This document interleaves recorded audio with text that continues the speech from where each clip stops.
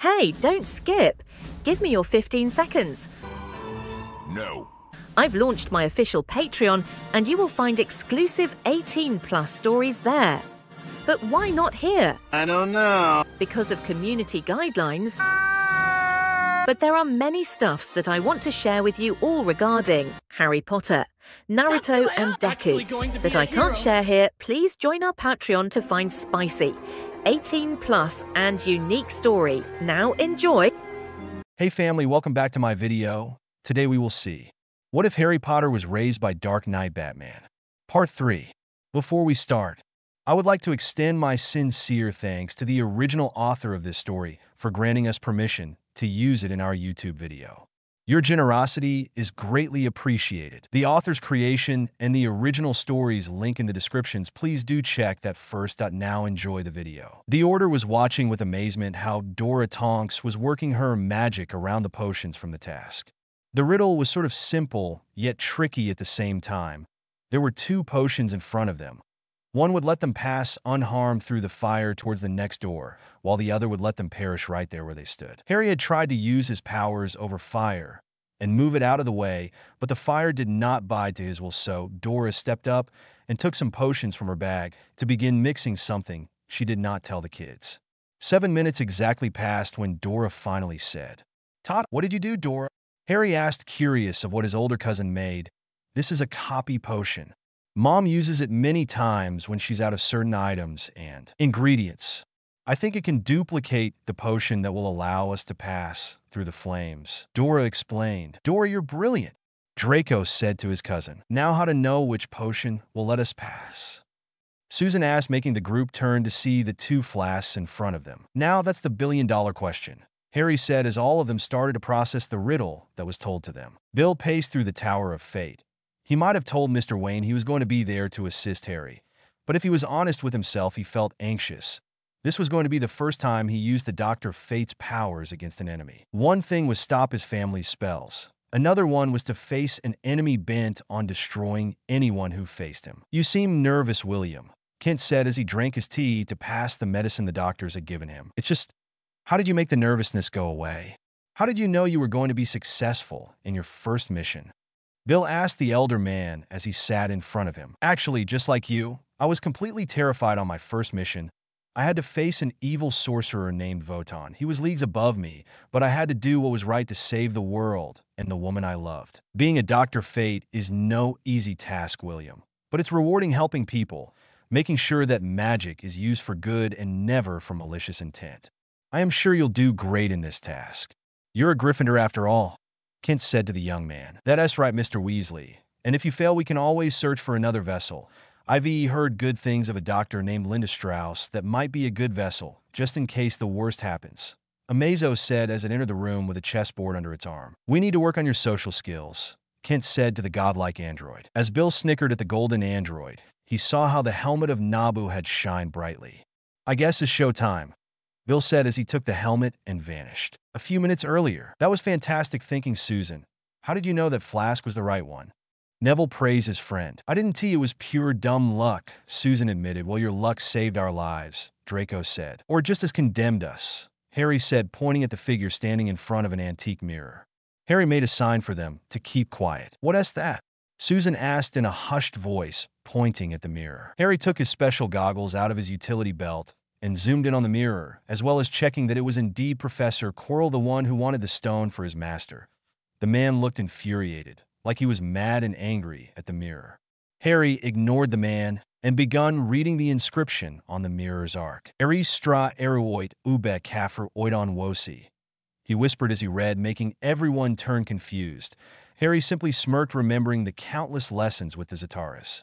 "I show not your face, but your heart's desire." "What does that mean?"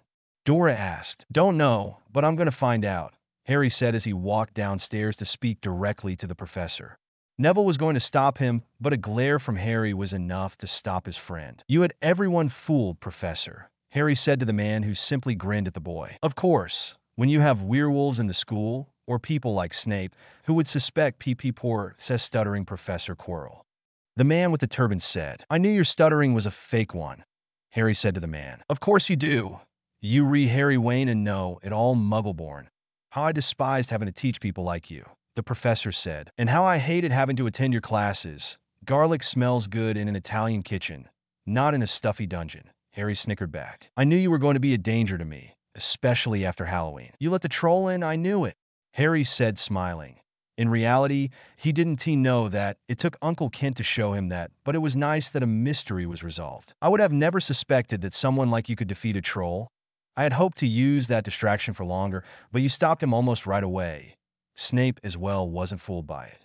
When everyone else was running towards the dungeon, he went to the third floor. He, of course, never trusted me again. Quirrell started to turn around, and, as he did, Harry simply scratched his forehead with his middle finger just like Jason had thought him to do when someone was saying bullshit, according to him. He barely left me alone after that, but he doesn't understand. And never learned. Now, what does this mirror do? Quirrell asked as he looked at his reflection. I see what I desire. I see myself holding the stone. But how do I get it? He said angrily. The boy. A hissing voice said, startling Harry, who quickly grabbed his wand and a bat boomerang from his utility belt. Come here, Wayne, now, Quirrell demanded. And Harry walked to him, while still checking his surroundings for that voice. Tell me, what do you see? Quirrell said to Harry, who was still focused on every dark corner and column in case the owner of the voice tried to sneak attack at him. Tell me, Quirrell demanded, making that Harry turned to the mirror and saw his reflection. But it wasn't his reflection. The man that appeared on the mirror was an older version of him, likely in his late 20s. The man was surrounded by adult versions of Hermione, Pansy, Millie, Daphne, and Tracy, as well as being surrounded by children, all of them playing and laughing together. Then behind them, the bat signal appeared on the sky, and his adult version quickly changed into a Batman suit. That is weird. I thought my favorite hero was Superman. I guess the Gothamite inside of me prefers the home team, Harry thought as he continued watching the vision. One of the children, a boy, placed a bat boomerang in his utility belt. Then a girl placed a red stone on his utility belt as she turned to look at him directly and winking at him. Harry understood the message. I see myself as a father. I am on my late 20s. I'm married to every girl I like. This is fantastic, Harry said in a lie. What about the stone? Quirrell said. Nothing, but this, Harry said as he threw the bat boomerang in his hand directly to the mirror. Harry leaped backwards as the bat boomerang beeped and exploded, shattering into millions of pieces the mirrors, several of which pierced part of his face and his turban. The man shrieked in pain, but the voice from before screamed as well. Harry took the opportunity to take out his invisibility cloak and place it over his shoulders, ready to disappear as soon as possible. Quirrell was still writhing in pain when the voice said, I need to speak to him. The hissing voice said, Master, you're not strong enough. Quirrell said in pain as he tried to look other way. I'm strong enough for this, the voice hissed. Quirrell nodded and ignored his multiple cuts and lacerations as he began to untie his damaged turban. Harry was not prepared to see the hideous face of Lord Voldemort coming from the back of his professor's head. He wanted to vomit for that. The red eyes watched him with intensity, and his snake-like features made it look like he was a reptilian creature only Killer Croc would love. I want to throw up, Harry thought to himself as he was face to face with the evil Dark Lord. Afternoon, Mr. Wayne. The hissing voice said to Harry. He now could give the voice a face. Not that he was happy to see such a hideous face. Afternoon, Lord Voldemort, Harry replied. His manners got the best of him. So you know of me? Voldemort said. Yes, I've read some books, old papers, and heard stories about you, Harry said to the wizard, who looked pleased with himself. Harry remembered one lesson his father taught him a year ago. Bullies are cowards. They are irrational people who try to take advantage of weaker people. If you ever face someone like that, you need to remember to make them angry. If they're angry, then they're sloppy. His father's voice sounded in his head, so he decided to bust Voldemort's bubble. But honestly, I'm not impressed with your accomplishments. Voldemort made a sour face as Harry said that. The way you tried to rule over the wizarding was amateur at best. You tried to intimidate everyone into submission, and those who opposed you were swiftly dealt with. I would admire that if it wasn't because other people like Grindelwald, or even the Muggles you so clearly despise like Hitler, Stalin, or Franco, were better tyrants than you'll ever be. I'm 11 years old, and I know a supervillain when I see one. And let me tell you, Mr. Voldemort, you're not in that category. Harry saw how Voldemort was completely furious. If it wasn't because his face was so pale, Harry would have seen that he was as red as a tomato. Harry grinned at that. "You don't know nothing, boy," Voldemort said.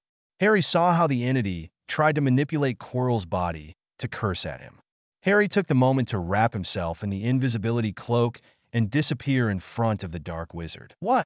Voldemort exclaimed. "Where are you?" Harry, meanwhile, was surrounding the area and hiding behind a column. He took his hand out from the cloak and casted a simple stinging hex. The hex impacted Voldemort straight in the back. As the dark wizard turned to where the hex was thrown, Harry had already moved to his next location. Voldemort, meanwhile, threw a green spell to the column where Harry was hidden. "Face me like a man," Voldemort yelled. Harry grinned and threw an icicle to Voldemort's leg, injuring the creature. "Ag!" Voldemort and Quirrell yelled in pain as they threw a series of curses to the other columns. Harry luckily had moved to another higher location thanks to the grappling hook on his utility belt. He decided he had toyed with the monster enough and decided to punch him into submission. He took some smoke pellets and threw them at Voldemort's feet. The smoke was intense, and Voldemort began coughing. Harry jumped down towards Voldemort's direction. Neville, Dora, Susan, and Draco had rushed downstairs when they heard the pained scream, fearing for their friend. What they saw was unbelievable. A bat-shaped shadow moved towards where Professor Quirrell was standing. But the sight they feared was that from the back of his head was a hideous face. "That is ugly," Draco said, and everyone nodded. Harry, meanwhile, managed to connect a punch straight to Voldemort's cheekbone. He hoped the man to retort in pain, but weirdly enough, the cheekbone transformed into dust. Voldemort's scowl transformed into frightened, while Harry was confused about what just happened. "What kind of magic is this?" Voldemort asked. "Qui do something," he demanded, and instantly the professor turned around and tried to grab Harry by his shoulders. But Harry was a martial artist, so he easily pushed the professor's hands to the sides, and he head-butted with all his strength in the professor's nose. Once again, the nose started to turn into dust, and the professor began to wail in pain as the rest of his face fell into pieces. "I'm going to get you for this, Harry Wayne," Voldemort screamed as Quirrell's body transformed into dust. Harry looked in horror at what just happened, but then he felt reassuring arms hugging him. He turned and saw his friends enveloping in their embrace. "Are you okay?" Neville asked. "That was awesome, Harry. You look like Batman there." Susan said, "Yeah, you move like a ghost." Draco said, "Guys, we need to focus on Harry. Are you truly fine?" Dora asked. "I think I am, but I just killed Professor Quirrell," he replied. "Oh yeah, sorry you had to do that," Dora said. "How did you do that?" Neville asked as he looked at the dust-filled clothes. "I don't know. I simply punched him and he begun to crumble," he answered. "Does this have to do that I'm a Potter?" He thought to himself, "Well, whatever you did was brilliant," Draco replied. "We should inform the others to send the teachers now," Harry said, not taking his eyes off the pile of dust that used to be his professor. "Already done. I sent Hermione and Rachel a message. They'll be here soon enough," Neville said, "and I mirror called my aunt. She'll be here with plenty horrors to know about all of this." Susan said, "It's a shame we never saw the secret hidden in the mirror," Dora said. "I wouldn't say that," Harry said, and for once he looked in another direction as he reached his utility belt, the same one the girl from his reflection had pointed out, and took out a ruby-like stone. "Wow, it's beautiful," Draco said. "What is that?" Neville asked. "It's the Philosopher's Stone, a mythical stone made by Nicholas Flamel, a very old alchemist," Harry explained, reciting what he had read on the library. "Wicked," Susan said, but then a rustling made them turn away from the stone. Harry and the others looked in astonishment and horror as from the ashes of Professor Quirrell's body rose a creature made of smoke. It looked just as hideous as Voldemort. The smoke creature growled as it rushed towards the group. Time slowed down. Harry's hand instinctively traveled to his chest where his silver ink cross rested. He didn't know if Dr. Fate was going to save him this time, but he prayed he did. He had never faced a wraith coming towards him. But before the wraith reached him, a pure light ink appeared in front of the children, and Dr. Fate appeared surrounded by a powerful golden aura. The wraith backed away, as if saying, "What is this?" But then it rushed forward once again. Dr. Fate made a golden barrier protecting the people behind him. He held his ground quite easily to the wraith who growled and screamed in front of him, trying to pass the barrier.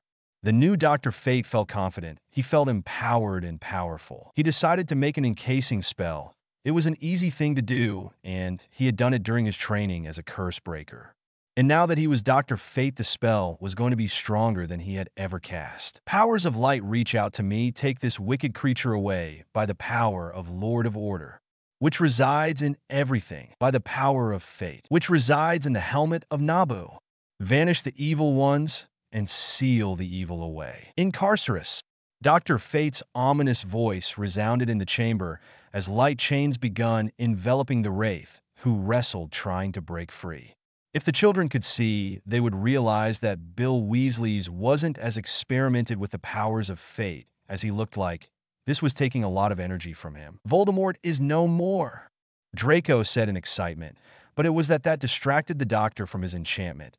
It only took a second for Bill to look away to be enough for the Voldemort wraith to break free from its chains and fly away from the chamber. No!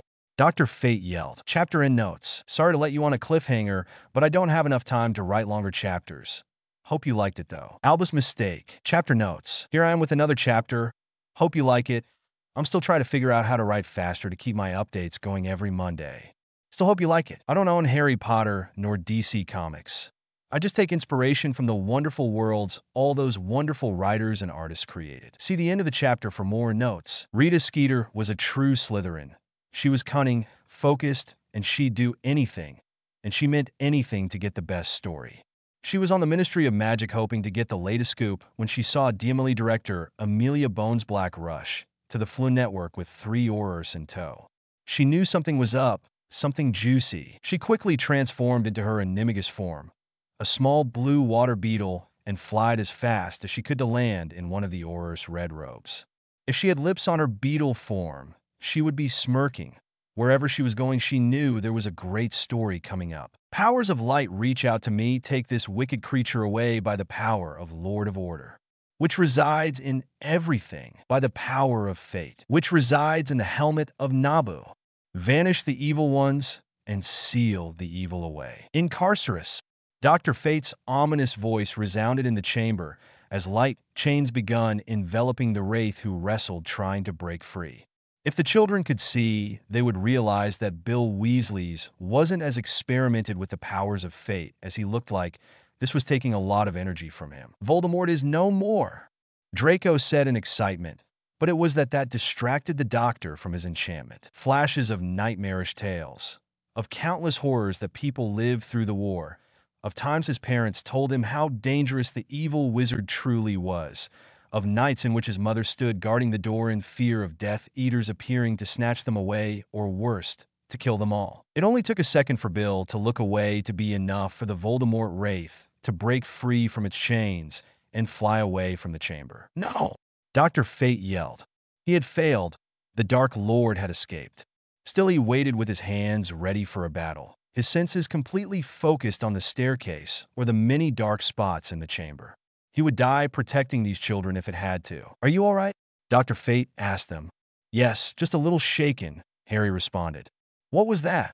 Neville asked. A wraith, Voldemort's wraith, Harry said, seeing how everyone, including the Dr. Fate, shivered at the mention of the Dark Lord's name. Why? I mean, Aunt Amelia always says that when a people die, that's it, but a wraith is the faint trace that someone left behind, Susan replied. The Horcrux, Harry and Dr. Fate said in unison. Kent told me that they had been hunting down Voldemort's evil. Dr. Fate said, Yes, I saw when they destroyed a piece of Voldemort's soul in a tiara, Harry replied. Looks like there might be another Horcrux hidden away, Dr. Fate said, but before they could continue their discussion, several steps came rushing from the stairs. The children took their wands and pointed at them. Harry prepared to throw fire from one of his hands with a batarang on the other one, and Dr. Fate prepared to make many spells. To their relief, they saw Hermione, Pansy, and Rachel coming with Professors Flitwick, Snape, and McGonagall. They all sighed in relief, and Dr. Fate disappeared the protection shield. The children were going to be safe. Then another set of commotion came as Daphne, Blaise, Tracy, and Millie came with Professor Sprout, Madame Pomfrey, and Amelia Bonesblack and her Aurors. Dr. Fate, what happened? Amelia asked the golden-armored hero. Bill was confused. He had heard about the fearsome and fearless Madame Bonesblack, but he had never met her. Did Kent knew this woman? He decided to shrug it and let her think he is the same man. We were attacked by Voldemorts. He simply stayed trying to hold the chills coming on his spine. Minion! Harry interrupted. He turned to see the Dr. Fate, knowing that Nabu could hear his thoughts, and passed them to Bill. The less people know, the better. All the professors, Aurors, and other students were shocked at what they had heard. Oh, really?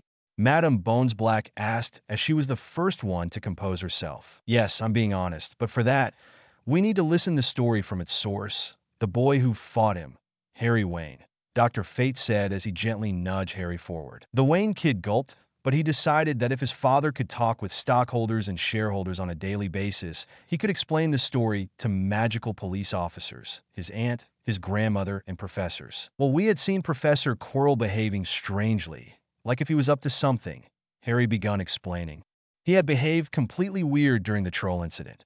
So we knew he was after whatever was behind the door on the 3rd floor, Harry said. And what was behind the door? We can only see some broken glass and bashed columns, Madame Bonesblack said, evaluating the scene in front of them. Her particular interest was the scattered clothes of a man that contained copious amounts of dust and ash. And who is that? She said, pointing to the pile of clothes. That was Professor Quirrell. I don't know what spell he tried to use, but it backfired spectacularly, Harry said, making his friends who had seen the battle turn to see him. Susan was the first to understand his lie, so she stepped up. Yes, the professor was trying to kill Harry with different spells and curses, but Harry was faster, Susan said in defense of her cousin. You should have seen him. He was moving like a bat in the air, always changing directions midair. No wonder the professor's curse hit the mirror, making it bounce towards him, Draco said, winking at his cousin. Is that true? Amelia asked. Yes, Harry simply said. The less people know the truth, the better, he reminded himself. All of that is good and all, but all of you children need to come to the hospital wing where I can make a proper medical exam, Madame Pomfrey interjected. Thanks to her years in the medical field, she knew when some of her patients were tired and needed medical support. Madame Pomfrey, with all due respect, we are fine. We dash. Dora begun talking when a glare from the Mediwitch shut her up. I don't see that anyone else being a medical expert except me, so you should come with me where I'll be able to check for any possible injuries, the elder woman said with a threatening yet simple demeanor that made everyone nod. You'll get your responses after I check on them. You got that? The Mediwitch said to Madame Bonesblack, who nodded in response. Even her Aurors were shaken by the authority the woman displayed. Yes, Madame Pomfrey, the children said. Bill had to admit he himself was intimidated by the elder woman, and he wasn't a student anymore. The children followed the professors and the Aurors upstairs, with Dr. Fate being in the lead. Harry noticed that one of the Aurors he had on the side had a type of bug on his shoulder. Too many insects in here. I'm sure Cass would love to catalog them, Harry mused himself. He noticed that all the traps they had passed a few minutes ago were inactive, including the devil's snare wasn't moving, and Fluffy was asleep. As they passed the Cerberus, Harry noticed that his Aunt Amelia sneered at the sleeping beast before whispering something at one of her Aurors, who nodded in acknowledgement. Finally, the group arrived at the hospital wing. During the walk, Harry felt his hands being held by Hermione and Millie, who smiled at him. He was very thankful that they supported him, and even though they weren't there on the chamber with him, he felt their closeness, like if their magic surrounded him. Madame Pomfrey begun the magical checkups on the kids. She found nothing wrong with the children. She turned to face the man everyone called Dr. Fate. At first, she had found the man to be strange since nobody wore that kind of clothes and armor, but she had seen Headmaster Dumbledore wear flashier clothes, so she shrugged it away. Now you, mister, the Mediwitch said to the golden-armored man. Dr. Fate looked at her in confusion. Excuse me? He asked. You were in a battle. You need a proper medical checkup as well, the elder woman said to him. But I feel fine, Dr. Fate replied. Not until you get a checkup, the woman said. Dr. Fate sighed and nodded at the woman. She smiled at him and begun passing her wand all over Dr. Fate's body. She was surprised when she finished. It's so nice to see you again, Mr. Weasley. I see that you are doing fine, the elder witch said to the golden-armored man with a happy smile. Now I need you all to stay here in observation for the night, she added, making everyone groan. No fuss. I'm the doctor here, and I want to check your conditions overnight.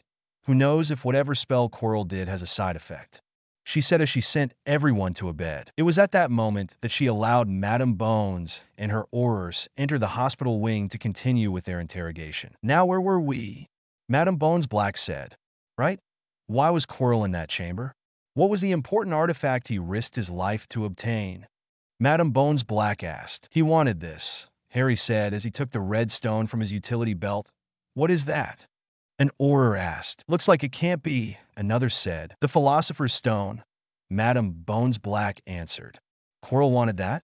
On what purpose? Oh yes. Professor Quirrell begun to monologue about how he was going to bring back Voldemort to his former glory, Harry said as he made the quotation marks with his hands. Everyone got goosebumps at the thought of the Dark Lord coming back. Oh, really?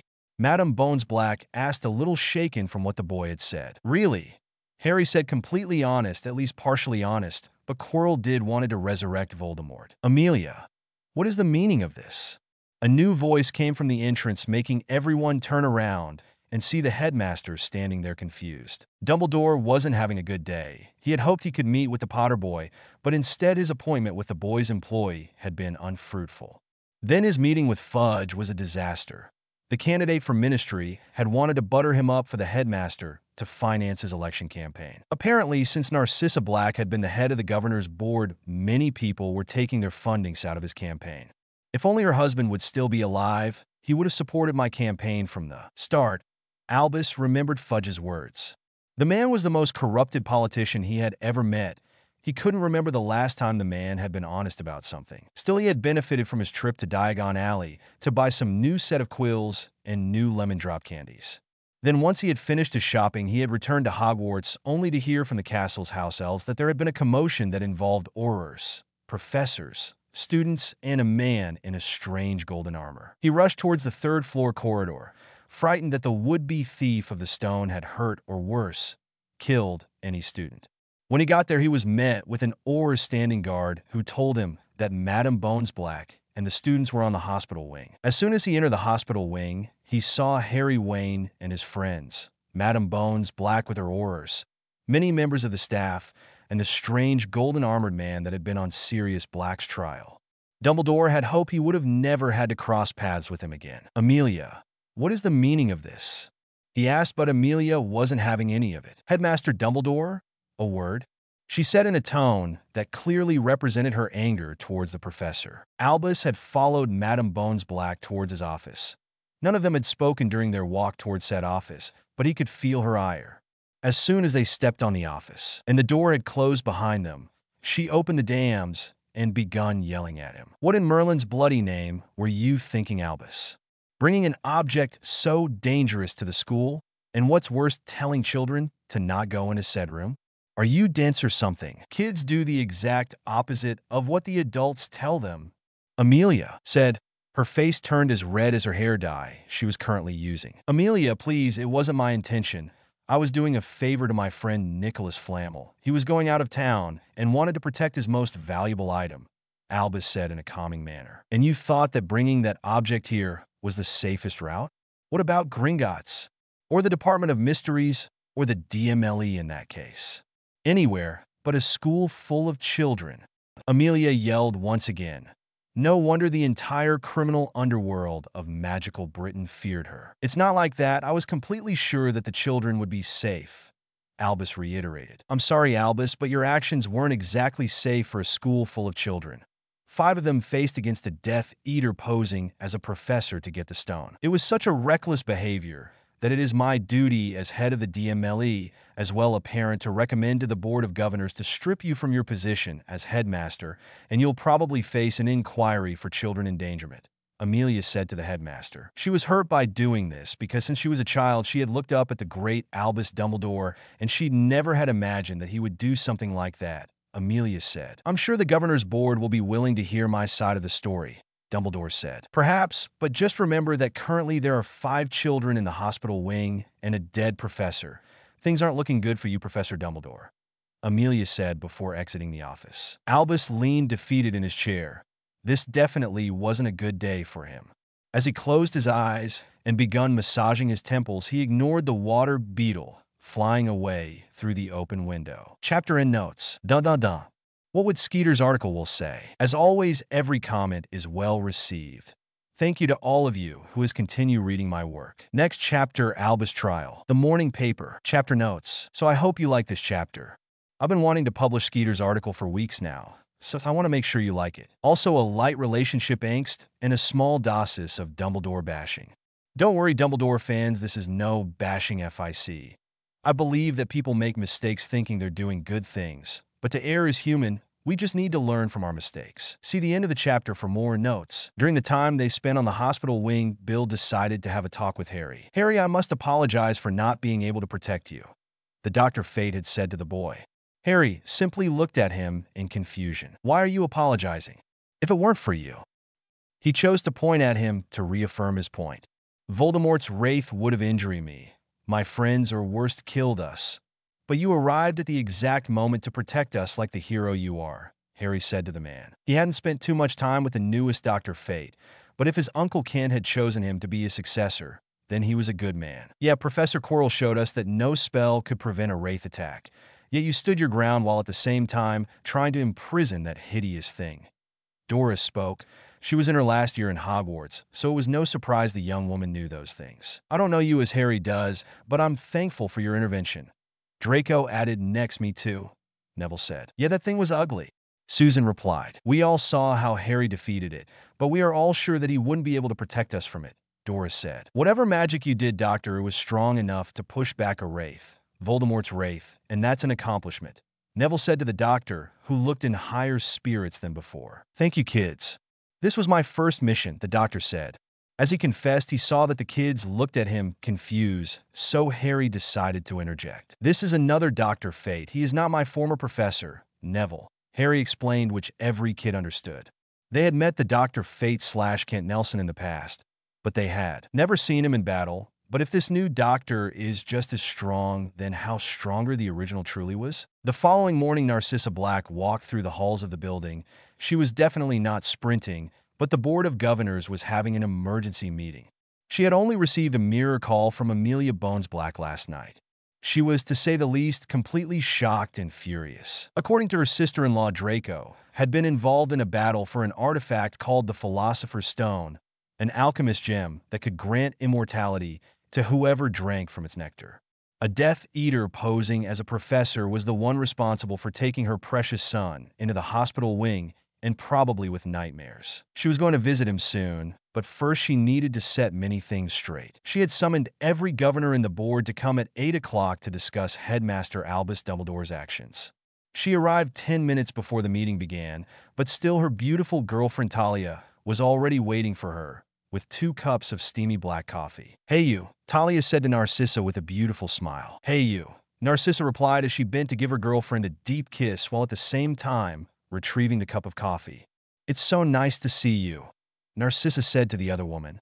Both had agreed that they would take things slowly, so they hadn't had sex yet. And to prevent that temptation, Talia had spent the night in the Wayne penthouse with her family while Narcissa returned to Grimmauld Place. "I could say the same to you," Talia said with her beautiful Middle Eastern accent that drove the pure-blooded woman madly in love. They were going to kiss again when the doors opened and the blonde and black-haired woman stepped back almost in a startled jump. The man that entered the room was Corban Yaxley, a pompous Death Eater who had avoided being thrown into Azkaban by bribing his way out. The man looked at the 2 women with a sneer on his face. "Narcissa," the man said, completely ignoring Talia, the Muggle woman Narcissa had included in the board. "Why have you called to this meeting?" The man asked. "First of all, Corban, good morning. I thought purebloods had good manners. You did not greet my friend Talia here. And secondly, the purpose of this morning meeting is for a very good reason, but you need to wait for the other members to arrive. Until then, grab a seat." Narcissa couldn't shake the sad glance Talia had given to her. "Very well," the man said as he took a seat at the end of the table. Talia was looking at her coffee cup. Her mood and demeanor had changed, and Narcissa noticed it.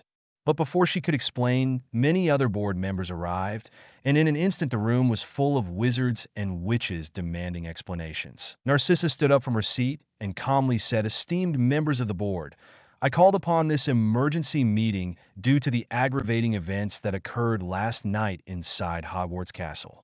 Narcissa said. She was about to continue when another voice interrupted her. "We know. You should probably see this, Narcissa," Trudy Davis said as she passed the Prophet's Morning Edition. "What?" It was Talia, the one who yelled shocked at the front page news. At the very same moment in Hogwarts Castle, Harry was having breakfast with his friends and girlfriends in the Gryffindor table, though he still kept getting weird glances from time to time. Most of the other students had minded their own business and not messed or said anything to him and his friends. After all, it wasn't a crime to eat in another house's table. The morning owls begun appearing, giving everyone their morning mail. Harry saw Hedwig swooping and bringing his morning copies of the Daily Planet and the Gotham Gazette, but what he astonished him more was that his snowy owl wasn't the only one that stopped in front of him. Other owls from multiple colors extended their legs, showing the American boy that they had a letter addressed to him. Harry wondered as he looked at the many owls. He could count at least 15 of them in front of him. All the other students looked confused as they had never seen something like that. And since his Lord Potter ring hadn't buzzed an alarm, he thought it was good news. Why? He didn't know. What in the bloody hell is happening? Ron said as he and Seamus were entering the Great Hall to have his breakfast, only to notice all those owls in front of his frenemy. I was asking myself the same thing, Ron. Harry replied to the youngest of Weasleys. Harry, I think this has something to do with that, Millie said as she showed the morning copy of the Daily Prophet. What he saw made him almost scream in shock. Written on bold, huge letter was the headline, "Forget about the boy who lived.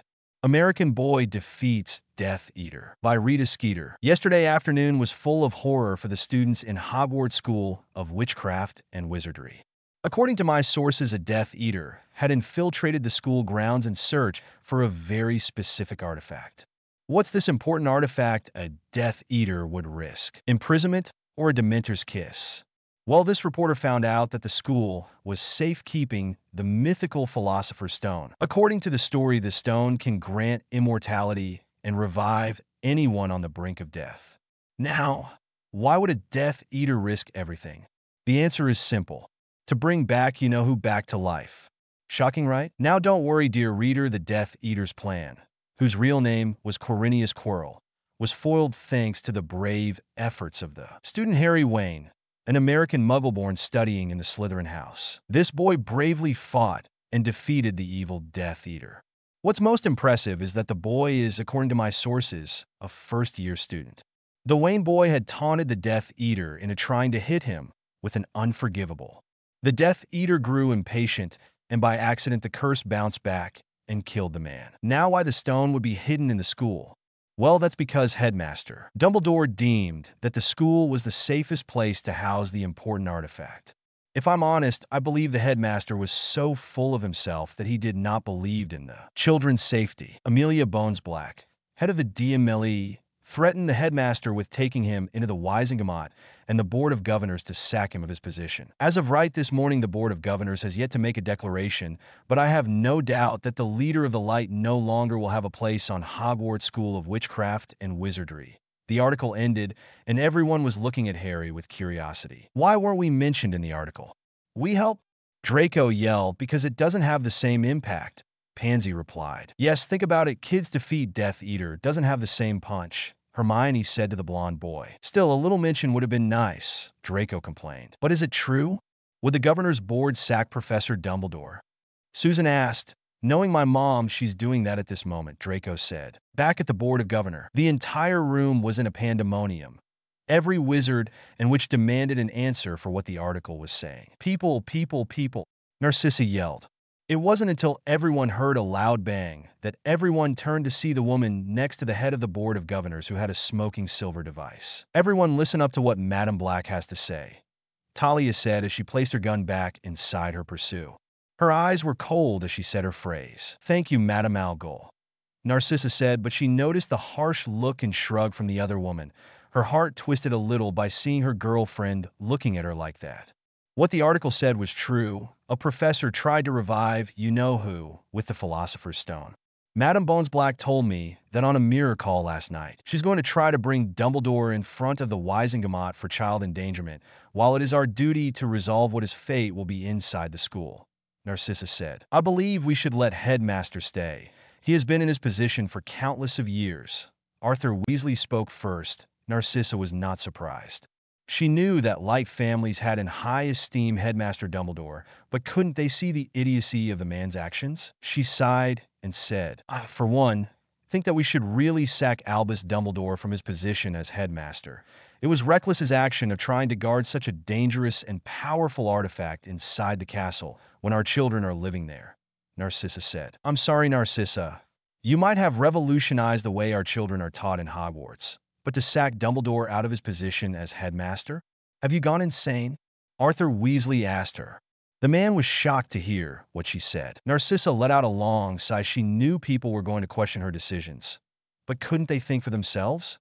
She had admired the headmaster when she was a schoolgirl, but now she saw him as a flawed man whose schemes endangered the lives of countless children, and in particular her little son Draco. According to Amelia, Draco had followed Harry and others to foil Quirrell's plans. She took a deep breath. She quickly took a glance at her beloved Talia, who was ignoring her gaze. And she continued, I am not insane, Mr. Weasley, but Dumbledore's decision of hiding such a dangerous artifact was reckless, to say the least. What your reaction would be, Mr. Weasley, if any of your many children were the ones who faced the Death Eater Quirrell? What if one of your children turned out to die during the battle? That Quirrell had managed to kill your sons and get away with the stone. Would you still believe that Dumbledore's actions are right? Because I don't think so. I know Harry Wayne. He is my cousin's godson and one of my son's best friends. I would cry if he had died, but if he were my son, I would be utterly devastated to read that my son died because a man who was tasked to protect the entire school decided to house a dangerous object. I would want said man sacked out of his position immediately. I thank God and Merlin that Draco or any other student actually got injured last night. So I call on a vote. Narcissa said, Last night, Quirrell screamed in pain as his entire body began turning into dust. At the same time, in the Nocturne Alley, a book, to be more precise, a diary, begun screaming as well. And a blonde vagabond owner of said diary begun writing in it. Chapter and notes. Sorry for leaving you on a cliffhanger, mwahaha. I wanted to write the small tension between Narcissa and Talia because the wizarding world is still too uptight, and she doesn't feel like she can reveal her relationship status just yet. Thank you for your comments. All of them are appreciated. Also, a small shout out to Kahakakij, who is trying to help me improve my grammar and be my beta reader. Hopefully the next chapters will be better written. Next chapter, The Governor's Decision. The Governor's Decision. Chapter notes. See the end of the chapter for notes. So, you're saying you're one of my servants? A Death Eater? The words appeared on the pages of the old diary. Yes, I am your faithful servant, Lord Lucius Malfoy. The vagabond wrote with some quills and ink he had stolen. I'm a lord, you say? Of the House of Malfoy. I heard about you. A dark family will be appropriate for my plans. Tell me, servant, what have I missed? Tell me everything. The words in the diary demanded answers. The vagabond grinned at what the diary told him. His dirty smile with missing teeth showed his delirious state, while his crazy stare denoted the feeling he had. Vengeance was at hand. Narcissa sprinted behind Talia. When the voting had occurred and the meeting had ended, everyone begun to grab their things and line for the exit, except for one olive-skinned muggle woman who rushed outside before anyone else could exit the premises. Before Narcissa managed to get to Talia, she was intercepted by Lord Greengrass. Miss Black, may I have one moment, please? The man asked, and Narcissa wanted to tell him to piss off, but he had never been rude to her, and the Greengrass have always vouched for her decisions, so she decided to nod at him and talk to the man. She'd deal with Talia later, no matter how much her heart ached at seeing her go. What happens, Lord Greengrass? Narcissa asked. I wanted to ask you, on one-on-one basis, are you sure this is the best form to proceed? Lord Greengrass asked. What do you mean? Narcissa asked. I mean, I have supported your decisions to exorcise Peeves and Professor Binns. Merlin knows those two were harmful for the students, and the Muggle classes are fantastic according to what my Daphne says. But are you sure that sacking Professor Dumbledore is the right choice? He asked her. Yes, just as I said before the voting, the man's actions were stupid and reckless. Any children could have died facing that Death Eater. Hogwarts was built on the foundation and belief that it was a safe heaven for magical children. If they can't be safe there, then where? Narcissa stated, very well, just wanted to make sure that I supported the right person. There's still the matters of with who are we going to replace Dumbledore, Lord Greengrass. That will remain to be seen. Now, if you'll excuse me, Narcissa said, muttering a have a nice day, before sprinting towards the place she had seen Talia go, but unsurprisingly, she did not find her there. Bollocks, Narcissa said to herself. Rita Skeeter was enjoying the fruits of her latest article. The entire British wizarding world had been sending her letter after letter demanding to know who that mysterious American wizard truly was. Many of the wizards wrote in fear and admiration of the woman who managed to get that story for them. There were still a few of them who sent her anonymous letters demanding to know the whole information of the boy, as well as his picture, so they could show him his proper place in the wizard society. Like if I give him the satisfaction, Rita told herself. She might be ambitious, but she wasn't going to endanger a child to a possible Death Eater, or something worse. She was a reporter, not a monster, and she had another story to write about. For Harry, the rest of the day after the story was printed had been interesting. Many of his schoolmates looked at him with shock and awe. All of his classmates read Skeeter's story, and if they haven't done it already, they heard through gossips about what the story had been. Gryffindor elder years saw him and asked him how did he felt facing a Death Eater. Ravenclaws would ask him what type of magic he used.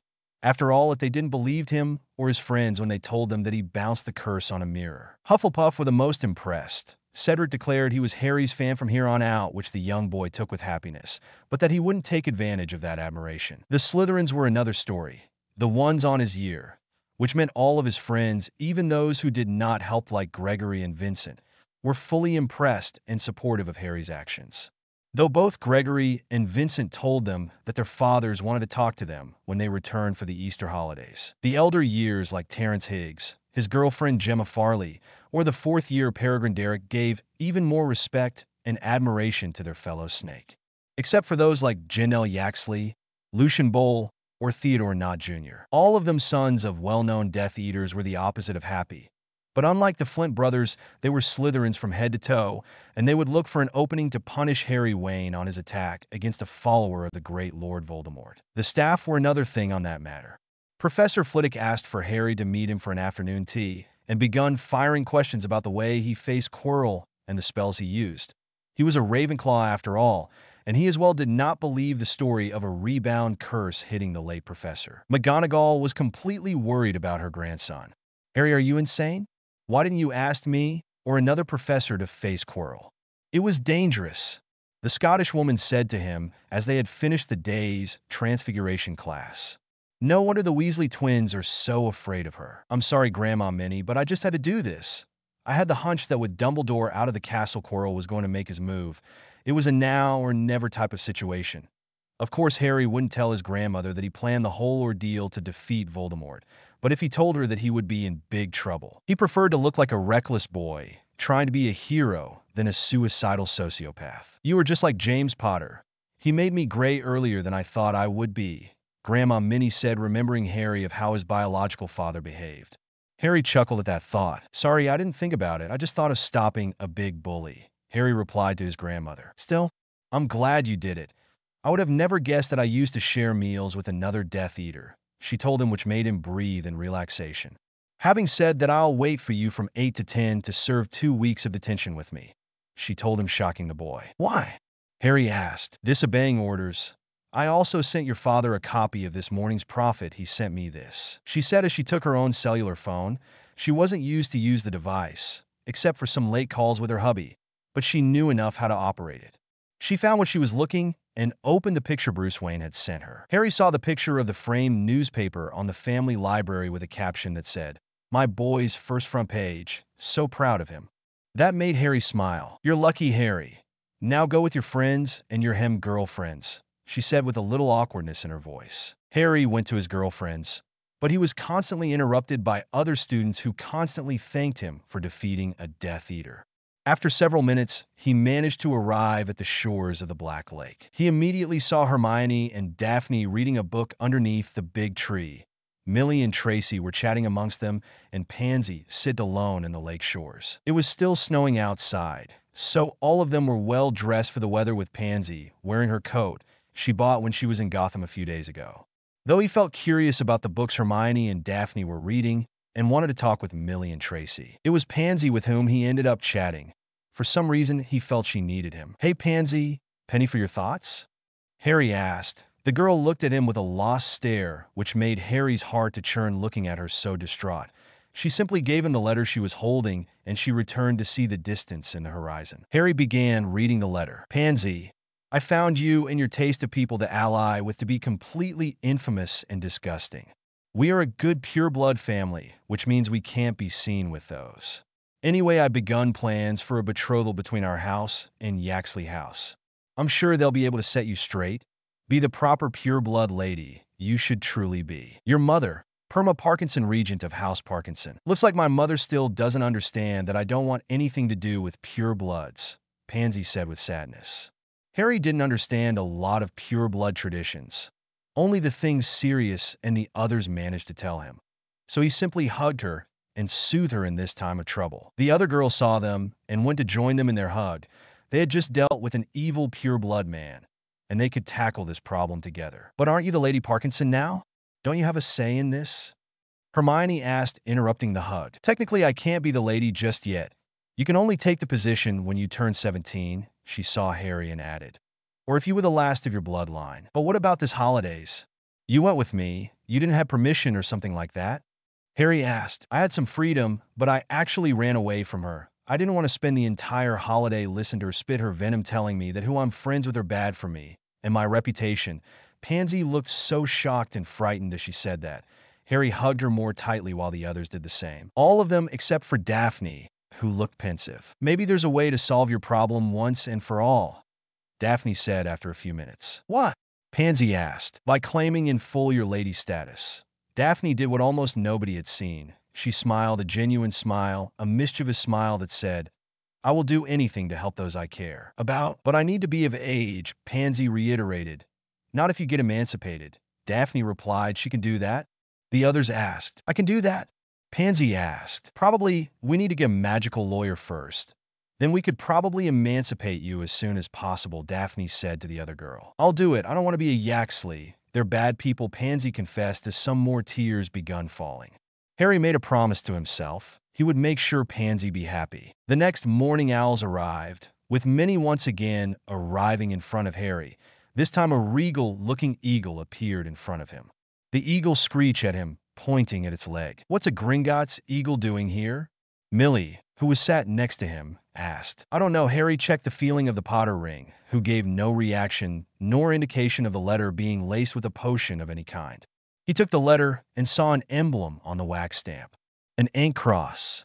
It wasn't from Gringotts. It was from Dr. Fate. He opened the letter and begun reading it. Dear Harry, I write to you to inform you that William will be fully on board with the duties of Dr. Fate. As of this moment, I will retire from everything and enjoy the last moments of my life at peace. William's last test was face his fears by protecting you from Voldemort. He might have not been able to imprison the Wraith, but he faced his own fears and protected you and your friends. You're in safe hands, Harry. Another thing I wanted to warn you about, we received many letters today and yesterday of wizards and witches trying to get to you and your alter ego. Those letters that reached out to you were the ones that had no ill intent to your person, so have no worries. Remember that you're both a Potter as much as you're a Wayne. Be the best there is, and you will find the answer. With love, respect, and faith. Your mentor and friend, Kent Nelson. Harry finished the letter with a sad smile on his face. He took a deep breath and began opening the other letters. On the staff table, somebody else had received a letter. Dumbledore read the letter that had arrived in front of him and sighed deeply, rubbing the temples on his forehead. He murmured something to Minerva and retired from his golden throne. Harry took notice of this behavior from the headmaster, but did not comment it to anyone on his table. He still read some of the letters with Millie and Hermione, who joined alongside Rachel. Can't believe many people sent you this many letters, Rachel commented. Neither can I. I guess Death Eaters aren't as liked as the pure bloods wanted to make it seem. Harry said, anything interesting? Rachel asked. Nothing so far, mostly thank you Mr. Wayne for dealing with a Death Eater. And stuff like that, Harry answered. As far as I read, Death Eaters are as nasty as Nazis, so I have no doubt that anyone will be thankful that someone dealt with one of them, Hermione said. Millie did not comment at anything, because she was shameful that some of her relatives were supporters, if not marked Death Eaters. And not only one of them, but the leader of them, Harry thought. The group enjoyed the rest of their breakfast. That was until a brown barn owl crashed, quite literally, in front of Harry and company. That now included Daphne, Tracy, and Pansy, as well as Blaise, Vincent, and Gregory. What in the bloody hell is Errol doing there? Everyone heard and laughed when Ron Weasley made his question at seeing the family owl arrive at the Slytherin table. Harry wondered the same as he gave the owl a piece of bacon from his place. The owl nodded and flew away, only to crash on one of the windows as it tried to reach for the outside of the Great Halls. Harry saw the envelope from both of Mr. and Mrs. Weasley. "I hope is not another howler," Harry thought to himself. And before he could open the envelope, it transformed into a mouth-shaped origami paper. "Harry Wayne," the howler screeched, "we are so thankful that you have managed to defeat the evil wizard posing as a professor in Hogwarts. We would have never imagined something like that from ever happening. I will sew you a new sweater, or do you prefer a scarf?" The howler said, but then the voice changed to a man's voice. "Mr. Wayne, I wish to thank you personally for defeating the Death Eater. You inadvertently saved my son's life. The Weasley family will not forget this. Even though you are a Muggle-born, consider us your allies. Farewell, Mr. Wayne." The howler ended and destroyed itself. "Well, that was nice from them," Harry said. "Yes, though you gain a powerful ally with that family," Blaise said. "Really?" Harry asked. "Yes. During the war, Arthur Weasley was one of the top wizards on the light side, and Molly Weasley was an expert potioner," Daphne added. "That's so wicked," Vincent and Gregory said. Though they felt ashamed because before they arrived at Hogwarts, they had listened about the war from their fathers and uncles who told them of the greatness of Voldemort and his Death Eaters. It was this past months that they had realized that their fathers might be wrong. The rest of the day passed as usual, with everyone joining once again on the Great Hall, only to be split into their houses for an apparent special occasion. The group questioned why were they separated, but decided to just head to their respective tables. The students were eating very delicious and having amiable talk amongst themselves when the ringing of a glass made everyone turn to see the staff table. They saw Professor Dumbledore stand up from his golden throne. He took a sip from his goblet with pumpkin juice. He walked up front and made a sonorous charm on his voice. "My dear students, may I have your attention, please?" Dumbledore said as he stood from his golden throne. Those who were still eating, mainly Vincent, Gregory, and Ron, stopped and gave the headmaster their full attention. "For years I have taught in this school. I've seen hundreds of students walk through those same halls, eat in those same tables, and turn into the bright wizards and witches they were destined to be. I have always been proud of myself for the achievements my former students accomplished. As a professor, and then as a headmaster, there's nothing as satisfying as watching a young student learn and apply those knowledge on their daily basis. I hope one day I can look in the papers or in the radio that one of you managed to make something great, something wonderful, something legendary. That day I'll be able to say, I helped that student be where he or she is right now. Suffice to say that it's sadness at the bottom of my heart that my own actions caused the next announcement I'm going to make. As of this morning, I am no longer the headmaster of this school." Chapter and notes. So I don't know the entirety of how the diary worked, but I believe that it knows it's a piece of Tom Riddle's soul. He still knows he is Voldemort since as a name he had worked since he was a student. The knowledge he gets later are due to Ginny writing in it. In this case, Lucius. Probably after this chapter 1 will make a small time skip, because I want to get to the second year. Especially a particular scene I already wrote on the London Zoo between Harry and two bullies led by a big fat bully. Also a little angst amongst Talia/Narcissa. As always, all comments are appreciated. Farewell, Albus. Chapter notes. Sorry for not publishing. I've been going crazy with my job and family stuff. Hopefully you like this new chapter. As of this morning, I am no longer the headmaster of this school. Albus finished his speech. Many students, mainly the elder students, looked shocked and begun to murmur between themselves.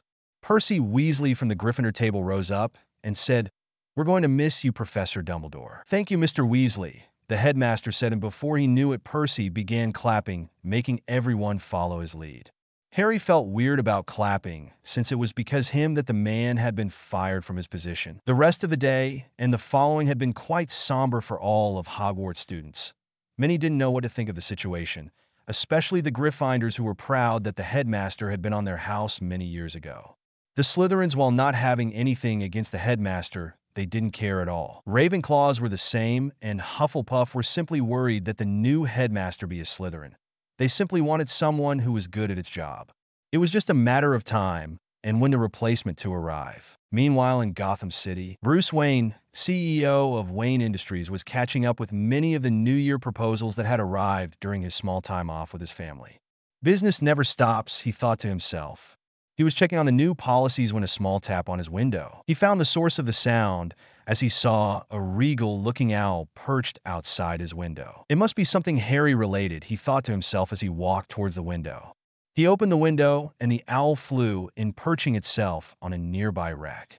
It hooted as it showed its leg with a letter tied to it. "Wait a second," he told the bird. The billionaire approached his desk and took one owl treat he had bought after he received the many letters from the Slytherin families. He also took the magical monocle Amelia had gifted him to check for any charms, potions, or hexes on the letters. Who would have thought that this does come in handy? He thought as he checked the letter for any danger. When he found nothing, he grabbed the letter and gave the owl the meat treat. The owl quickly flew away. Unknown to the man or the owl, someone looked at the exchange with interest. Bruce felt the letter shake in his hands. He threw it to the desk, and it quickly transformed into a origami mouth. "Mr. Bruce Wayne, I am William Hughes, Ministry of Magic meeting assigner. And for this howler, I inform you that your son Harry Thomas Wayne is going to be held on trial for the involuntary manslaughter of Hogwarts Professor Quirinius Quirrell. I am also informed that you should not worry about your son having a punishment. This is mainly a hearing more than anything. The trial will be held on January 14th at 10 a.m. Please be assured that you attend, as well as any legal consultor your son might need. Have a nice day." The howler ended, and then it destroyed itself. Bruce was shocked by this. He remained calm and went to his desk. He rang the intercom and heard the voice of his assistant Cynthia. "Yes, Mr. Wayne?" His assistant responded to the call. "I have to make a personal video call. Please hold any uninvited guests or calls until further notice," he told his assistant. "All right, Mr. Wayne," Cynthia answered. She wasn't surprised by this task since he often asked her to do that. Bruce sent a text to Sirius, Amelia, and Ted about this trial, and then went to a hidden mirror behind his bookshelf. "Lord Greengrass, are you there?" Bruce talked to the mirror.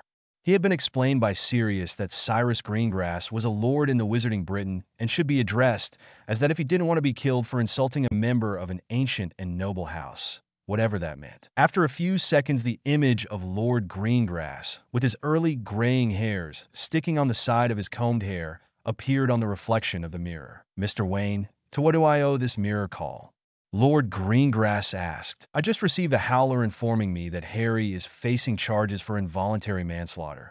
I know law, but I'm afraid I'm unfamiliar with wizarding law. What are we facing?" Bruce asked the man in the mirror. "Well, I'm a member of the Wisingamot, and I can tell you that they're mostly purebloods and half-bloods on the dais. They more often than not try to persuade the Supreme Mugrup, which would be like the judge on the Muggle slang, to err on favor of the pureblood wizard, or which that has broken the law," Lord Greengrass said. "And what can Harry as a Muggleborn can expect of this trial?" Bruce asked. His concerns were showing, because despite what the magical letters said, Harry would be trialed for killing a man. "Well, odds are not on his favor, but you have to take account for two things, Mr. Wayne. One, Harry is an underage wizard, and the spells found on Quirrell's wand, according to the DMLE, were all explosive and curses. So we can say that Harry did not kill Quirrell. Second, they told me this is mainly a hearing, just to know what Harry has to say on his defense. And third, I'm going to be on the jury, so even if they punish him, I'll try to make it as lightly as possible. Daphne wouldn't forgive me if I sent her boyfriend to Azkaban." The Lord joked, which confused Wayne. "Say again?" Bruce asked. "What? You didn't know Daphne and your son had started dating?" According to her, they begun their relationship during the Hogwarts Express trip of a few days ago, Lord Greengrass said, embarrassed. Bruce's lips thinned, because Harry had not said anything about this. He liked Pansy and heard nothing but good things about Hermione and Millie, but now Daphne as well? He hoped his son stopped getting girlfriends at this rate, or he would become grandfather before Harry ended his schooling. "I definitely need to have a talk with him." "Well, I thank you for advising me on this matter, Lord Greengrass." "It was a pleasure. Have a nice day, Mr. Wayne," Greengrass said. "Same to you," and just like that, the mirror call ended. Bruce thought about this new revelations. He yearned for those years in which he only received a call from school that his children had punched someone or break something, not killed someone, and was trialed by that. "Cynthia, can you bring me an aspirin, please?" Bruce said to his assistant. "Coming right up, Mr. Wayne," the woman responded. Dumbledore stood in his office. He was looking at all the fond memories since he became headmaster all those years ago. Head or Rufus Scrimger and Kingsley Shacklebolt awaited for him. Call him an old man, but he couldn't help but reminisce about his time spent there. All the times he had spoken with any student, the view from the top of his office. He would truly miss this place, and teaching here. He had spent yesterday and today packing his trunks, his books, his portraits, and his clothes, so he could left the empty space for Minerva to get the position until the board chose someone more fitting. He would miss the pensive, since it was school property he couldn't take it with him, but it was still a nice antique given to the school by Headmaster Canterbury 130 years ago. He was taken aback from his walk down memory lane when a soft knock was heard. "May I come in?" The voice of Muggle-born Slytherin student Harry Wayne was heard. "Oh, Mr. Wayne, please come in," Professor Dumbledore said as he cast it with his wand, and his belongings were neatly packed inside his trunk. "Hello, Professor. I heard that they fired you," Harry said. "I'm sorry," the boy said as he approached. "Why would you apologize?" "I should be the one who apologizes, my boy. I was so focused on my plans and my way of thinking that I never grasped the idea that I might be wrong, that what I was doing was dangerous to other people," Dumbledore said as he sat on his desk. The way everything had fallen apart was his fault. He should have been aware that Quirinius would take any opportunity to get his grasp on the stone. The troll was the first indication that he was up to something. He would have imagined that Harry Potter would be the one who would end up facing Quirrell, not this innocent Muggleborn who would now had to live with the fact that he accidentally killed his professor. "Professor, I know we didn't interact a lot, but still I wish you good luck on your journey, wherever it might lead you," Harry said, extending his hand to shake. The former headmaster looked at him with fondness. He would miss those small interactions and the chocolate he would bring. He extended his hand and shook the boy's while giving him a reassuring smile. "Until our paths cross again, Mr. Wayne," Dumbledore said.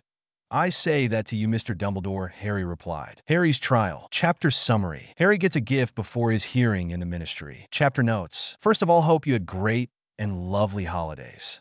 Sorry for not publishing this chapter 2 weeks ago, but I was hit by a massive writer's block. Luckily, I got the time and inspiration to finish this chapter. Did you know that one of my children was going to be trialed today? Talia said as she stormed into the office of Narcissa in the governor's mansion. She interrupted the train of thought that Narcissa Black had at that moment regarding the events of the past few days. Narcissa hadn't thought that Talia would be bothered to ask that question since their fallout a few days ago. "Yes, I knew that. How did you find out?" Narcissa asked. "Bruce told me. He wanted me to be on the trial," Talia said, exasperated. Narcissa looked at the parchments over her desk, many of them of new proposals for the upcoming school year, as well as the applications for new possible headmasters or headmistress. But she had nowhere to run now. She needed to rip the metaphorical band-aid and have the talk with her lover? Girlfriend? She didn't know where they were standing. "Talia, can we talk?"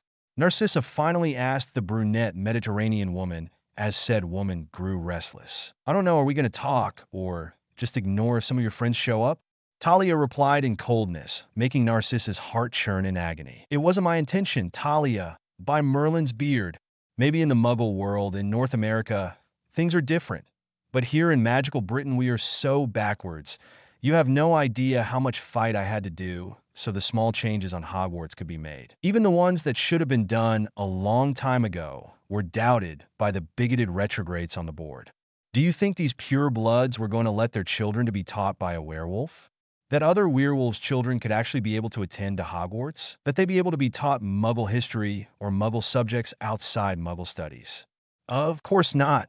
They prevent real changes to be made. Do you really think that they will listen to me if they found that I'm a lesbian? Who do you think they will listen to? A pure-blooded, single-minded bigot, or a lesbian witch?" Narcissa was almost yelling, but still Talia held her gaze. Her intense stare was enough to put a brake on Narcissa's rant. "Narcissa, you know me. You've known me for more than 5 years. What do you know about me?" Talia asked her. Her eyes continued to stare back at the blonde woman. "What does that has to do, Dash?" Narcissa was cut when Talia placed her index finger on her lips. "Answer the question," Talia said. Her hazel eyes showed fire on them. Narcissa thought about everything she knew of the woman in front of her.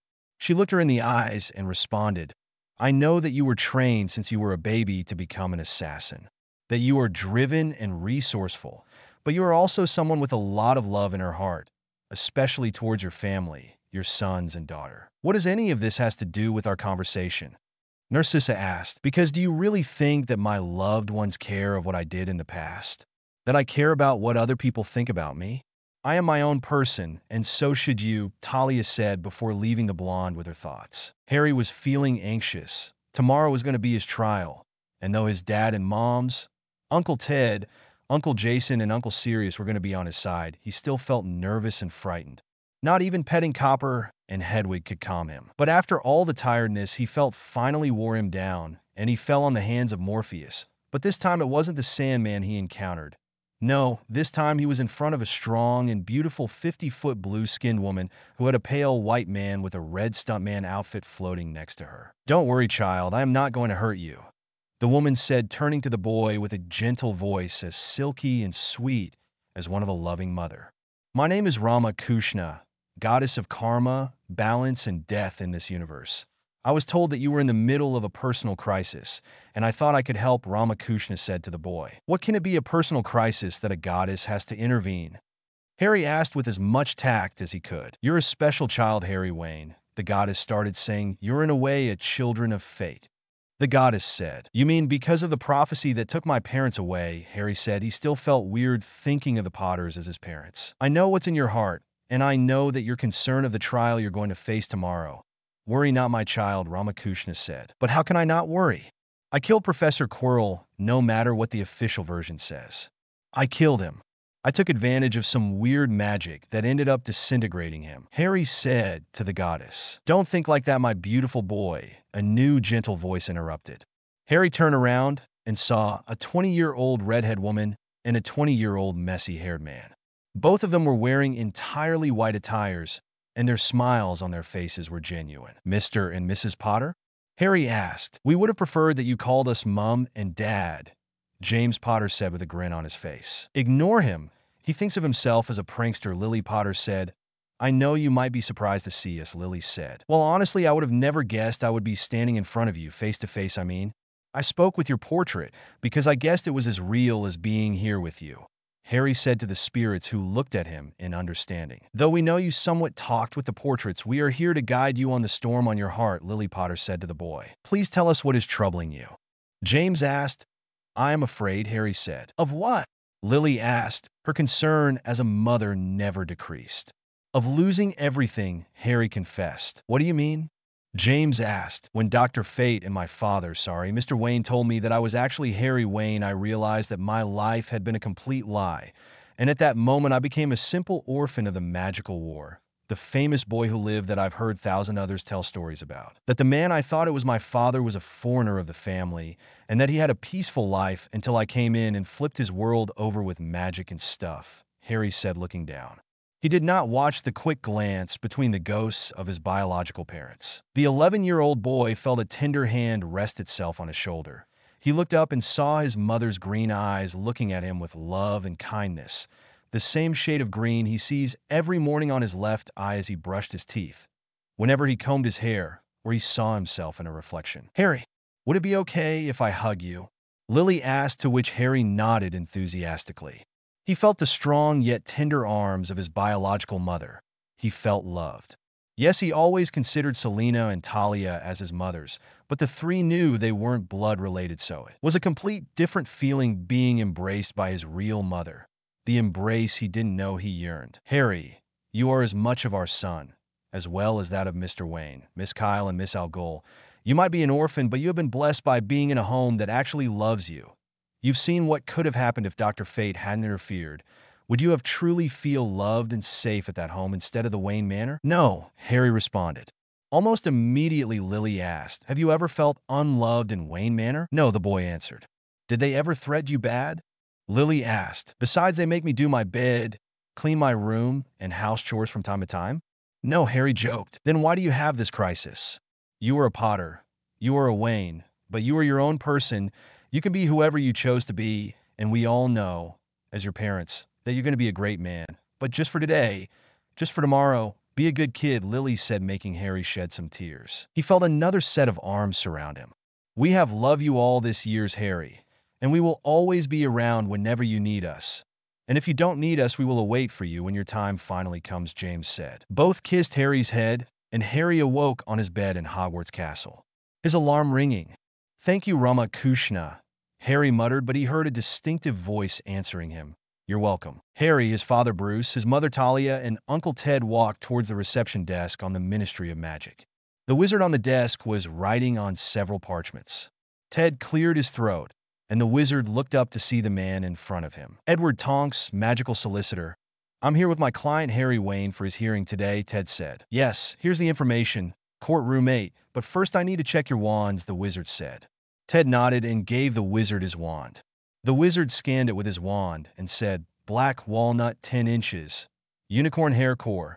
The words the wizard was saying were being written by a magical quill. The wizard returned the wand to Ted, and then he looked at Bruce and Talia. The man was shocked that the woman was wearing a revealing dress, showing her collarbone and a slit next to her leg. Still, he asked, Do you have wands? The man said with a certain disdain. No. We re-nomage, Bruce said with a smirk, using the American slang for the non-magical people. We're here because our son is the magical one, Talia added with another smirk. She was still angry at what Narcissa had told her, that she wanted revenge against that stupid society. The dress she wore was a fashionable and business-type dress she had used on some occasions when Selena or her went to their children's PTA meetings, but to the British magicals we're going to think it is too revealing. The man huffed and looked at Harry. He could see the boy was tall. He could be around 13 or 14, but his face still looked his youth. Perhaps he was a simple first year. After all, the boy's father was tall as well. You young man, present your wand, the wizard said, and Harry gave his American wand. The man scanned it as well and was flabbergasted at what the scan said. Hornbeam wood, 8.5 inches. The wizard gulped before he said the wand's core, Thestral's heartstring, and bat fangs. The visibly shaken man returned the green and blue-eyed boy his wand, who simply smiled and put it back on his utility belt. This way, Ted nudged the family towards the elevators, where the family was in awe of the moldings and busy traffic with people coming and going from every elevators. While Talia simply smirked at the disapproving stares the many wizards and witches were giving her. If glares could kill, then the glare an ugly woman dressed in pink would be the death of Talia, but she didn't mind that nor care about their stupid hush comments. They arrived finally to the courtroom. Its circular shape was something Bruce noticed first, given that most of the courtrooms in Gotham were square-shaped. He also noticed that there was simple robed wizards and witches, a scribe and a judge. A long-haired man with an untamed locks of gray hair looked at the family and nodded at them. Harry noticed a beetle flying around the man's head. That's odd. They have a pest problem here. No wonder it's dark and a little damp in here. Bruce approached his son and fixed a little his black tie with a smile. Said tie wasn't disheveled, but it was a simple excuse to level at his son's height. Listen to me, Harry. No matter what they tell you or say about you, we have your back. You're a Wayne. Remember the knight's oath, and it will be easy. Bruce said, to which Harry nodded. Talia's gentle hand made the 11-year-old turn to see her. You make me proud of who you are. You have nothing to fear in this place. We love you, Harry, Talia said to her adopted son. Harry knew that even if Selena, Damien, Helena, and the rest of his family weren't present, he could still feel the love and trust they had on him. So he inhaled deeply and walked towards where Uncle Ted was standing in the middle of the circular room. Let's get started this minor hearing. January 15, onto offenses made by Harry Thomas Wayne, a minor, interrogators Rufus Scrimgeour, or a first class of the Department of Magical Law Enforcement. Though this is a hearing about the events that took place on January 4th, is there a legal representative for the defense? The man asked, to which Ted Tonks stepped forward. Ted Tonks, wizard lawyer and magical solicitor, Ted said as he stood next to Harry. Very well. Let's state the facts. Mr. Wayne, please take a seat. Scrimgeour made a hand gesture to Harry, who nodded and walked towards the chair that was in the middle of the room, sitting once he reached said chair. A knight is sworn to valor, Harry thought to himself as he awaited for Mr. Scrimgeour to speak. Are you Harry Thomas Wayne, Muggle-born student of Hogwarts School of Witchcraft and Wizardry? Scrimgeour asked. Yes, Harry answered. Are you son of Muggles Bruce Wayne and Silver St. Cloud Wayne? Scrimgeour asked. Yes, Harry said. His words speak only true. Harry thought next, well, it's true from a certain point of view. He chuckled at the thought of Sir Alec Guinness saying that line. Well then, the chair of truth works. Mr. Wayne, we simply need to know what happened the night of Professor Quirinus Quirrell, Scrimgeour asked. Harry gulped and looked at each of the people in the room. They weren't a lot as he had noticed, but he still felt a little overwhelmed. His father and mother Selena had once told them of the interrogation technique of placing the person you're interrogating in a lower level than the interrogator. And in this moment, though he could be in the lower ground, he had the higher ground with his honesty. His might upholds the weak, Another line of the oath came to his head before he gave his answer to Scrimgeour's question. Well, my friends and I went to investigate Professor Quirrell since the man was acting strange, like he was hiding something. When I was on his class, I noticed that his stutter varied from time to time and from word to word, making it quite inconsistent. Then, during the troll attack dash, Harry waited when he saw the jury as well as the judge being shocked by this revelation. Harry simply shrugged and continued. During the troll attack, the professor escaped the Great Hall despite being passed out. Then it was revealed to us that Hogwarts was guarding the Philosopher's Stone. I had more than 2 weeks to plan an action to put a stop on Professor Quirrell's actions. We followed him and faced him, which resulted in his death, Harry confirmed. His wrath undoes the wicked, Harry thought, and Quirrell was definitely someone wicked. Mr. Wayne, I would like more details if you don't mind me asking. According to the official report made by Madame Bones, head of the DMLE, Professor Quirrell was turned into ash by an apparent rebound curse. Is this true? Scrimgeour asked. He knew the chair was made of truth stone, and though he did not distrust Amelia's judgment or work ethics, he knew that she was like an aunt to the boy in front of him, so he just wanted to be sure. Harry gulped again and felt compelled to answer honestly. Well, we had to face some tasks, obstacles honestly, made to slow down whoever tried to reach the stone, because in all honesty we all, with the exception of my wonderful cousin Infidora, our first years, and we passed them quite easily. Anyway, I told my friends that I was going to face Professor Quirrell alone. He taunted me and tried to force me into seeing my reflection into the mirror of Ariste, which according to the legend on its top, it show us what we want us the most. Harry said, and what did you see, young man? A wizard asked with curiosity. Harry did not recognize the man, but its plum face looked like an older version of Gregory. His heart knows only virtue. Another line of the oath came to him. That is for the boy's private thoughts. It's not of our interest. A witch that resembled an older version of Daphne spoke. Harry felt thankful for that. Well, what I saw gave me the stone, but I did not comment it to Professor Quirrell, who in exasperation tried to force me to tell him what I saw. I ended up smashing the mirror, breaking it. As he said that many looked at him in confusion, but let him continue. His blade defends the helpless, Harry thought. When the mirror broke in millions of pieces, some of them were in bed on Professor Quirrell's face, making him scream in agony, but revealing that he had something underneath his turban, Harry said. What was underneath it? Scrimgeour asked, and everyone looked at the boy in expectation. Harry looked at each and every one of the men and women in the room. Underneath of Professor Quirrell's turban was the face of Lord Voldemort. Harry said, to which almost everyone on the room were shocked at the mention of the Dark Lord that was supposedly killed by Harry Potter 10 years ago. That's impossible. One wizard shouted. He is dead, a witch added, and the shouts would have continued if it weren't for Scrimgeour, who made a cannon sound with his wand. Silence, Scrimgeour said. Sadly, if the boy is saying that you know who was on the back of Quirrell's head, then we have to take it with certainty. The chair of truth can't be foiled. What happened later, Mr. Wayne? Well, I used my cloak to hide in the shadows. Is true, but I'm not saying what kind of cloak it was. Harry thought. He began shooting curse after curse and tried to kill me. Luckily, I'm faster and agile than a 40-something professor.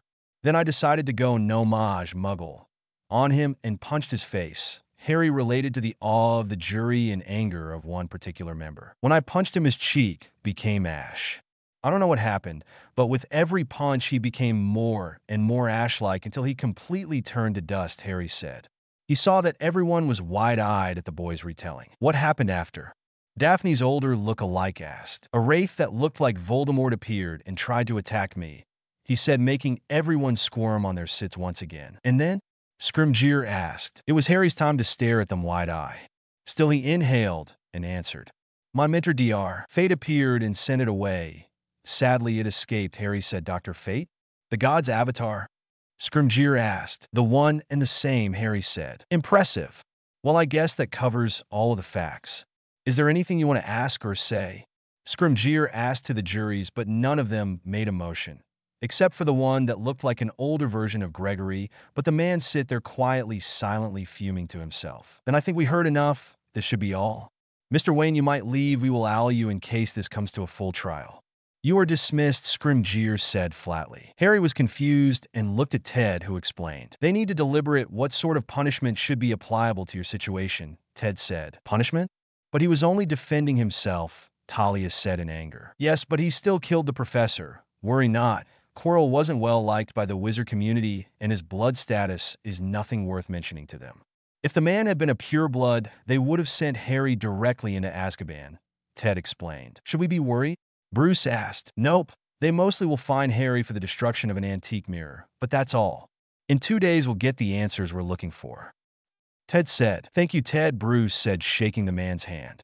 Talia as well shook his head, and Harry was last. Anything for the family, he smiled as he led them towards the exit.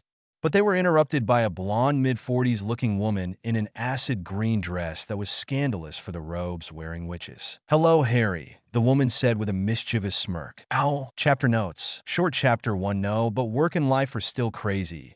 Just 2 more chapters and we will reach the summer, and I love a scene I wrote for the summer vacations. See the end of the chapter for more notes. Bruce, Talia, Harry, and Ted walked out of the courtroom. As they walked through the hall, they were interrupted by a blonde mid-40s looking woman in an acid green dress that was scandalous for the robes-wearing witches. Hello, Harry, the woman said with a mischievous smirk.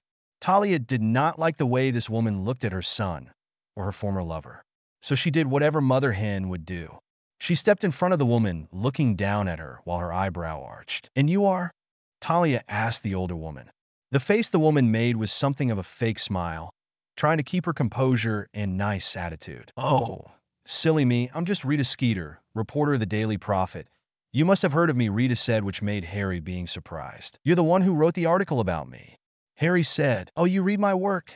I'm so pleased to hear that, Rita said to the boy, ignoring the fact that Bruce gently placed his son behind him. I've only read that article to be honest. If I want to read the news, I prefer the Daily Planet or the Gotham Gazette, Harry answered with honestly, which seemed to shock the woman.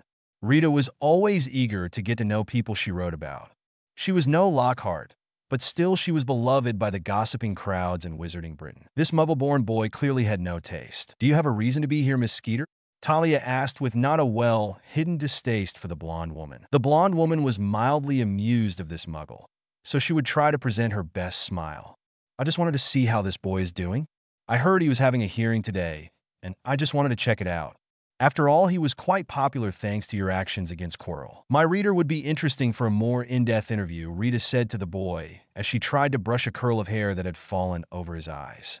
Only that her hand was swatted away by the muggle woman who glared at her. I can handle my son's hair, Talia said, as she was the one who adjusted Harry's hair. Harry smiled at Talia. She had always been protective of him. Yes, she loved Damien more, he was sure of that, but she never treated him, or Helena, any different. So he smiled at the woman, his other mother, with love and affection. I think my son has been through enough today. I'm afraid he also has to return to Hogwarts. So if you'll excuse us, Miss Skeeter, Bruce said, as he gently nudged Harry forward, leaving a very confused and angry Rita behind. If it weren't because they made front page, I would have stopped them, she huffed before resuming her path. The family arrived to the Black Tonks Bones Manor in 12. Grimmauld Place, less than 5 minutes later, with Lord Black already waiting for them in the dining room for a full lunch. Surprisingly, the triplets were sit like proper, well-mannered kids. Sorry I couldn't make it for your hearing, pup, but I had to take care of the litter while Amy was doing some DMLE work. Sirius commented when Harry greeted him. It's okay, Uncle Sirius. It wasn't that bad, though I was scared for that truth chair. What would have happened if they asked me the color of my undies or my biggest pet peeve? Harry joked, but in truth he was scared. What if someone asked if he was Harry Potter? It would be quite unlikely, but you can never be so sure. That reminds, what did Damien thought about that trench coat I sent him for his birthday? Sirius asked to Talia and Bruce. He loved it, Talia responded. He said that it was beautiful, and he would be an even imposing figure in school with that one. What did you give him, pup? Sirius asked Harry. I gave him a model of the Winged Lion Temple in Petra. He seemed to like it, Harry said. That's nice. Well, come on and dig in, Sirius finally said. The food will get cold, and even with magic is not good to reheat it up, Sirius joked. Everyone at the table begun to dig in. Harry was still astonished of seeing the Black Bones triplets so well behaved. Sirius, what did you do to the kids? Bruce asked. Nothing, but they were exploring the manor with their older brothers and got the scare of their lives when they stumbled on one of my ancestors' portraits. The man was as rude as my mother and broke them into tears. Needless to say that I burnt said portrait. Nobody talks to my children like that, and lies to tell, Sirius replied with a smirk. I get that feeling. I wanted to kill someone today, Talia replied as she drank from her iced tea.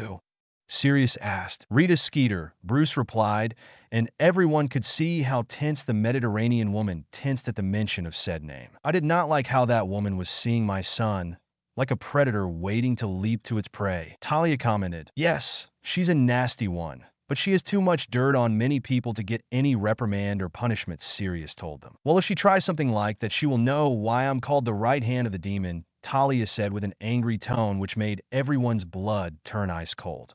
Except for Harry, who thought, my mothers are awesome. Gotham City, Robin, Red Robin, and Spoiler kept a watch over the city. Damien hated that his father went away on business, particularly when they were to break a case as important as this one. Any sighting on Scarecrow? Spoiler's voice came from the communicator. Negative, Robin answered, his binoculars scanning for every possible heat spot that could pinpoint the straw hat wearing psychotic doctor. Then he saw it, a faint heat spot. Weird, Damien thought to himself. I have a lead. Northeast corner. Behind the crates. There's someone there. Signature is growing cold. Perhaps it's dying, Robin said to the others. On it, Red Robin answered, and the red and black heroes swing towards the signature. Red Robin arrived at the coordinates and saw something unexpected. Dr. Jonathan Crane, aka Scarecrow, was laying on a pool of blood, yellow liquid that could have been fear toxin and straw. The body twitching. Red Robin, Tim, knew what that meant. The man was knocking on heaven or hell door. Red Robin saw that the man was holding a large cut on his thorax. He might not have been a good man. Hell, he wasn't even a good doctor, but he didn't deserve to die like that. Who did you this? Red Robin asked the dying man. Oh. The man was having more and more trouble to speak. Red Robin decided to do the humane thing and gently take his mask away. He was able to see the man behind the Scarecrow for the first time in years. But this man was heavily bloodied and beaten. Someone had punched him before they had left him to die. It's okay. You won't die alone, Tim said, turning off his voice modulator, so the man could have at least some comfort in his final moments. A single tear fell through his mangled cheek. Ow. The man whispered before his shoulders slumped and the air left his body. Tim rubbed the bridge of his nose. Robin, spoiler, Scarecrow is dead. He communicated the others. What? He heard his siblings screamed in disbelief. Less than a minute had passed, and the other young heroes swing behind their team leader. What happened to him? Spoiler asked. Stephanie had always been the most sensitive towards others' needs, especially towards supervillains. After all, she was daughter of one. Somebody killed him. Robin, you are the blade expert. What can you see on this cut? Red Robin asked the 12-year-old Damien dressed as Robin. The boy took a magnifying spectacle from his utility belt and checked it out. He noticed the different patterns and direction, as well as how thick the blade was. After a few moments of checking it out, the Robin said, multiple cuts, all of them of the same thickness and depth, possibly a glove or a rake type of weapon, Robin said. Rake? That's unorthodox, Red Robin said. We have fought a kite man and an egghead man. We deal with unorthodox, Drake, Robin said to the team leader. I hate when you're right. Okay. What else? Red Robin asked. I don't know, it's simple, too clean, too sharp. Whoever did this wanted for Scarecrow to bled out before being found out, Robin said. What do you mean? He could have been saved? Red Robin asked. It was a 20% of probability if we had found him earlier, but we are still not certain about that. Did he said anything before he died? Robin asked. Yes. Owl. Chapter and notes. Also, according to Google, Damien's birthday is on January 5th, and I wanted to kill a big villain. Why? Just wait and see, haha. And Rita is an interesting chapter because she is always looking for the next story, not caring who does she have to step over. I want to use her more often, but expect her to meet her once again during the Chambers incident that is coming for Harry's second year in Hogwarts. Pansy's decision. Chapter summary. Bill takes on his role as the new Dr. Fate. Pansy had enough of her mother's bickering. Chapter notes. I'll try to stop apologizing for not being able to write longer chapters, but I believe that this chapter and 3 more others will be enough to set things in motion for Harry's second year in Hogwarts. So just bear with me for what could be filler chapters. Everything has a purpose. Things pretty much fell back to schedule on Hogwarts. Yes, they lacked a proper headmaster, but Deputy Headmistress McGonagall was doing a fine job there. Though the governor's board was still looking for Dumbledore's replacement. I don't get why you can't be the headmistress. The position is practically yours, Madame Pomfrey said to her friend during breakfast a week after Harry's hearing. It's not that they haven't thought of that. I would love to be headmistress, but that would be too much for myself. I have to plan my classes. Being a head of house and being the headmistress would overwork me. I'm happy where I am, Poppy. Don't worry, Minerva reassured her friend. Still, you would be the best-suited candidate for said position, Poppy said. I know, but I am humble enough when to call quits when my old bones can't handle said stress, Minerva replied. But you can handle a loving butler? Poppy said to her friend. They were confident enough to tease each other on personal life matters. Perhaps he does retain quite the stamina for an elder muggle, Minerva replied with a smirk which made the other woman laugh. Battery Park, New York. The Justice Society of America had their headquarters in a 4 stories tall brown building. It might look run down and uninteresting, but it was more than what it could be seen in plain sight. It is here, in the middle of the main room, in which a pure light ink cross appeared, and from it 2 figures walked from it. Dr. Fate and Zatara appeared in the Justice Society hall. Hey, you did it, Zatara said as she hugged him. Thanks for believing in me, Bill said to her. What kind of girlfriend if I did not give my BF the support he needed? Though I expect this support to be reciprocal, honey, Zatara teased him. I will always support you, Zat, Bill said, hugging her tighter. He looked at her eyes. Their relationship was still in their earlier stages, but still he could feel sharing his life with her. So, what do you think? Zatara showed him. Bill was quite impressed of the museum-esque type of headquarters. Impressed, honey? Zatara asked him. You have no idea, Bill responded, taking off the helmet so that Zatara could see his happy face. Zatara couldn't hold herself and kissed him. They were in their snogging session when a cough took them out of it. Bill blushed as red as his hair when he noticed an older man looking at him, a busty blonde woman and a tan-looking man. Zatara chuckled. Bill, meet the Justice Society of America, she introduced. Sorry, this wasn't how I wanted to meet you. Then he realized he wasn't wearing his fate helmet. I forgot you heroes are very secretive of their secret identities, Bill said, making a motion to put the helmet once again. Nonsense. Only the most paranoid heroes like the Question or Batman don't share openly their secret identities. I am Jay Garrick the Flash, the original Flash, the elder man said. Then he pointed his hand to the blonde woman wearing a white formal suit with a deep cleavage that Bill tried to avoid looking at. This is Kara Zor-El, aka Power Girl, and Ted Grant, aka Wildcat. Nice to meet you all, Bill said as he shook their hands. My name is William Weasley. You can call me Bill or Dr. Fate, he introduced himself. Oh, he has a nice British accent. I like it, Kara said as she leaned towards his displaying her cleavage. Zatara fumed while Bill saw the selling painting. Step back, Kara. He is taken, Zatara said as she grabbed possessively Bill's waist. Geez, you are no funsy, Kara pouted. Come on, you two. There are other members that you should meet, Jay said while the man called Ted simply shrugged and begun walking towards the hall. Bill ended meeting the other members of the society, Dr. Midnight, Sandman, Starman, and its ward Stargirl, Citizen Steel, Cyclone, Atom Smasher, and Mr. Terrific. He was honestly quite impressed of the many abilities of the society's members. He always loved being a wizard, but being a superhero, he was going to love it as well. Hogwarts School of Witchcraft and Wizardry. During breakfast, Harry was eating in the Slytherin table with Daphne and Pansy. Apparently, Tracy and Millie had gotten their first red wave of their lives, so they were bedridden, trying not to move too much while the potions given to them by Madame Pomfrey. It was during the morning mail that Pansy got a letter. Well, not a letter, but a howler. She had been receiving almost daily howlers from her mother, and yet Pansy's heart begun to race fast as the first time she received one of her mother yelling at her. Pansy, you better stay away from those dreaded mudbloods, or I will. But the howler burst into flames as Harry had his hand extended to where the howler was floating. Are you okay? Harry asked her. She simply nodded. You know you are not alone, right? Daphne added. I know, Pansy answered, trying to keep her feelings in check. She continued her breakfast to the concerned looks of Harry and Daphne. They decided to give her space. She would talk to them when she felt it was right. It was early afternoon, and Hermione was reading alone on the library. She loved to spend time with Harry and the others, but sometimes she liked to sit alone with her notes and thoughts. She kept her focus on her essay on the Dragon Pox lotion to notice that someone had been watching her. Hermione didn't notice until Pansy called her name. Hermione, I need some advice, Pansy said to the girl.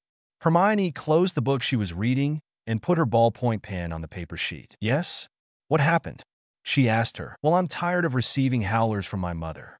So I need you to find me a loophole. A loophole to what?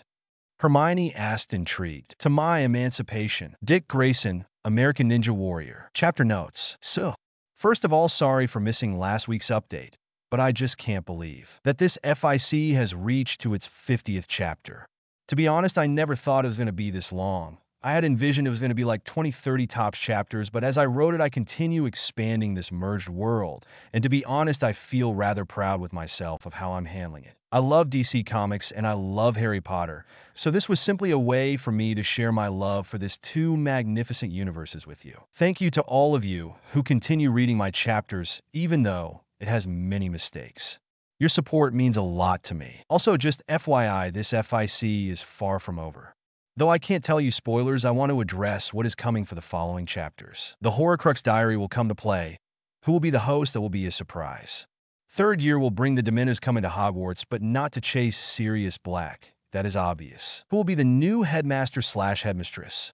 The court will be making its knights sooner than later. Rachel will face her demons. And the brightest day can defeat the blackest night. See the end of the chapter for more notes. Hogwarts School of Witchcraft and Wizardry. Harry was watching his phone during one of the feasts at the end of the day. What are you watching, Harry? Gregory asked with interest. American Ninja Warrior. My brother is competing in a few days, and I want to see how he performed the past tests, Harry explained as he showed his friend the current video in which his brother Dick passed quite easily several challenges. He looks like a golden snidget, Gregory said. A what? Harry asked. A snidget. They're an almost extinct bird species. They were the thing that the Seekers snatched to win the Quidditch match. Quite agile things, Gregory explained. He does remind me of a flying bird now that you say that, Harry explained as he saw his brother jumping from one platform to another. Do you think you are capable of that? Gregory asked. I don't know, but it could be an interesting challenge. Harry smirked as his brother finished the race, passing quite easily the curved wall. Smallville, Kansas. The Kent family was enjoying their weekend on the old Kent farm. Martha Kent was pleased of her son, daughter-in-law, and grandson John's visit. Ever since her husband's Jonathan passing, she felt that the farm was too big for her, but times like this made her heart be filled with love. Currently, she was sitting on the porch reading a book while John played around trying to climb the walnut tree they had in front of the house. John, that's tall enough. We don't want you to fall down and break something, she said to her grandson. She loved him and liked to see him play like a normal child.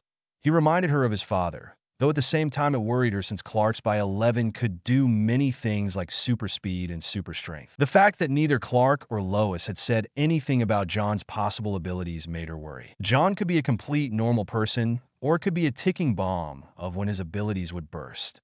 She looked into the horizon. Clark and Lois had left for Smallville Center 2 hours ago. They shouldn't take long to return. She was taken out of her thoughts when John's voice caught her attention. Grandma! Look at me, John yelled from one of the tallest branches of the walnut.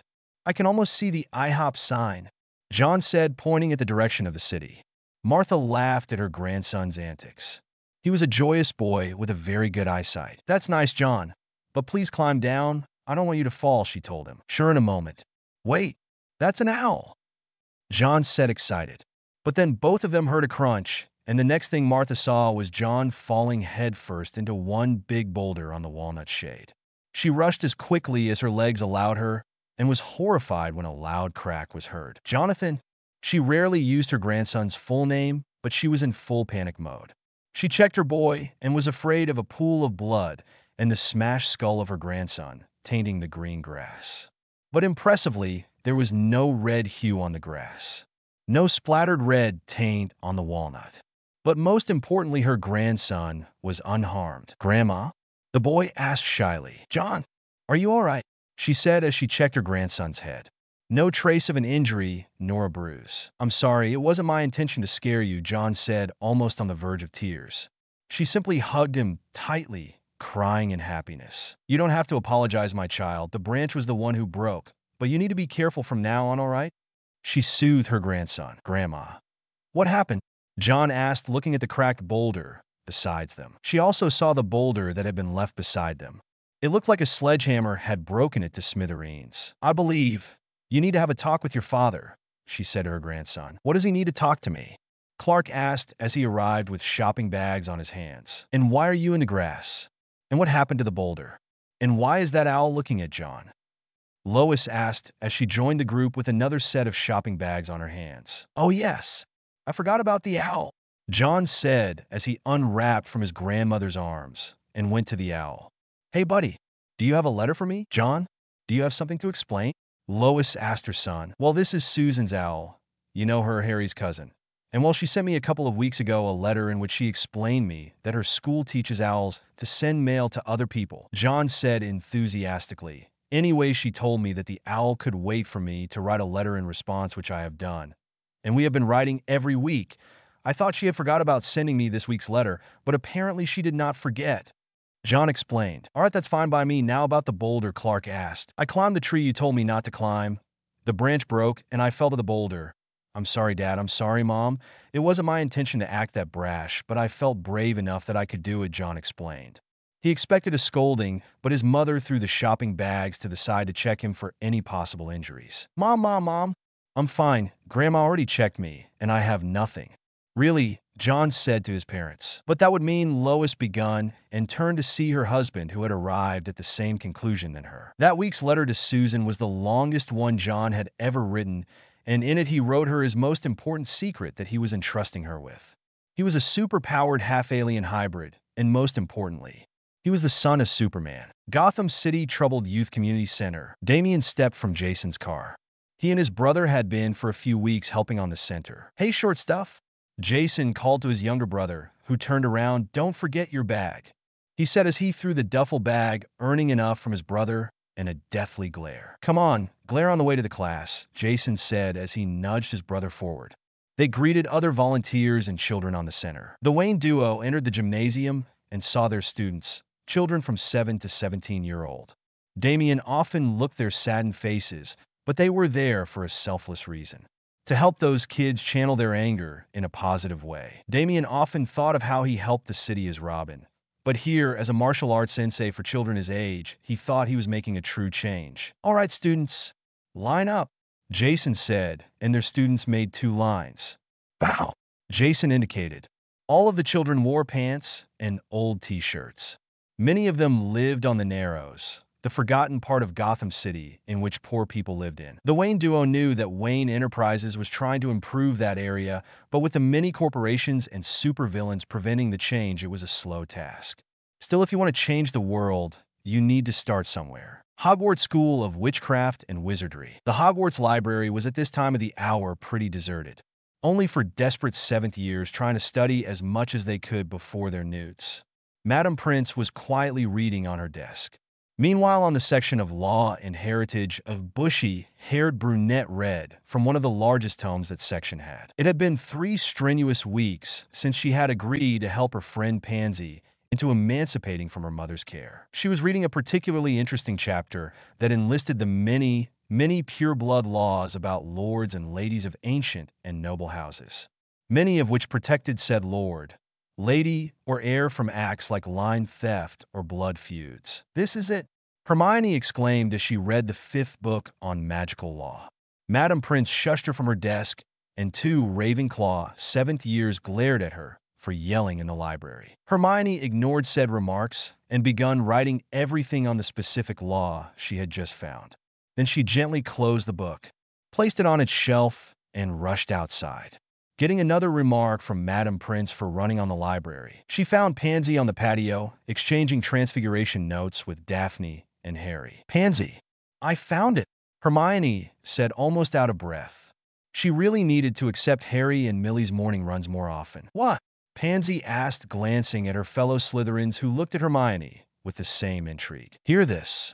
According to Pure Blood Law number 85, an underage heir can only ask for its emancipation if the following requirements are met.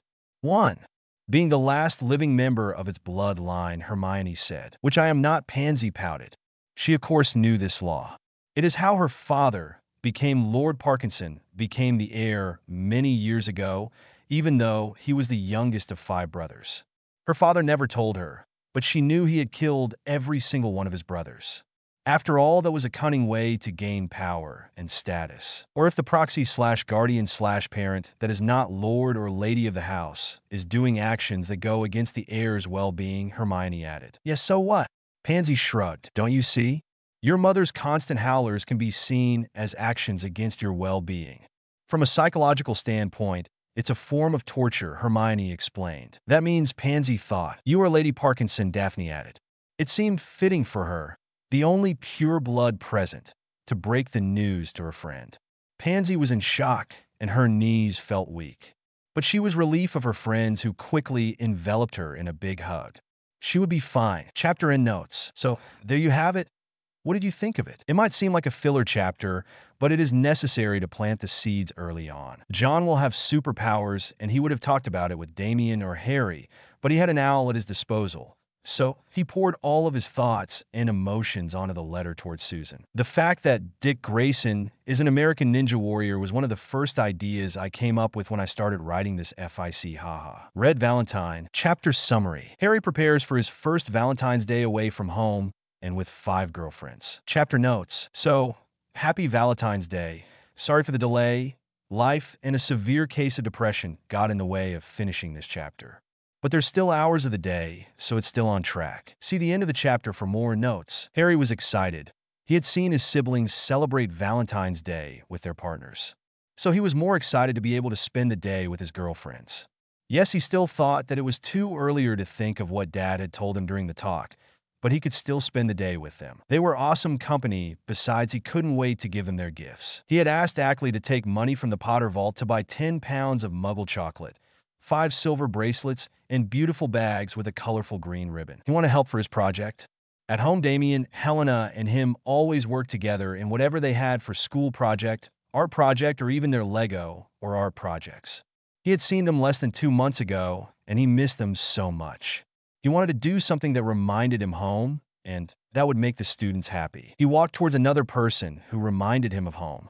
It was not a difficult task to find the pale purple eye witch reading by herself on the main patio. Hey, Ratch, how you doing? Harry asked his pale-skinned friend who was currently reading a book on magical creatures. Hello, Harry. What did you need me for? Rachel asked as she raised her eyebrow.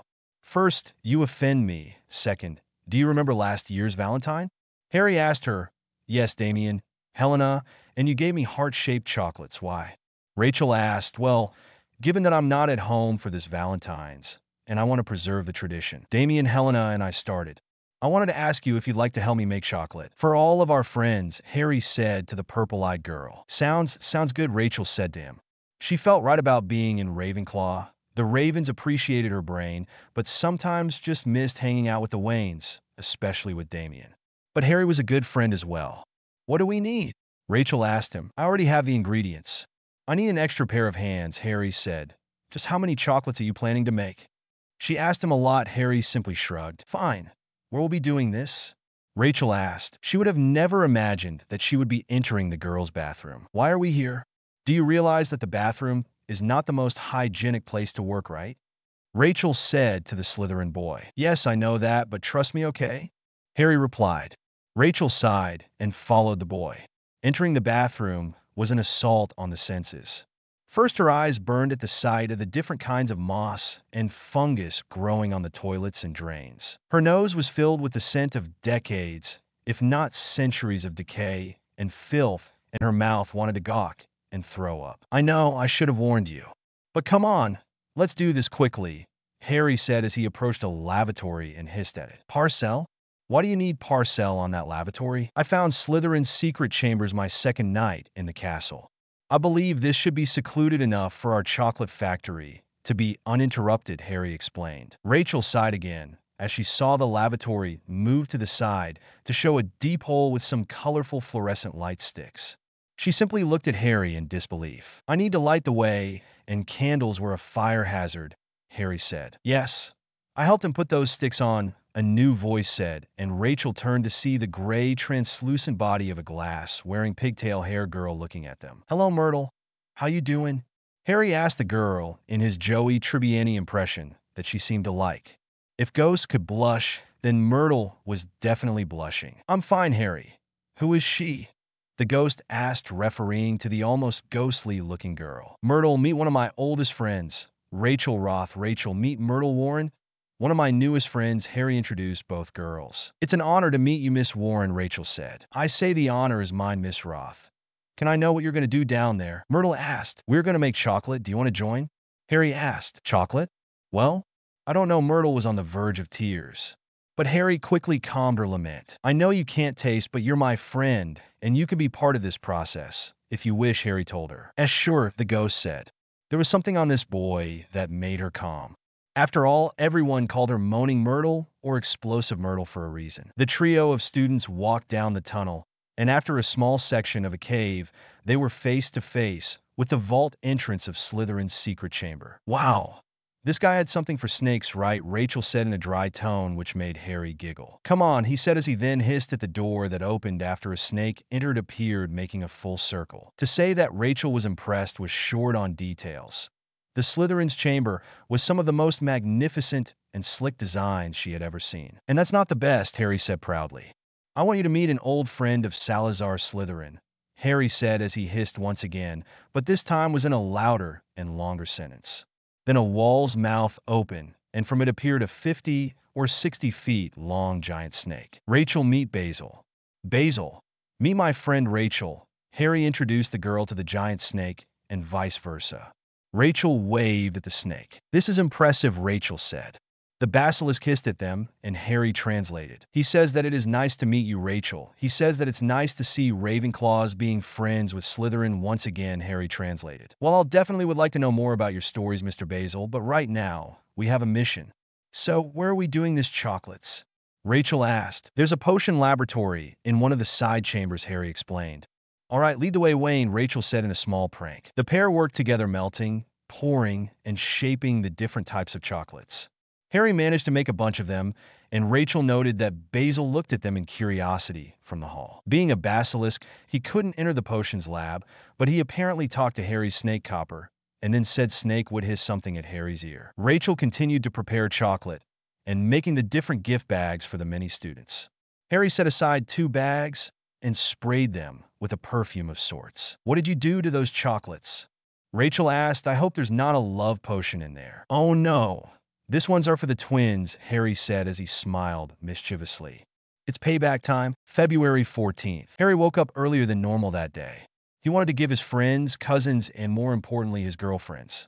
He left Blaise, Gregory, and Vincent their chocolate bags on their bedside table, as well as a small note thanking them for their friendship. He then went towards the common room and analyzed the corridor leading up to the girls' dorm rooms. This one will get tricky, Harry thought. He took his grapple gun from his utility belt and aimed at the middle of the roof of the corridor. He jumped and swung towards the other end of the corridor. He made a superhero landing and almost cheered for himself when he suddenly felt a pull on his navel and found himself once again on the common room. What the? Harry thought when he saw a stern-looking female elf looking at him. The small creature had her lips on a thin line, clearly unamused of Harry's antics. Male students are prohibited from entering female quarters.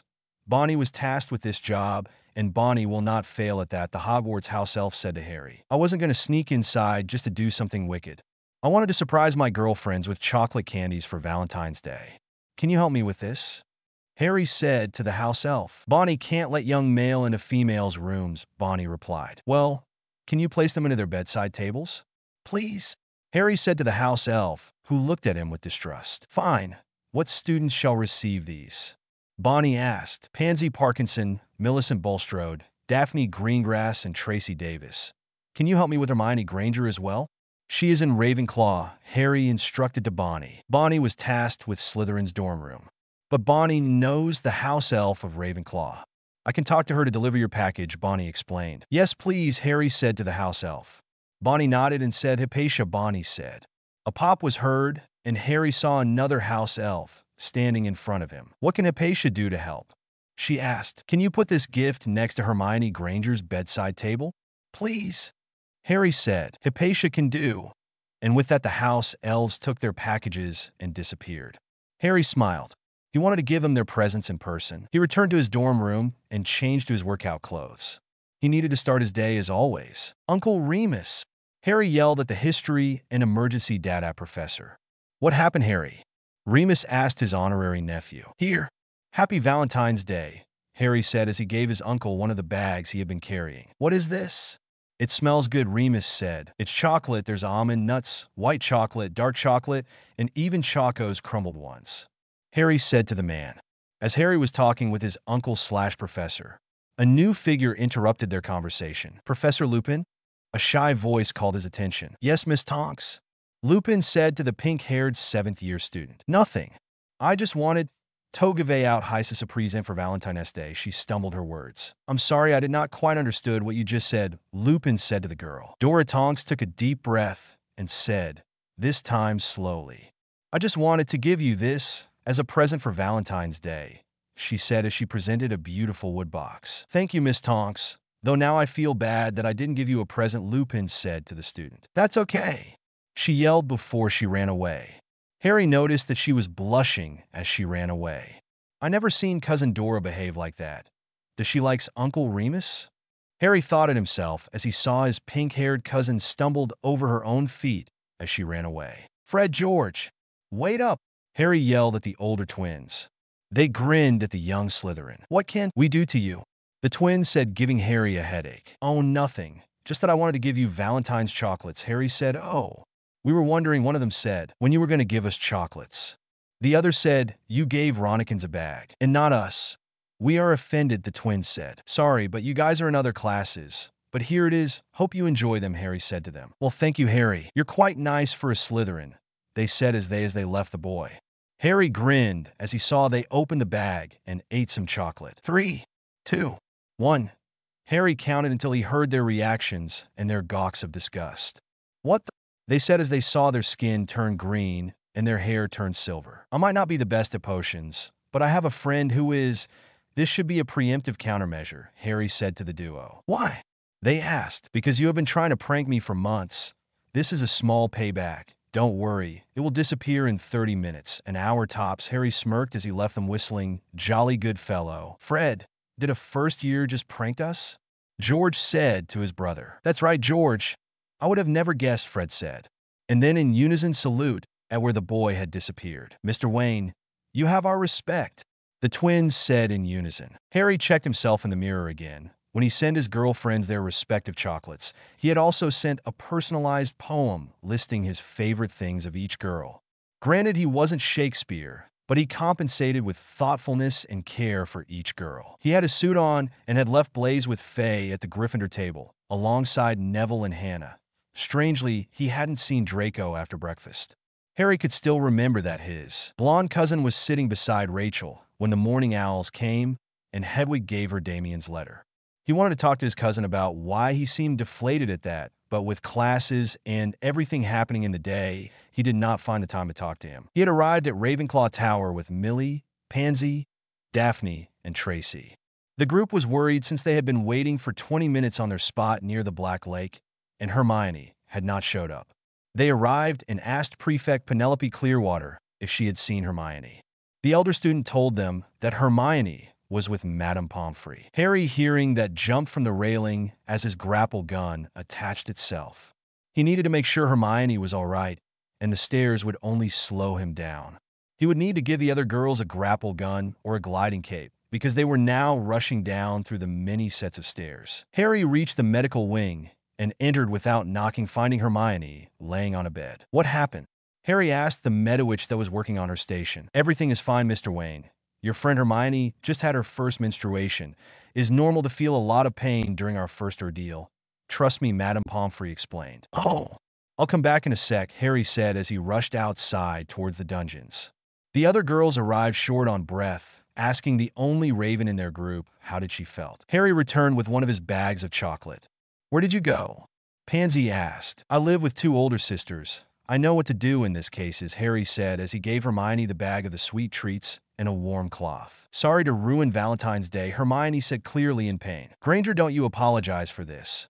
We all knew sooner or later we will pass for this thing, Daphne said. Yes, Hermione, we are your friends. Don't think you have ruined everything, Millie calmed her. That's right. Besides, I brought the picnic basket with us, Tracy said as she showed it to the group. Then let's eat here, Pansy said. At the end of the day, their date wasn't on their favorite spot near the lake. But no one complained.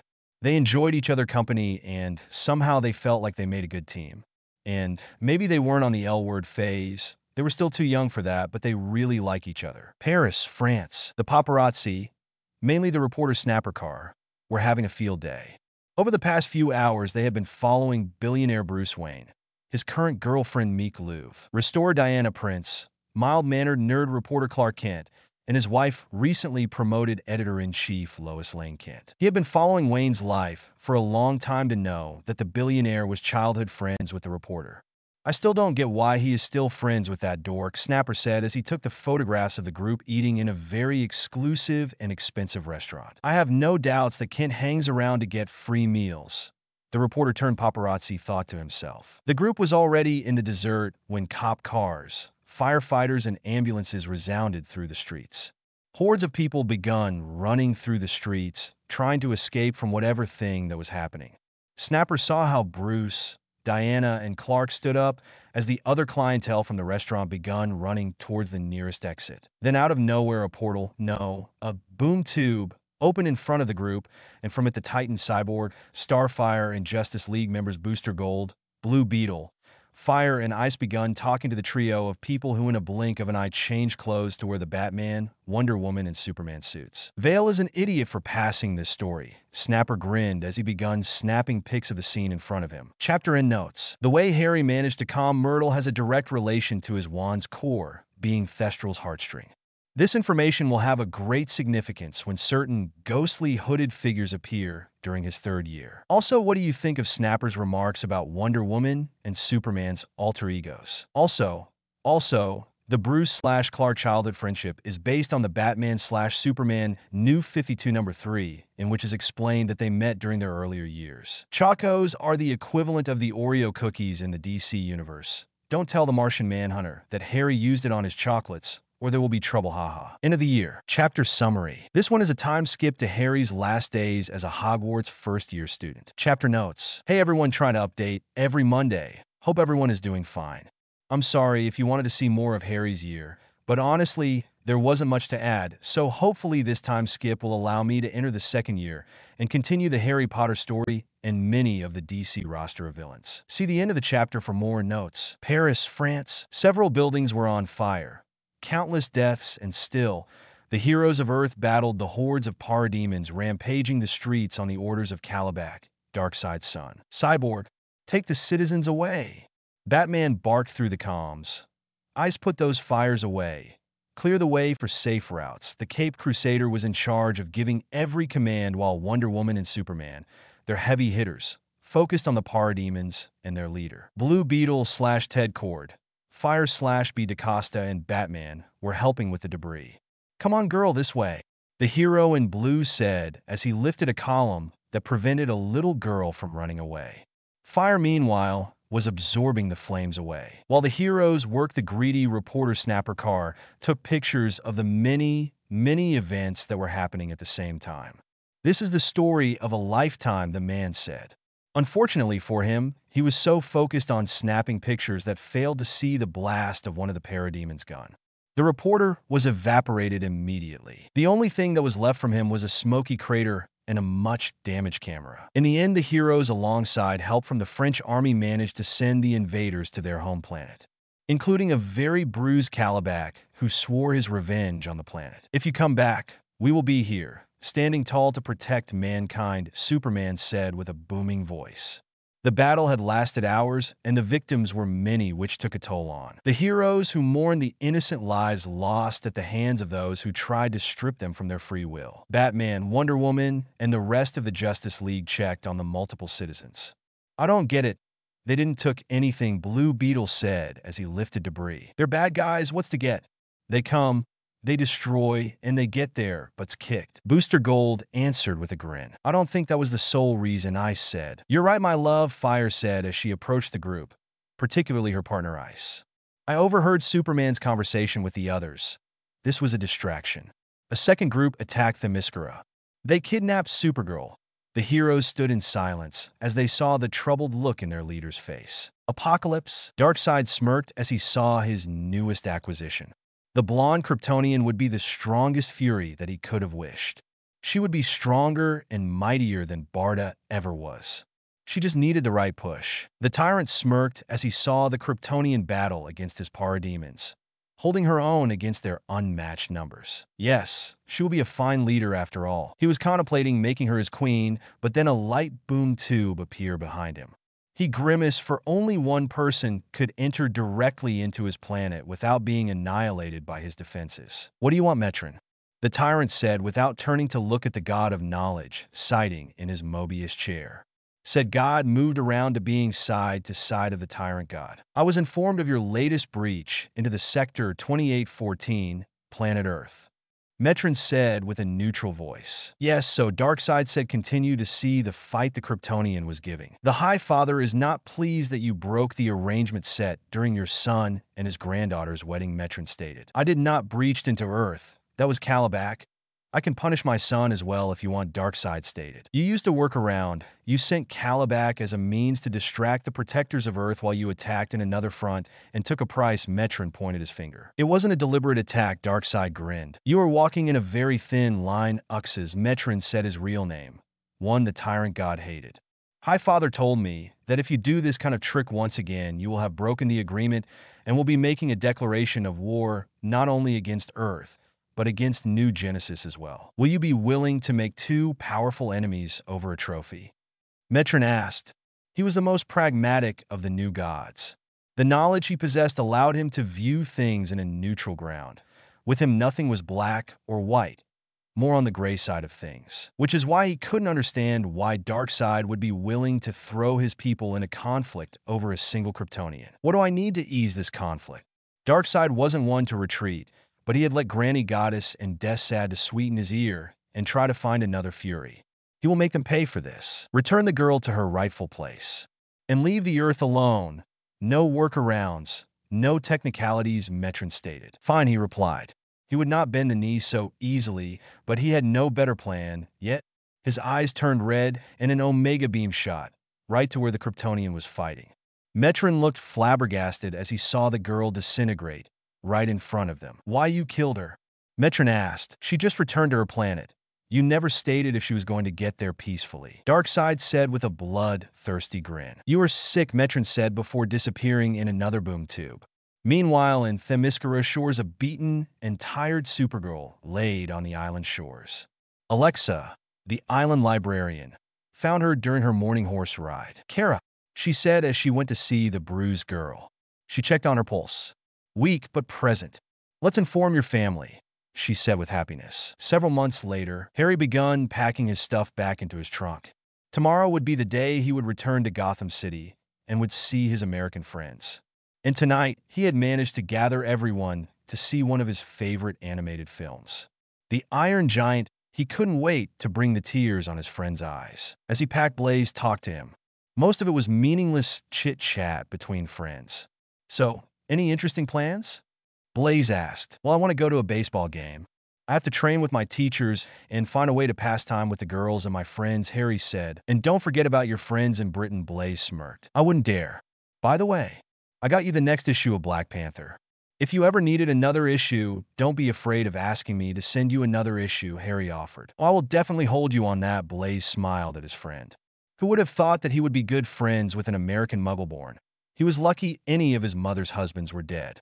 Most of them were pure-blood snobs who looked in disdain at Breton or him. It was lucky that they never stayed on the picture for too long. "Ready to cry?" Harry asked as he showed his friend the Blu-ray cover of the movie. "I don't see why an animated movie about a giant robot would make me cry." Blaze and many other pure-blood students had received a quick version of what an animated movie was and what a robot was.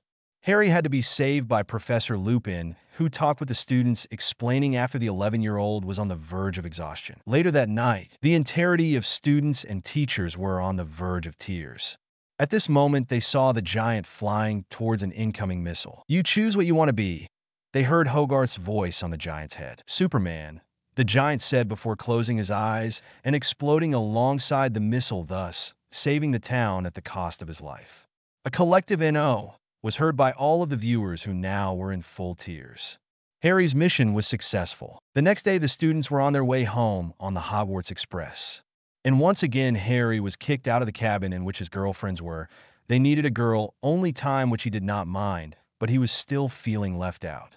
So he smirked as he found Draco, Neville, and Cedric chatting in one of the compartments about Quidditch. Harry did not understood that much about the wizarding teams, but he listened nonetheless. It was early in the afternoon when they finally arrived at King's Cross Station. Pansy eyed the crowds, hoping that her mother would be a no-show, so she could sneak with the Bulstrode and spend a few days with them until her position as Lady Parkinson was secure and her emancipation was completed. She was worried but was reassured by the people next to her. Millie looked at her with an easy smile, and Hermione was beaming at her. Pansy would have never guessed that she would be this close to Muggleborns. But she was glad she was. She would never trade them for anything.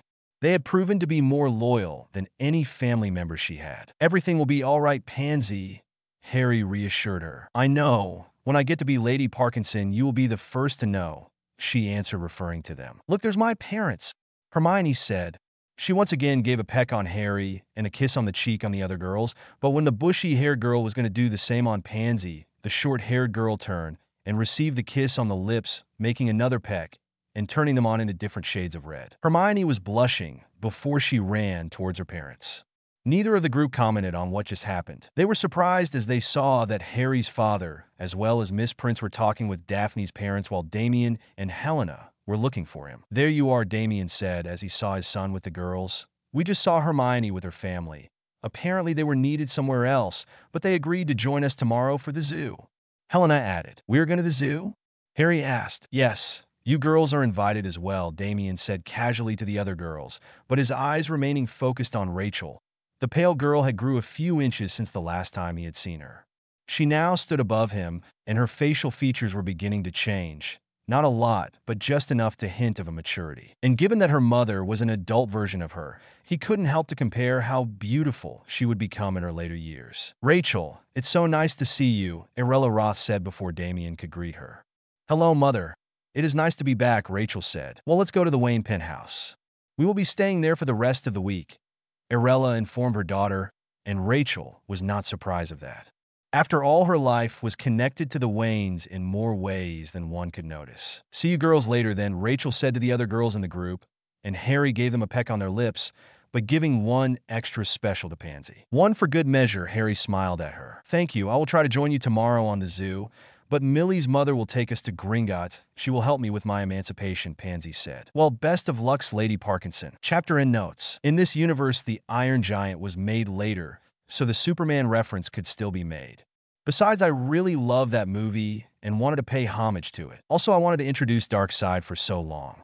And don't worry, we haven't seen the last of him. Also, guess who they will meet in the zoo? Zoo Summer. Chapter summary. Harry and company go to the zoo. Chapter notes. See the end of the chapter for notes. Pansy entered the Gringotts Bank, followed by Millie and her mother, Moria. The 12-year-old felt nervous. In just a few moments, she was going to be the official Lady Parkinson. As she stepped through the marble doors of Gringotts Bank, she felt her stomach churn. She remembered last year. She had accompanied her father to fill her satchel with galleons. Her father always with a scowl on his face as he spoke with the goblins. Her mother, on the other hand, always looked down onto the goblins. To her, anything that wasn't a pure-blooded human was beneath her. So, she wanted to be different. She approached the first available teller, after an encouraging small nod from Millie, and said, Good morning, Mr. Daggersworth, she said as she read the teller's name. May your fortunes be ever growing. The goblin saw the girl and answered. Good morning, Mississippi. May your blade destroy your enemies, Daggersworth answered. What business do you have here in Gringotts? I wanted to claim my ladyship, she answered. The goblin looked confused and replied, It seems that you are only 11 years old, miss. 12 actually, but I still want to claim it, Pansy said. You are aware that the legal age for lord or ladyship is 17 years old. Except in cases of the last of its house, orphan or, and this is the reason I am here, an heir who has been harassed by a member of his or hers house, Pansy replied. The goblin looked at the girl in front of him. He took a quill, scrambled something on a note, and sent the note away. Less than 30 seconds had passed when a goblin wearing a nice tuxedo appeared in front of Pansy. Miss Parkinson, I am Gold Fong, Parkinson account manager. If you follow me, he said, but stopped when he saw that Millie and her mother were going to follow. This is only Parkinson's business. No Bulstrode or any other houses allowed. Goldfong replied, It's okay, Millie. I will return. Pansy smiled at her friend as she followed the goblin into a hall. Time was money for the goblins after all. As Millie and her mother looked in happiness, that happiness was cut short when someone that they hoped to avoid entered the bank. Pansy's mother. Wayne Penthouse, London. Harry woke up with a view of the ever-growing British metropolis. He liked the penthouse, but he preferred his home in Gotham. Still today, he was going to the zoo. So he rushed and saw Helena already eating Cheerios on the counter while their father, mothers Rachel, Miss Roth, and Miss Diana were eating fruit with some coffee. "Hello, everyone," Harry said as they replied the usual good morning pleasantries. "Where is Damien?" He immediately asked about his brother's whereabouts. "Still asleep," Helena replied. "Try to wake him up, but he only grumbled. I don't know why he is so grumpy." "We all went to sleep at the same time," Helena shrugged. "Probably he has jet lag, sweetie," Selena answered to her daughter, hoping the excuse was enough to explain the sleepless night they had as their heroic counterparts. "Then let's wake him up. We can't miss the zoo," Harry said with a mischievous grin he shared with his sister, who put aside her bowl of cereal. "You are so childish," Helena said. "Are you saying you don't want to do it?" Harry asked. "Oh no, I'm in," she said as she rushed towards Damien's bedroom, much to everyone's amusement. Soon yelling and chaos ensued as Harry and Helena rushed towards the kitchen with giggling faces, and a very angry katana-wielding Damien ran after them. "I'm going to kill them," he said. "No, you won't, young man," Talia said to her son. "But Mom!" "They jump on my bed to wake me up," Damien said. "It is breakfast time, and you didn't come. If you had attended when Helena gently woke you up, this wouldn't have happened. Now leave the katana and go brush your teeth," Talia ordered her son with a cold as ice glare. He had seen his father as Batman intimidate crooks or villains, but his mother scolding him. Now that was scary. He grumbled back to his room with the katana hanging low, sliding on the floor. Rachel simply sighed as she saw how they behaved like children. "Grimmauld Place, are you sure it's a good idea to take all this magical children to the zoo? Aren't they going to create mayhem?" Remus asked his friend Sirius as the Lord of House Black and the Regent of the House Bones prepared sandwiches and snacks for their many children, not counting the one already inside Madame Bones' belly. "Yes, we are going to be fine," Amelia replied. "If you are that worried, you should accompany us, Remy. Come on, it will be fun," Sirius said. "Last time you said that I ended up in a swamp with a colony of fleas munching on my werewolf skin, so no thanking," Remus said, making Sirius chuckle with the memory of it. "This is a Muggle zoo. I doubt there's going to be something like that," Sirius replied. "I still don't want to spend my first day of vacation running around your children. I love them as if they were my pups, but I want to rest." "Hope you two understand that," Remus said. "We comprehend, Remus. Please rest as much as you need. The manor will be a fortress before your big trip," Amelia reassured their friend before Sirius could protest. "Thank you, Amelia. I will take your word for it. I have my sights on the Norwegian forest. Apparently there has been a werewolf colony, and I would like to talk to them." "Good luck then, Remus," Amelia said, but Sirius was still unconvinced. Still, he nodded his friend and pat him on the back. "Kent Farm, Smallville City. Are you sure you are all right?"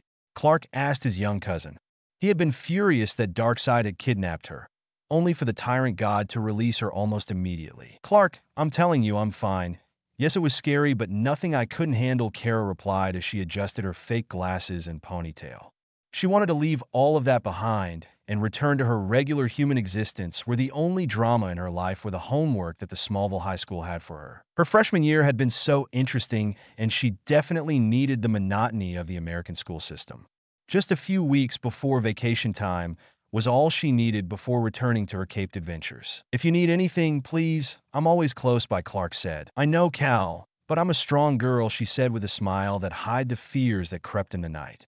She was supposed to be the older of the two of them, and here she was being babied by the cousin she had changed diapers from. "I know, and I love you, but you are still the last remaining of my family. I was scared that something bad could happen to you," Clark said as he embraced her, her smaller frame loosing herself on the big arms of her cousin. That was what she loved the most of her cousin. Whether he was on his cheap reporter suit or in his Superman outfit, he was still the biggest softie in the planet. Maybe in the entire solar system. "I have to go. Classes will start soon," Kara said as she stepped away. Clark nodded at her as she flew away, leaving an aching feeling on their chests. Both of them hoping that Darkseid would step back and never attack them. But that was only a hopeful thought. "Gringotts, Perma, what are you doing here?" Moria Bulstrode asked the recently arrived woman. I came here to make a withdrawal. Why are you here? Perma asked the other mother. I had simply a consultation with my account manager, but he is taking his time, actually, Moria answered. What did you expected? Those things do not care for making us wait. Like if we had no better things to do than to wait until they deem necessary to serve us, Perma said. Moria nodded so slightly to be noticed by the woman, but imperceptibly for the goblins. She had no love towards the goblins, but she was a Slytherin and knew to never insult those who guarded your money or served your food. Anyways, I wanted to ask you, have you seen my ungrateful daughter? She was supposed to arrive yesterday, but she was nowhere to be found, Perma said. Are you worried about her? Moria asked. I'm worried because she is the heir of the House Parkinson. If she is not around, it could be a bad business for the house. With Asterisk and Azkaban, the line falls into that girl's shoulders. If she disappears, any house could claim power over our own. You don't know where she could be, right? Perma asked, but looking at Millie. The girl has certainly started to lose weight. She would be a good offer to one of the other houses. No, I'm sorry. I think she was going to spend her vacations with Harry, our muggle-born boyfriend, Millie replied. The woman fumed immediately at the mention of the muggle-born her daughter had been spending time with. She should have stayed away from that savage if she knew what was good for her, Perma said as she exited the building. Weren't you going to make a withdrawal? Moria's question hanged in the air as the other woman disappeared. I hope I didn't put Harry and his family in danger, Millie said. Darling, you don't have to worry. Pansy's mom is a pure-blooded witch who has never stepped in Muggle territory. She wouldn't be able to find them. Besides, you told me that Harry has received many lessons in magic and marital arts, right? Moria asked her daughter. Martial arts, Mom, Millie giggled. Yes, that. I believe they will be all right, Moria hugged her daughter. 20 minutes later, Pansy arrived at the main hall in the Gringotts atrium. Pansy looked at her friend and her mother. Well, how did it go? Millie asked. Pansy simply smirked as she showed her right hand with the Parkinson head of house ring on her index finger. London Zoo, Regent's Park, the entirety of the Wayne family via of personal vehicle. Meanwhile, Sirius and Amelia arrived with their twins, their triplets, Draco and Susan, as well as Narcissa, who sent a glance at Talia, who did not know how to respond at. I'll pay up, Bruce and Sirius said in unison, glaring at the other man. Yes, they knew they were rich, but still they wanted to show the other just how wealthy the other truly was. Dollars versus galleons. What are we missing? Emma Granger asked as Hermione and her arrived, seeing Bruce arguing with Sirius. Nothing. Men being men, Selena answered. More like children behaving like children, Diana added. Hi. I believe we haven't met. I'm Diana Prince, Bruce's girlfriend. Diana extended her hand. I'm Emma Granger, Hermione's mother. I believe we saw yesterday, but we were on a rush. A patient broke its tooth, and I had to drive to the clinic. Emma explained. That's okay, Dr. Granger. I'm glad you had been able to join here, Diana said. It did not pass by Selena that noticed that the dentist was smitten by Diana's presence. Heck, she herself felt slightly attracted to the Amazon princess. Stupid, gorgeous, godly genes, Selena thought. In the end, Bruce paid the entrance, but Sirius promised to pay the snacks. Apparently, the sandwiches and fruit treats Amelia and him brought did not last long with the unruly children. After Pansy and Millie joined the group, decided to split up and promised to join for supper. Pansy, Hermione, and Harry went to the reptile house. Damien and Rachel went to see the penguins. Sirius and Amelia took their pack alongside Helena to the lion's den. Susan, Draco, and Millie went to the monkey exhibit. Each group of children being watched over by an adult. According to Millie's mother, Tracy, and Daphne could not get there given that the parents were too busy with their works on the ministry and did not want to impose their children to other people. Selena and Diana sat on a bench. They had told their group of Harry, Pansy, and Hermione that they would wait them there as they saw the snakes and reptiles. Harry, meanwhile, was excited to get to know different types of snakes. One in particular that got his attention was a Brazilian boa constrictor. The snake was quite pleasant to talk to, and Harry ended up promising to fund for better installations so that he could have better space inside the zoo. He could not promise to free it in Brazil, but it was something. In the bench, Selena was finally having a one-on-one chat with Diana. She found interest in the almost immortal Wonder Woman, particularly her intentions regarding her family. So I've been meaning to ask you, Diana. You come from an island inhabited only by women, and I noticed the looks that Emma Granger sent towards you. Did you? Selena asked, not for morbidity, but genuine curiosity. After all, Selena herself was bisexual. She simply wanted to get a proper response. Yes, I had a partner of many centuries called Aresia, Diana revealed, confirming Selena's suppositions about the Amazon princess. But she also noticed the wishful sigh the woman said. Really? And what happened to her? Selena asked. She died a year. She focused on her hatred towards men that tried to eradicate them with an ancient curse. First, let me tell you that Aresia was a woman that arrived at our shores after her ship was attacked by pirates in the 18th century. Her entire family was murdered by those wretched men. But while the pirates burned and stole everything, the captain of the ship took her and swam away on a piece of riftwood. The brave man had saved Aresia despite his wounds. My mother buried him under an ancient tree. Aresia could not see the man's sacrifice. She only saw what the pirates took from her, and for centuries said hatred grew. Even when we were together, she often said things like the world would be a truly beautiful place if all men were eradicated. She never understood that the world needs love to be beautiful. Hatred only furthers the divisions between everyone.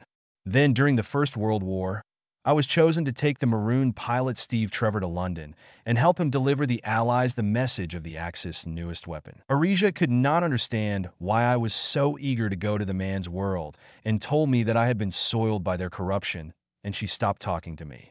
After the war had ended, I returned to Themyscira, only to find that Aresia had left. I tried to search for her, but I reunited with Steve, and we started a relationship that lasted until he passed away nearly 30 years ago. Diana said. She took another deep breath before taking a gulp of her mineral water. And then? Selena asked. I met Bruce during the Justice League first mission. We weren't that close, to be honest, but then Aresia returned. She had found the ancient curse I told you. That was only aimed at men, so it would make them sick, and in the end they would die. I had to fight the woman I loved to protect mankind. She chose to perish in flames on an airplane, holding the cursed poisonous gas. Diana looked at the horizon. Selena took the other woman's hand and told her, "Thank you for sharing this with me. I'm sure it wasn't easy, and if you want we can be friends," Selena offered. "I'd like that." Diana smiled and decided to hug the other woman. Harry and company had just left the reptile house, which he was honest he loved it. He got to meet lots of new stories. While Pansy looked cheerful and optimistic, and Hermione on her hand had been scribbling down notes of the many interesting facts the reptiles had to offer. They then heard a boy's screams. "Give it back!" A young blonde boy was trying unsuccessful to reach for a camera that was on the hands of an older, taller, and fatter kid. "Please!" The boy was on the verge of tears. "Oh, look at the baby. He wants to cry." The fat boy said to his friends. Harry's blood was boiling at this point. He hated bullies especially since they often preyed on smaller people. "We just wanted a photo, right guys?" The fat one, obviously the leader, said as he tossed the camera towards one of his minions, a rat-faced skinny boy. "No, you're going to break it." Tears were already damping the boy's cheeks. That was enough for Harry, who whispered something to Pansy. She nodded and rushed towards where Diana and Selena were sit. He whispered something to Hermione, who rushed into the opposite direction. Harry, meanwhile, cracked his knuckles and stretched his neck. School was in session, and it was time to teach a lesson. Harry rushed towards the bullies, and as he leaped, he channelized his inner Jean-Claude Van Damme and made a split with his legs, kicking 2 of the 3 bullies on their faces. The bigger kids fell on their backs, holding their bleeding noses, but while the bullies cried for their loss of blood and broken noses, Harry had catched the camera on the air and returned it to the sobbing young boy. "Here you go, buddy," Harry said to the boy, who gave him the biggest smile he had ever seen. Then he heard, "What in the bloody hell? Why you did that?" The big fat kid said as he cracked his knuckles. "Bullies deserve pain," Harry replied, and before the fat bully could move one of his fat arms against Harry, the blue and green-eyed boy had connected a strong blow to the other boy's stomach, making him both spay vomit in the direction of his bully friends, and Harry could hear a gurgle on the boy's stomach. Then a rancid and putrid smell followed. The bully looked both enraged and embarrassed. The fat bully then did something Harry would have never guessed. The bully ran away, crying, calling for his mom. Selena was the first to ask Harry, "Why did you do that?" "They were bullying that kid over there." "Which, let me check on him."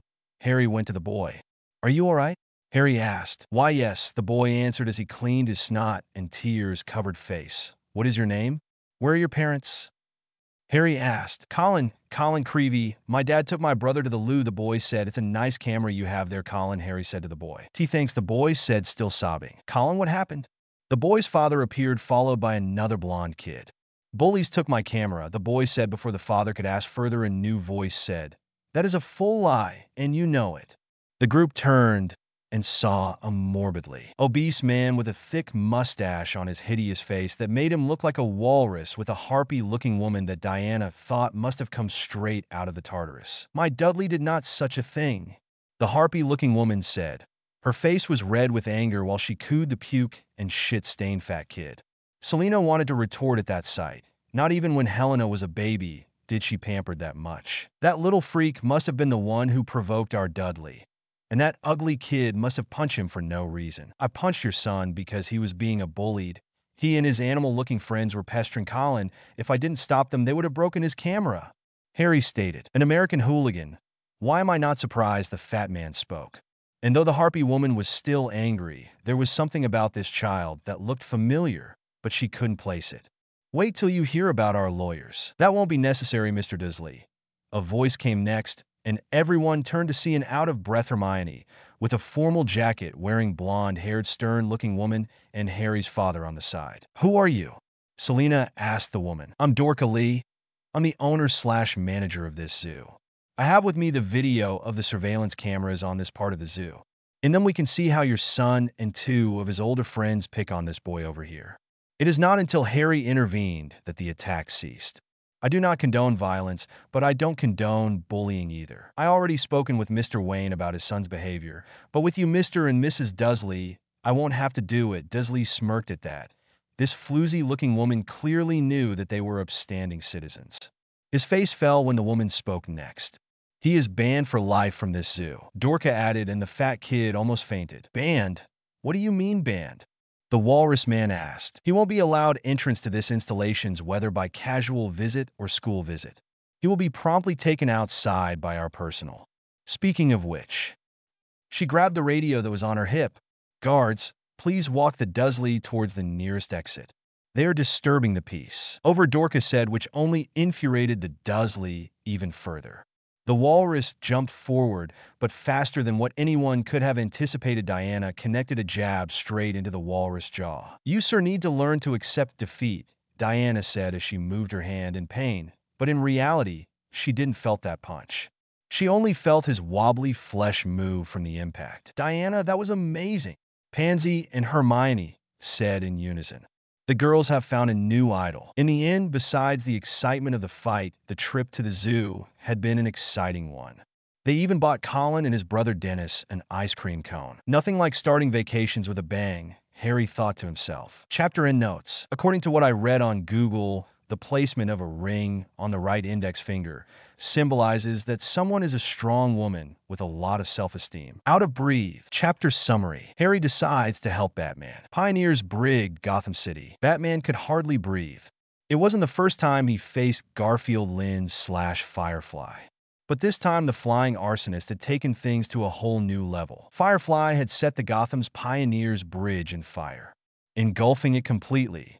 He could easily call for the remote control Batwing, but Firefly had thought of that and used a jammer on every communication device. He regretted telling Damian that he would patrol alone that night. His son needed rest since it was final exams week in his school. I'll have to do it the old way, Batman thought to himself. You seem like sweating, Batman. Can't take the heat. Firefly yelled as he flew around, igniting everything that wasn't on fire. Batman jumped around, avowing the fire stream raining from above. He panted. He wasn't as young as when he started. This could be the end. 48 hours earlier, Harry could hardly breathe. Although he continued his training, every morning he felt out of shape. That was because of the newest and more intense training Professor Etrigan was putting him on. As he stood over his wobbly feet, he felt like dying. Ever since he returned home, he had been feeling this nagging feeling that something bad was going to happen.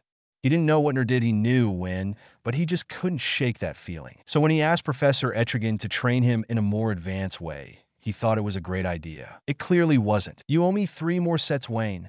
Etrigan barked as Harry did what they called ice punches. The goal was to freeze his hand and literally punch a 30 inches thick wood wall.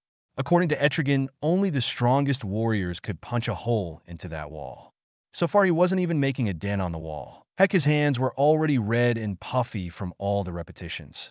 Each set consisted in 10 punches with each hand. Already tired, Harry? Damien snickered, seeing his brother panting. Harry was about to answer him when Etrigan said, "Already done the wise mouth? For those who mocks others, share their fate," Etrigan said, and in front of the other kid a 5 inches thick wood plank appeared. "Punch a hole in that wall. 5 sets as well," Etrigan commanded. Damien looked in disbelief that the demon had actually put him to train as well. He was about to grumble when the demon snarled at him, making the 12-year-old boy stand up and beginning to punch the plank. Helena, meanwhile, quietly chuckled at her brother's misfortunes, but she wasn't going to risk getting a punishment as well. She could quietly read her book as she saw them train. She wasn't as old as them, so Etrigan trained her lightly. She sure was lucky. As soon as the punishment ended, Harry and Damien took care of their bruised and mangled knuckles and hands. Etrigan approached them, a blow a stream towards their hands. Immediately, the hands relaxed and the pain went away. They still had the small bruises, but they no longer felt pain. "Thank you, Professor Etrigan," Harry said. Damien only doing a TCH sound. Etrigan nodded and then blew fire towards his hands, making his mythical claymore sword appear from the flames. The demon stabbed the ground in front of the boys. "My time to leave is near. The oath must be said, for you will stay in here." As lessons have ended, Etrigan rhymed, and both Harry and Damien understood that the class and their punishment had been over. Luckily, tomorrow was going to be a class with Uncle Giovanni. Even Damien was learning how to be an escape artist. Helena joined, brandishing her Jian sword. She was the first to stab the ground, next Professor Etrigan's sword. Harry simply smirked at his sister's antics and grabbed his, while Lily Evan's silver sword, and repeat the stabbing onto the ground. Damien simply rolled his eyes and stabbed his katana as well. "A knight is sworn to valor," Etrigan begun, saying which the kids repeated. "A knight is sworn to valor. His heart knows only virtue. Her heart knows only virtue. His blade defends the helpless. Her blade defends the helpless. His might upholds the weak. Her might upholds the weak. His word speaks only truth. Her word speaks only truth. His wrath undoes the wicked. Her wrath undoes the wicked." Finishing the oath, Etrigan was engulfed in flames, and from them their uncle Jason appeared. "I hope he hadn't been that stern with you kids," Jason said as he noticed the hands of Harry and Damien. "Only the usual," Harry claimed. Yes, his hands hurt as heck, but it was needed if he wanted to uphold the oath and protect the weak. Ministry of Magic. Dolores Umbridge was an unpleasant woman. She was probably the most hated woman in the entire Wizarding Britain, if not for the entire Wizarding world. Her bigoted comments more often than not infuriated members of light, dark and gray factions of the wizard community. And if it weren't because she was well connected to multiple respected seats in the Wisengamot, then she would have been offed a long time ago. She rushed towards Cornelius Fudge's office. He should have been elected minister a long time ago, and she knew he represented what an upstanding pure blood should be. But this morning when the polls came up, and she heard that imbecile of Rufus Scrimgeour won instead of her beloved Cornelius, she saw red. What in Merlin's name happened, Cornelius? Umbridge asked as she ignored the secretary and walked straight forward the office of the former head of the DMLE. Fudge had stepped down from his position in an effort to obtain the ministry status. He regretted that decision since now Amelia Bones was head, and she wouldn't be stepping down at his request. "Dolores, please come in," the man said, clearly unamused that she was walking inside without being let inside or announced. If it weren't because he began drinking after hearing of his defeat, that he would have thrown her out. Alcohol made him more malleable than in his sober state. "Cornelius, I do not understand. I thought you were winning in the polls," Dolores said to the man. "I was never in the lead on the polls." In fact, Scrimgeour was always in the lead by miles away, Cornelius admitted defeated. He had been lying to his most loyal follower. It must have been those dreaded black bones. Amelia always supported Rufus instead of her old boss. "She must have made this plan to prevent you from gaining full power as minister," Dolores said. She hated Amelia Bones Black with every fiber in her body. She couldn't comprehend how a blood traitor as her could be in better position than herself. Yes, Dolores knew she was a half-blood, but those who knew had been swiftly killed before they could threaten her position. And she couldn't understand how no other pureblood house supported Cornelius' campaign. If only the Malfoys were around, well, Lucius, at least his widow wife, had been a constant thorn on Cornelius' side for a decade, always wanting to change the status quo. If only Cornelius was minister, she could not only sack Amelia from her job, but impose new laws to forbid mudblood students or creatures to attend Hogwarts. They had no place in their world and should stay with the savages where they belong. Oh, but she was going to deal with those savages soon enough. Rachel gasped for air. The nightmare had felt so real. She saw her father, the demon Trigon, conquering the world with a corrupted version of the Justice League and Hogwarts students as his army. The world in flames as the beast walked through the ruins of old cities. Gotham, Metropolis, London, Egypt, everywhere in ruins with corpses and carcasses covering the ground. And in her arms the charred body of the boy she liked, Damien, lying lifeless as she wept for the loss as the beast laughed at her misery. She sure hoped this was only a nightmare. This is Alexander Knox in the GNN News helicopter with a follow-up on the Pioneers battle. So far, the efforts of the GCPD and the GCFD has been in vain. Apparently, Firefly has placed proximity mines on both sides of the bridge. Not only that, but this arsonist son of AB*TCH is using a communicator disruptor that was stolen from Nigmatech a few days ago. If we come closer to the bridge, we begin to lose reception. So sadly, we can't cover an closer take what is happening on the ground.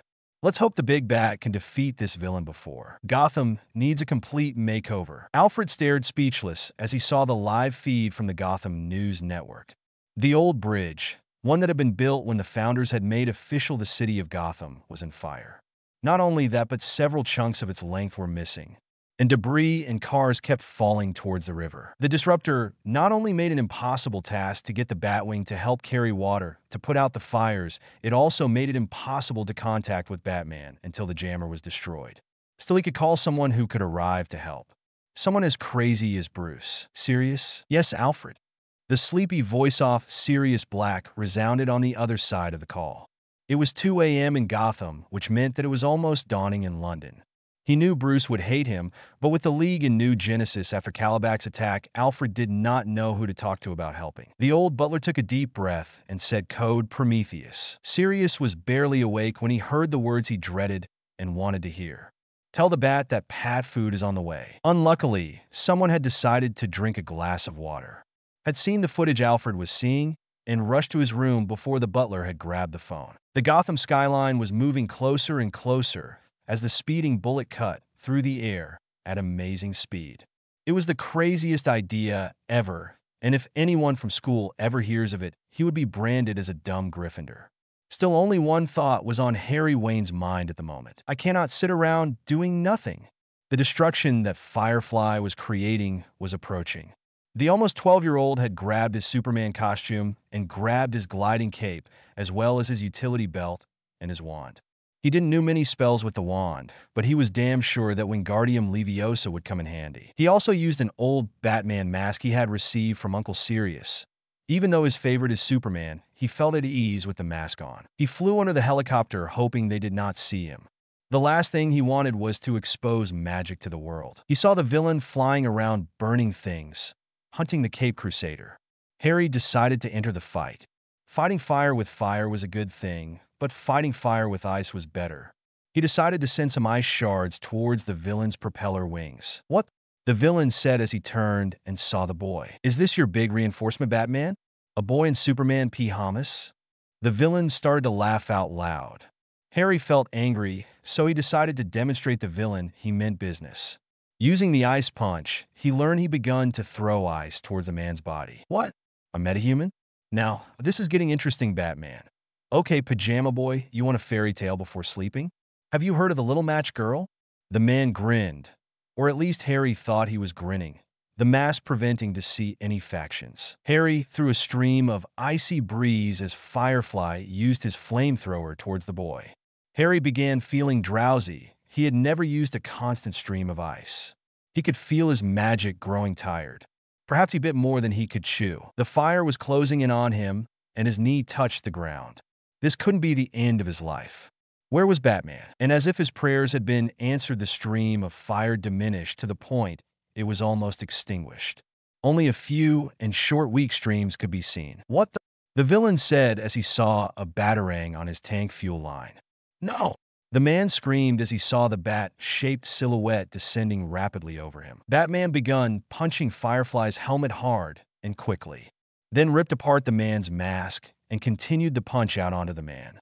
Harry had only seen Batman that brutal in old archive footage, before the hero joined the Justice League, or before the first Robin's appearance. So looking at him beat to a pulp to Firefly was something he would have never expected when he took his improvised costume. When the man finally stopped the besting, he took something from Firefly's backpack and crushed it with his hand. Then he pressed a button in his utility belt and set his sights on Harry. Just what were you thinking, young man? You could have gotten injured or worse, Batman said to the boy. Bruce did not want to yell at Harry, but this was seriously dangerous. Firefly was a known arsonist that did not care who or what he burned, only if it could be burnt. I wanted to help, sir, like you do it, Harry confessed, standing proudly. I don't need help. I had the situation under control, Batman said to the boy as he commanded the Batwing to send extinguishing bombs towards the ever-growing fires. With all due respect, sir, but you lacked reinforcements, and it was more than obvious that Firefly was wiping the floor with you. Harry commented. If this was Superman, he would be congratulating me instead of scolding me. I do not need external help. Sorry, sir, but this is my city as well. I had the means and the opportunity to help. I wasn't going to sit around idle when my city was literally in flames, Harry complained. It was dangerous, Batman said. Sir, living in Gotham is dangerous. Not for that I will stop trying to help those who needed. Harry stood his ground. I know who can stop you. Your parents. Omak, can you hear me? Batman said as the pilot's cabin opened as the Batwing descended. Yes, sir, the bodiless voice said from the interior of the cabin. Good. Take this boy to his home, explain the situation to his parents, and then return to continue with the rescue efforts. Batman commanded. Gladly, Omak's voice responded. Don't forget your broom, young man, Batman said as Harry pouted and mumbled something. As the cockpit was closing, the Dark Knight said, Thank you, Harry. He mumbled the last part, sure that his son would not hear. As the Batwing flew away, a black dog appeared out of nowhere. Took you long enough, Padfoot, Batman said to the dog, who transformed into a trench coat face mask man. I wasn't prepared to be called tonight, Sirius responded after changing into his human form. This is what happens with the superhero job. You are never sure when the situation will need you, Batman said to the man. What's the situation? Sirius asked. I need you to use a spell to transform the proximity mines and disarm them. If you can coordinate the rescue missions with the firefighters, Batman commanded. What are you going to do? Sirius asked. I have to talk to my son about going out at night, Batman said as a light transported him towards the Wayne Manor. Location unknown. It looks like Batman had some last-minute help. And from what our great cameraman could record, the boy that arrived was using a broom. Can you believe it? A broom. Also a dog transformed into a superhero? And is that a wand? Perhaps Gotham has finally been visited by magical people. Is this a new dawn of magical superheroes? Will we be seeing a competing family against the Bat family? Only time will tell. For GNN News, I am Alex. The television feed was cut when a TV was turned off. Now Batman has a magical allies on his ranks, a deep-ranking voice said, as a man completely dressed from head to toe in black clothes knelt on the marble tiles of the atrium. Yes, indeed, dear. I can't believe it either, a sweet voice responded the man's voice. The gold locks of hair could be seen behind the white porcelain mask. She gently stirred her red wine cup as she pondered the situation at hand. How can we fight against a magical enemy? The man asked, the old-fashioned way, dear. Exposing, judging, and burning them at the stake, the woman said with a cold-blooded voice. The Vagabond in Nocturne Alley. Chapter notes. Sorry, this is a shorter chapter. Life happens, and I did not had enough time to write more. Hope you like it. Draco felt conflicted. His mother was once again dating Damien's mom. Apparently his mother had done a brave thing by, what was the expression she used? Coming out from the closet? Well, now the couple was strolling on the street of Diagon Alley. Many people were staring, but neither women cared what they thought. The old ages were gone after all, but someone was watching. His rotten teeth could be seen through his disgusting smile. What once was a long blonde hair was now a dirty gray blonde with some spots, missing due to either a fight with another vagabond or simply because of the lack of healthy and proper food that his hair had begun to fall from his head. Either way, he looked in disgust as his ex-woman walked hand in hand with another woman. He had never loved nor cared for Narcissa before. He only married her for the black fortune and to produce a rightful heir. That's why he did not hesitate to tell Pettigrew to entertain himself with her during his stay on Malfoy Manor. Still, the vagabond could not take his eyes away from the scene and those dikes, but his main focus was the boy. His son, Draco, now looked like a healthy Slytherin boy. A modern spiky haircut instead of a well-combed greased hair adorned his head. No doubt he would rule the castle with his upstanding status and political power, though he wondered where Goyle and Crabbe offspring were. The two Death Eater's children should be on his son's side at all times. That was what they had established long ago, their forefathers. Master, the boy is close. The vagabond begun writing on the black diary, but this one wrote back. No, the boy is not magically strong. I need a strong core to bond with, the diary replied. It hurt the vagabond's pride to read that phrase. He had been a loyal servant to his master and hoped that he took his son to continue his legacy in the dark arts. The vagabond tried to look for the blonde boy and the dyke couple, but they had vanished, and the many hats the wizards and witches were wearing prevented him from finding them. Bloody hell, the vagabond thought to himself as he kicked a pebble that ricocheted on the alley. He would need to find a proper host for his master. But who? And then the vagabond saw those freaking Zabinis. He hated them, but what if he could use them? After all, the Zabini harlot was known for marrying strong, pure-blooded wizards. Yes, any of the Zabini children should suffice. They would probably be in Slytherin, and Harry Potter must be among them with the bloody Gryffindors. His master could feast on Potter's core. Yes, that was the plan. He just needed the right time, and his master would return. Hermione was nervous. This was the first time she was going to return to the royal summer camp her parents sent her after a year of magic studies in Hogwarts. She hoped that Charlie, Rufus, and Digby were not present. That trio was no better than a bunch of bullies who often mocked her for her buck teeth. She hoped that the braces had done their job and fixed her smile. She also was going to miss her friends for the next 3 weeks without cell phones nor internet to talk to them. And since this camp was a muggle one, she couldn't use the magical mirror. Not that she had bought one, but it would be nice to have one. After all, this camp was as old-fashioned as it got. Surrounded by the Stenning Bull's endless parade of green grass, she would definitely feel alone.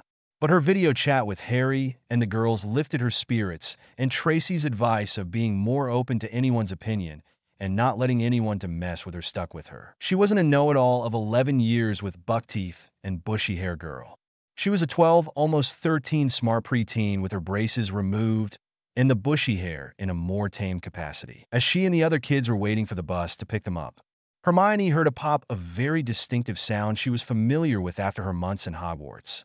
She turned around and saw Pansy coming to her in a strong hug with 2 bag packs disregarded behind her. "Pansy, what are you doing here?" Hermione asked, both shocked and happy. "Well, after you were telling us how nervous you were feeling about facing this along, I decided to join and live the Muggle way," Pansy said with proudness in her voice. "But are you sure? What about your mom?" Hermione asked. "Please, that bitch can dig a hole. She no longer has access to the manor, and I wasn't able to tell you last night, but I kicked her out of the Gringotts vaults as well. If she tries to enter with her key, she can be arrested," Pansy said with a satisfactory smile. "Hello, Pansy. Nice to see you here," Hermione's parents greeted the girl. "Nice to see you as well, Dr. Granger. I was telling Hermione that I decided to roll on this Muggle camp," Pansy said with happiness. "Then you will need this." Dan Granger gave Pansy a bottle of a white liquid with a mosquito in it. "What is this?" Pansy asked as she smelled a citronella scent in the liquid. "Homemade bug spray," Dan informed the girl. "Why would I need to attract bugs?" she asked, confused. "No, Pansy. This is to send them off," Emma Granger corrected. "Oh, I see. Duh." Pansy felt stupid for a second. After all, every magical kid knew the bug-off spell. Even though there were almost no mosquitoes in the Scottish lands, no parent could be that careful. It's one of the things her father actually taught her. The group continued talking, and Pansy noticed how Hermione tensed when in the distance a trio of pompous boys were looking at them, gossiping amongst them. If they kept looking at Hermione like that, they would be in for a threat. The bus arrived no more than 20 minutes later, and the kids boarded.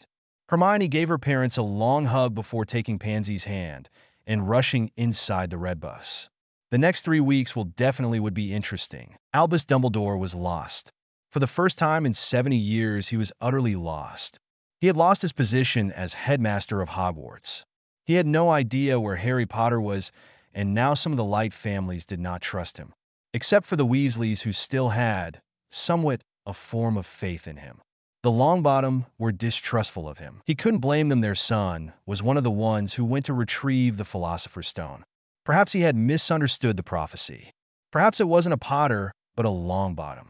He would return to that thought once he went into his retirement. Yes, he was definitely earning a form of vacation. He wasn't glad how it happened, but he was glad that it did happen. He was nothing more than workaholic, always paranoid of the next Dark Lord presenting itself to the magical world that he had forgotten to see the bigger picture. The Muggle world. Perhaps he would take a vacation in Hawaii, just like Minerva suggested. Or he could ask her first if her husband and she would like to travel with him. That man definitely had a nice body. Dumbledore still remembered Minerva's honeymoon pictures. Yes, perhaps it was time to visit Minerva's home in Gotham City. The Muggle Way of Life. Chapter Notes. See the end of the chapter for notes. Tower of Fate. In a place of no time and space. Bill read another tome of Fate magic. He still couldn't believe his luck of being open to this new type of knowledge.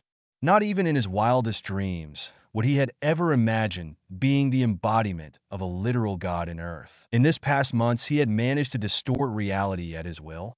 Obviously, it was a mere illusion to distract an enemy, but he still thought it was more amazing than any transfiguration he had done. He had managed to fly without a broom. Charlie would be pissed if he knew. Only his parents, Percy, Fred, and George knew about his new job. As far as Ginny, Ron, and Charlie, he was a curse breaker working for an American firm that paid better than Gringotts. And though he was a Gryffindor, he felt like a Ravenclaw, eager to know more of this new world of knowledge at his disposal. The tapping of heels over marble floor brought him from his train of thought. "Are you ready, Bill?" Zatara asked him. He loved how she said his name. She was wearing her tuxedo with fishnets and Merlin sake. He loved seeing her wearing that. She embraced him and placed one of her long legs wrapping his waist. He had never felt this strong of a connection with anyone before, and he was glad he had found her. The pair begun kissing passionately until a voice made them stop. "Am I interrupting?" Harry's voice interrupted the lovers' makeout session. The boy grinned at them with a playful grin on his lips. Zatara had been like another big sister to him, and Bill was a nice mentor, so he felt comfortable enough to tease them about that. "Harry, I thought you were coming in an hour," Bill said, embarrassed as Zatara and him split apart. "It's difficult to calculate time when you live in a timeless tower. But according to my watch, it was time for this week's lesson," Harry said. "Actually, Harry, before we start," Bill said as he approached the boy. "I was investigating the battle with Coralmort," Bill said, and Harry's mind flashed back to the moment in which his professor started to turn to ash after his punches connected to his body. It still haunted his dreams, that scream. Not that he would let anyone know. "And what did you find?" Harry asked as he gulped down. "Well, I have a theory that I have been investigating," Bill said. "What is it?" Harry asked. "As a former curse breaker, I'm used to seeing weird things. Awful things. And well, to be honest, a body turning into ash is not entirely uncommon if we were talking about a curse." Bill explained. "What does this have to do with me?" Harry asked. "Patience, dear Padawan," Bill responded, and after a confused stare from Harry, Bill and Zatara chuckled. "I've been showing him Star Wars," Zatara replied, still chuckling. "Anyway, back to the point at hand. Quirrell's death has nothing to do with you," Bill explained, and at the confused stare from Harry, he continued. "I believe that his demise is the result of a powerful curse on your body." "I'm cursed?" Harry asked, worried. No. Bad wording. No, what I meant is that is a form of curse towards Voldemort. Naba was able to show me what Nelson and him saw the night they found you on Godric's Hollow. Your mother's body was on Snape's arms, but they thought that she died from the killing curse, which is correct. But before Voldemort had entered the room, your mother must have drawn runes in the floor beneath your crib. I actually went to investigate this place, and though it is a tourist site now, there are faint traces of ancient magic in it. Runes are amongst the most powerful types of magic someone can use. If my theory is correct, your mother must have used the old rune sequences for fire or decay. It can explain why Quirrell's body was turned to ash, and it could mean that your magic have a strong bond with Phonyxes or Thestrals. Bill finished. "I do have a Thestral core in my wand," Harry explained. "There you go. I'm still not entirely sure, but you could also have control over those animals. But I would need to investigate that further." For now, he said as he put the helmet on, making the golden armor appear. Let's train. Minerva McGonagall was enjoying a sweet, cold, fizzle orange drink by the pool. She was wearing a modern yet conservative emerald one-piece swimsuit and a straw hat, as well as sunglasses to enjoy the summer's sun in her son-in-law's manor. It was nice to take a break from the coldness of her Scottish lands. Here the weather was perfect, except when a villain decided to attack the city, which was once every week or twice a week, depending on the boldness of the villain. Still, she was enjoying this time of peace. She actually liked living the Muggle way of life. That was until a glove appeared floating beside her, waving at her. Minerva simply sighed and left her beverage on the table next to her chair. She exhaled as she transfigured her swimsuit onto a modest summer emerald dress, and her long gray hair was magically combed onto a bun. She followed the glove onto the chimney where green flames were flaring. Yes, she knew of only one man whose love for theatrics often made everyone else's sigh in expiration. Minerva? Oh, thank goodness. I was worried that the glove couldn't pass. Can I come through?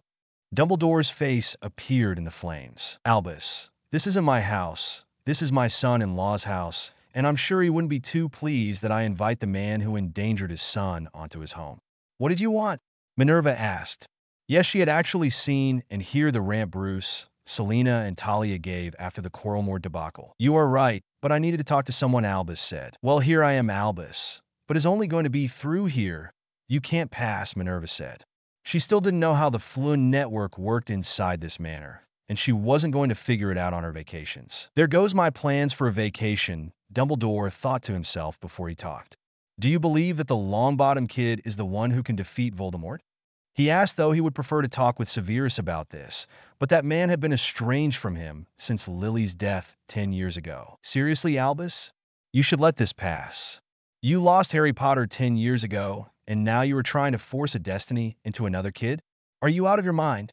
Minerva said with a stern tone towards the flames. Yes, she knew that was a lie because Harry Potter, or well, Harry Wayne was living in this manor, but she still needed to keep the cover story. But Minerva, Voldemort is not dead, and I'm sure he will return, Albus said. Then you should look for a way to destroy him, rather than imposing a boy to a monumental task like that, Minerva said before she extinguished the flames. She fumed in exasperation. Are you all, my dear? She turned to see her husband with a tray of fresh orange juice. Yes, only my old boss trying to catch up, Minerva smiled at her charming old husband. That's nice. I mean, not that he tried to catch up with you, but how you stood your ground. It really turned me on, my dear, Alfred said, a naughty smile. Oh, you charming old man, Minerva said as she transfigured her dress into her swimsuit again. Come on, I want to pass my vacations with my dear husband, she said as she grabbed his hand and gently dragged him to the pool. As she did that, she couldn't help but think of how she found them. Flashback. Minerva was a mess. Not only did she have found out 2 of her favorite students, but also 2 people she grew close as family were killed by Voldemort. Yes, he had been taken out as well, but she still was a mess. While the others celebrated the defeat of the evil Dark Lord, she sobbed on the memories of James and Lily and their toddler. Months passed, and she still felt terrible. She had asked Albus for a sabbatical during this time to grieve the people she loved. She had been so lost that was until 6 months after Sirius Black's trial. She heard a man claiming to be a knight who served to the one true king of Camelot, Arthur Pendragon, and the most powerful wizard ever, Merlin. She took the word at her heart. Harry Potter was alive. So she decided to investigate, to follow every trace and whisper, any lead and any hint, until she, by pure chance, stumbled with a piece of paper of a city named Gotham. A man named Bruce Wayne holding a toddler who happened to have a green eye just like Lily had. She used a transfiguration spell on that photograph, and the boy's face turned into the toddler from her memories. She had found Harry Potter. Into the flashback, as Minerva stopped her walk down memory lane, she returned to the present where her husband laid in the chair, next to her on his swimming trunks and holding her hand.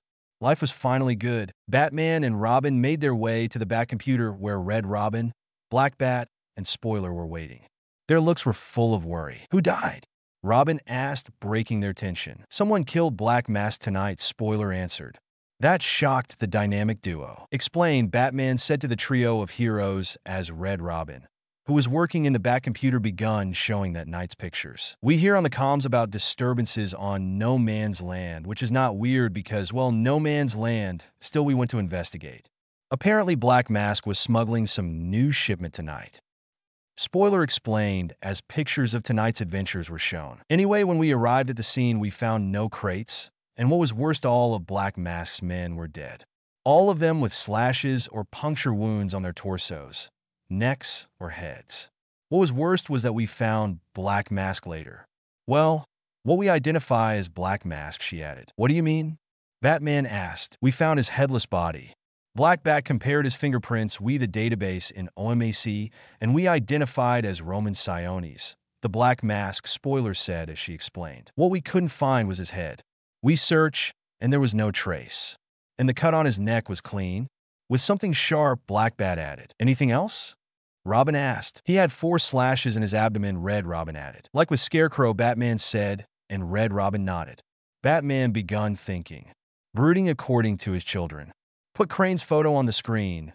Red Robin nodded and looked for the file of the night the doctor was killed. Now Siones, the photo appeared as well. Now zoom in on their wounds on their abdomen. Red Robin nodded and the picture zoomed in.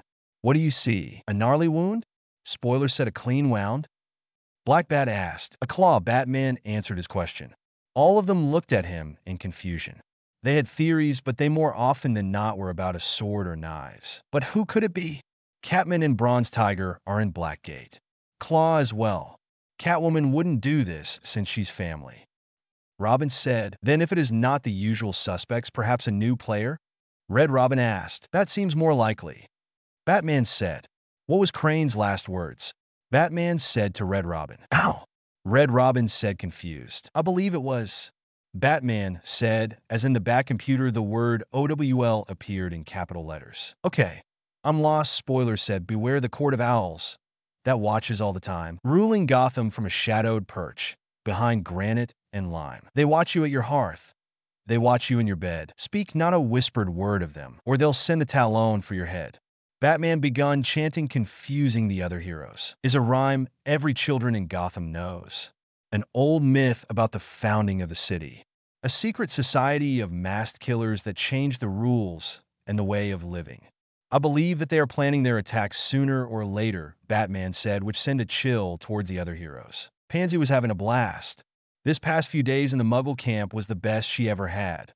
The Muggles were very outdoorsy, unlike her stiff pure-blood relatives and their gatherings, that were about who had the most money or the strongest magic. According to a term she heard between 2 boys Hermione and her had befriended, it was something called a dick measuring contest. That was another thing. She was making friends, and Hermione as well. What her not-so-bushy-haired friend had told her. She was always the outcast. She loved to read, and she was shunned for it. Well, not this time. Pansy, in her eagerness to know and enjoy all of the camp's activities, had dragged her friend to everything and everywhere. They were learning knitting, what the Muggles called fantasy makeup, fun chemistry, which she wanted to apply in the next classes, archery, and swimming in the river. And this was only the first week and a half of the camp. As of right now, Hermione and her were making a few friendship bracelets. Hermione's was making for Rachel and Millie, while Pansy was making for Daphne and Tracy. They would also be making a pair for them. The dork is making a dork bracelet. For whom? Your imaginary friends? One of the trio of boys, Charlie, Pansy noted, passed next to Hermione, scattering the colorful beads on the ground, while the other 2 boys clapped like trained seals. Pansy thought that that trio could have been a snotty group of pure-blood bigots with nothing else to do than to pick on someone they saw lesser. In this case, apparently all of them were of noble descent. They were jerks, like the Flints or Yaxley. If she could do magic, she would hex the heck out of them. Or if she was a fighter like Harry, she would break their noses. Still, her main focus was to help Hermione to pick each of the beads. Vengeance, after all, was a dish best served cold. Chapter and notes. Thanks to 97 Darth 02 Fury for its idea of the theory about Lily's sacrifice. I only modified since Harry's wand core is Thestral, not Phoenix. Still, your idea was fantastic, and I can't thank you enough for your support on this FIC. Thank you. Coming to Gotham. Chapter notes. See the end of the chapter for notes. Daphne was bored out of her mind. Yes, flying on a plane was a new experience, and the view of the ocean was beautiful. But after a few hours of the same thing, she was bored out of her entire existence. She couldn't talk with Millie since she was asleep, and Tracy was throwing up in the bathroom. Apparently, the heights they were flying on were too much for her stomach. Meanwhile, Gregory, Vincent, and Blaze were on a type of muggle card game Harry had gifted them to entertain themselves during the flight to Gotham, with the Patil twins and Faye Dunbar watching them with rapt attention. And she would talk with Hermione and Pansy, but those girls were so secretive. Apparently, something happened during the summer camp that they did not want to share. The airplane was nice enough. The adults had their own section and were upstairs while the children played in the lower levels. Astoria, Daphne's sister, was playing with the Black Bones twins. Apparently, the slightly younger kids were trying to create mischief with the young Greengrass sister. Still, the flight was nice. She couldn't think of a better word to describe this experience.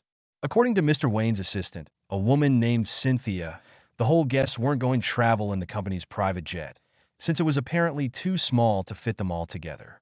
So they were going to aboard a British Airways first-class plane, which to say the least was state-of-the-art, particularly since everyone had a TV in their seats, which Daphne did not find entertaining, and access to different types of juices and sparkling beverages. One of the flight attendants said it was called a soda. Perhaps she could talk with Neville, Draco, and Susan. They were all right on her terms and were nice enough to not make anyone feel left out from the conversation. And the group was actually talking with Luna Lovegood, who was quirky to say the least. Still, she joined them. She was a Greengrass. Her ancestors were always upper-class socialites. She needed to know and get along with different people. She truly was proven wrong about Luna. The girl, though quirky, was funny and intelligent. She was going to be in Hogwarts this September, so Daphne had a feeling that she would end in Ravenclaw or Hufflepuff. The cabin crew announced that they would be landing soon, so everyone returned to their seats and fastened their seatbelts. Luckily, the landing was nice and easy. The following thing, not so much, since they were visiting the Ministry of Magic, had sent temporary passports to the Makusa offices. What followed were an hour and a half of customs and bureaucracy. After that, the whole families were led by Mr. Wayne's assistant towards 2 buses that would take them towards their hotel rooms, and then towards Wayne Manor. Daphne had been in Muggle Britain in at least 5 occasions. But this trip to Gotham was unbelievable. Cynthia told them that every family had already suites ready for them. Even Professor Lupin, who was traveling alone, had one. When Daphne and her family entered the suite, she was impressed. The room wasn't as big as her manor home, but the suite was probably as big as the manor's atrium. It had 2 big bedrooms, which would be one for her parents and one for Astoria and her. It also had a living room and a small kitchen, though according to what Cynthia told them, they had access to the restaurant in the first floor, which would be open 24/7. As well, the bathroom had a shower, a bathtub, and a toilet, and could be also big enough to be considered another room. Her parents decided to take a nap before the transport arrived. Everyone had a full week of vacation in Gotham. All of that courtesy of Mr. Wayne, which according to her father was a little over the top, but Cynthia admitted that it's the way Mr. Wayne does things. He doesn't care about money. He cares about people. Said statement made Daphne realize the similarities between Harry and his father, and to be honest with herself, she was glad she was one of his girlfriends. Besides, she wouldn't be there if the boy was pompous as the many pureblood snobs. She sat on one, if not the most comfortable bed she has ever been, and tried to read one of the books that she brought with her, while Astoria got comfortable in the couch, switching the many channels on Muggle TV. 2 hours later, the assistant came to pick them up, and everyone gathered in the lobby. Daphne wore a yellowed flower summer dress that, thanks to her mother's suggestion, she bought it for this occasion. Also, they had swimsuits in a bag since Harry said that the party was going to have a pool. As the Greengrass arrived at the lobby, Daphne saw that the Zabini's mother and sons were waiting, as well as the Grangers, Parkinson, Bulstrode, and Lovegood. The Blackbones party were, according to Cynthia, going to have their own bus to the Wayne Manor. They were only waiting for the Patils, Dunbar, Crabbe, and Goyle families to arrive. When said families arrived at the lobby, the look of surprises in their faces were amusing for Daphne. Yes, she was as awestruck as them, but to see these pure-blooded snobs trying to comprehend the Muggle world was amusing for her. She wished she had seen them on the airplane. At least Vincent and Gregory were fine if she remembered. The trip to the Wayne Manor was followed by a quick explanation of the view of Gotham City.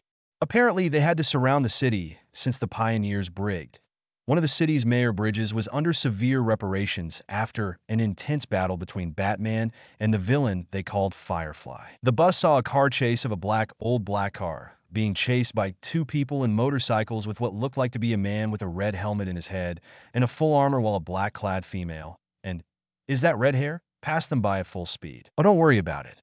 Gotham is more often than not used to seeing a villain roaming the streets. My advice is to avoid the city at night, or if you do come out, go to a public place.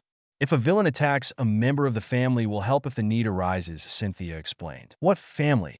Mrs. Zabini asked as she would sit in the first seats. The Bat family, of course.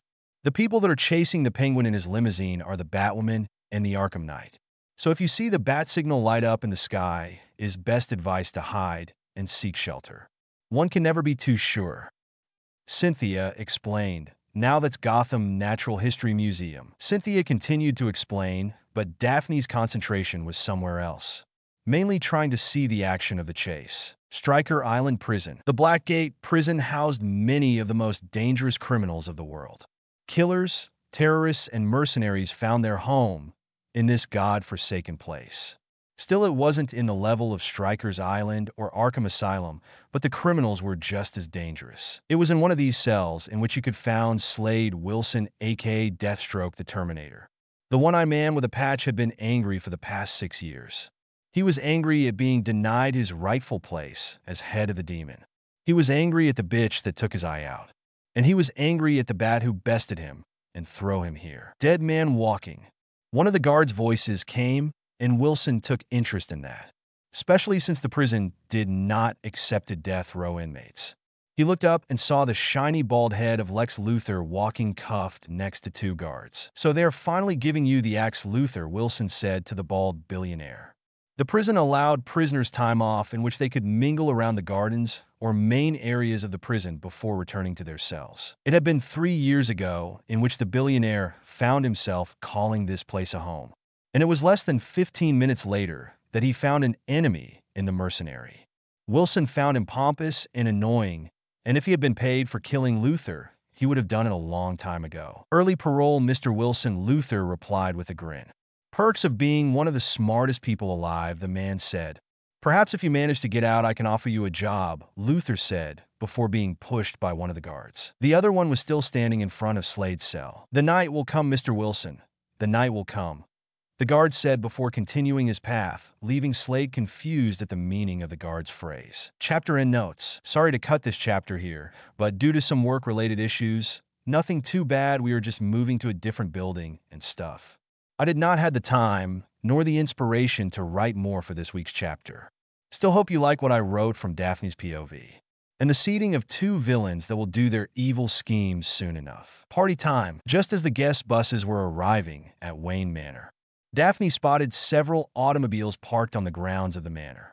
Though she did not know the names of said automobiles, she could see the many shapes and forms of them. An old-looking wagon-looking truck, a nice pickup truck, a modest family automobile, a van-type truck with a lightning streak on its sides, a black and blue sports car, a modest silver car, a luxurious sports car. Daphne's jealousy flared up, and she wasn't the only one. When the girls spotted their boyfriend being tightly hugged by a tan, pale, auburn-haired young woman who was planting several kisses all over his face while he giggled. Tracy was the bold one of the team and approached the pair with her gift in her hands. "Happy birthday, Harry!" She yelled to get the blue and green boy's attention, who broke free from the other girl's grip to hug Tracy. The other girls quickly joined the group, much to the confusion of the other girl and the satisfaction of Daphne, who wanted to show her tongue at the other girl, but chose not to. She was more mature than that. After a few moments, they let go of their boyfriend, and Harry, with the happiest of grins, he said, "Daphne, Hermione, Millie, Pansy, and Tracy, this is Megan Morse, my sort of cousin." Harry introduced to the young woman. Instantly, the girls' scowls and glares turned into O's. "Hello, Megan. How could I didn't realize that? You were jealous," the girl said to the group of 12-year-old who blushed. "You were?" Harry asked, confused. Though he could easily read people's faces and expressions, he still had some difficulty to read the emotions of the girls. "You should work on that." "Yes. Look, I was hugging you and pampering you. So if I come to a party and saw that scene, I would have been angry. Like when Connor and I were dating, Megan explained. I see, Harry said. But don't worry, girls. I see Harry, Damien, and Helena as my siblings. And this cutie pie simply is so adorable, Megan said, and she was about to continuing pampering and embarrassing the birthday boy when a deep but sweet voice stopped her. Megan, please, don't embarrass the boy any further. The group saw a tall, dark-skinned man wearing a pair of black pants, black shoes, a blue-striped white shirt accompanied by a gloomy pale girl that put Rachel to shame in terms of gloominess. Hello, Mrs. I'm Megan's uncle. Detective John Johns at your service, and this is my ward A. Smith. The man greeted each and every one of the girls who smiled at the man's politeness. If you were so jealous by me, wait until you meet Zatanna and Kara. Megan teased the girls before waving them goodbye. I'll see you later. Did you really were jealous? Harry asked them as they were left alone. Of course not, Daphne said immediately, which the others did not believe. I was just a little, Millie said as she looked down. Harry hugged her and said, Millie, I would never cheat on any of you. Trust me, if you didn't tell me you were interested in me, I would have never found out, haha. Harry laughed a dry and awkward laugh, trying to ease the tension in the situation. So, you are not interested in her? Pansy asked. What? No, Megan is family. I know her since I was a baby, Harry said. He wanted to show them pictures, but he knew that was a double-edged sword. If he showed them the photo album, they would never stop at one. All right, I trust you, Harry. Hermione said as she went to give him a tight hug. Are we finally allowed to step into that circle? Neville asked. Yeah, you were so tense that we didn't want to interrupt, Blaise said. Hey guys, how is the American Muggle world treating you? Harry asked them. Terrific. That travel onto that flying thing. That airplane. Was something else, Blaise said. Did you guys enjoy my gift? Harry asked them. Oh yes. Those you guys were amazing. Vincent said. It's pronounced U-G-O Vincent, Hermione corrected, which the boy from Slytherin simply shrugged off. So this is where you live? Gregory asked. Whenever I'm not in Hogwarts, yes, Harry answered. And here I thought that Muggles used to live in woodsheds, Gregory added. Despite the Muggle history class they had in Hogwarts, the boys' pureblood upbringing clashed with the new modern Muggle world. Still, it's a nice house, he added. He considered Harry his friend, and he did not want to insult him. Actually, Harry lives in the cupboard under the stairs, Draco added, earning a glare from Harry. Really? Gregory asked, shocked that the Muggles could be that barbaric. Of course not. Draco is only making a bad joke, Harry responded, calming the other boys' worries. Why are we still here? This is a pool party, or what? Tracy said before rushing inside. Rachel stepped inside Damien's room. The darkness was a problem for anyone except for the half-demon, who saw quite well. She approached the curtains and opened them wide open, making the wan air hiss at the shock of the sunlight hitting his face. Damien covered his face with his bed sheets. Bats are nocturnal, Damien's muffled voice came from underneath the bed sheets. You are a robin, Rachel said, rolling her eyes. It had been during her time in that place that she saw glimpses of Damien's life. It gave her hope during those dark times that the boy she liked had taken the Robin mantle to her on her rescue. And she knew that he'd still go out to protect the city as the masked superhero. Besides, 3 o'clock is pushing it, she chuckled as she pulled the sheets off his face. Come on. The party started, Raquel said. Then why aren't you there? Damien asked. Because I wanted to see you, she said. You saw me yesterday, Damien grouchily replied. Well, then if you don't want to spend time with me, then I shall find Garfield. I heard Victor brought every Titan with him. Rachel said, shrugging, but Damien leaped from his bed. Give me 5 minutes, he said as he rushed toward his bathroom. Rachel rolled her eyes. It was too damn easy to push him. Daphne and Hermione stepped out from the changing booths, and each girl saw each other's swimwear. A simple navy blue one-piece swimsuit, as well as a swim cap enclosing Hermione's bushy hair. While a flowered one was used by Daphne, the blonde was wearing swimming trunks that she had asked Harry.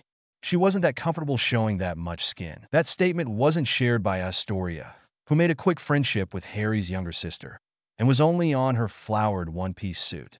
The pair were running around chasing the Blackbones twins with what Harry explained were water guns, while at the same time the Allen twins ran behind them with another set of water guns. Every Hogwarts kid was having the time of their life. Vincent and Gregory were eating from the absurdly long catering table. They were apparently in a friendly challenge with a young woman of orange skin named Corey, who, despite having the body of a supermodel, was on par with the gluttons of Slytherin. Pansy and Hermione giggled with different people from Harry's side of the family.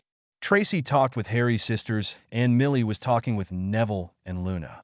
Only Daphne was on edge, seeing beautiful girls coming and going. And what was worst, that Meghan girl was right. Daphne's jealousy was boiling when the Kent family arrived. A boy their age who was apparently good friends with Harry, Neville, Draco, and especially Susan. But the girl, a 15 or so brunette glass-wearing girl, was so cozy with Harry. That made Daphne's stomach turn. She didn't know if any of the other girls were like her. But still she would watch that girl closely. The pool party ended when the sun begun to set. Then everyone dried up and entered the dining room.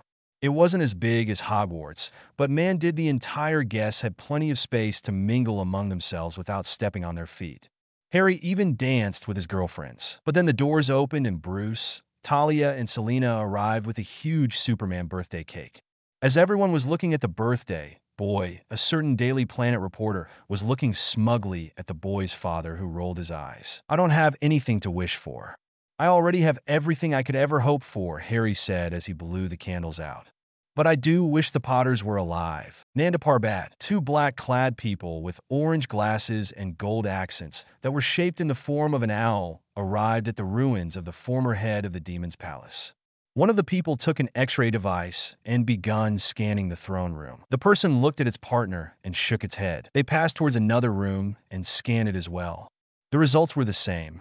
They did that with every single one of the rooms until they found a secret entrance near the kitchens. The pair exploded open the reinforced door and were able to access a hidden tunnel. As they descended a set of stairs, they saw multiple tubes with green water in them. They continued walking, and in one of the tubes was a naked man submerged in those green waters. One of the black-dressed people touched its ear and said, "Tell the Grandmaster that Wilson's intel was correct.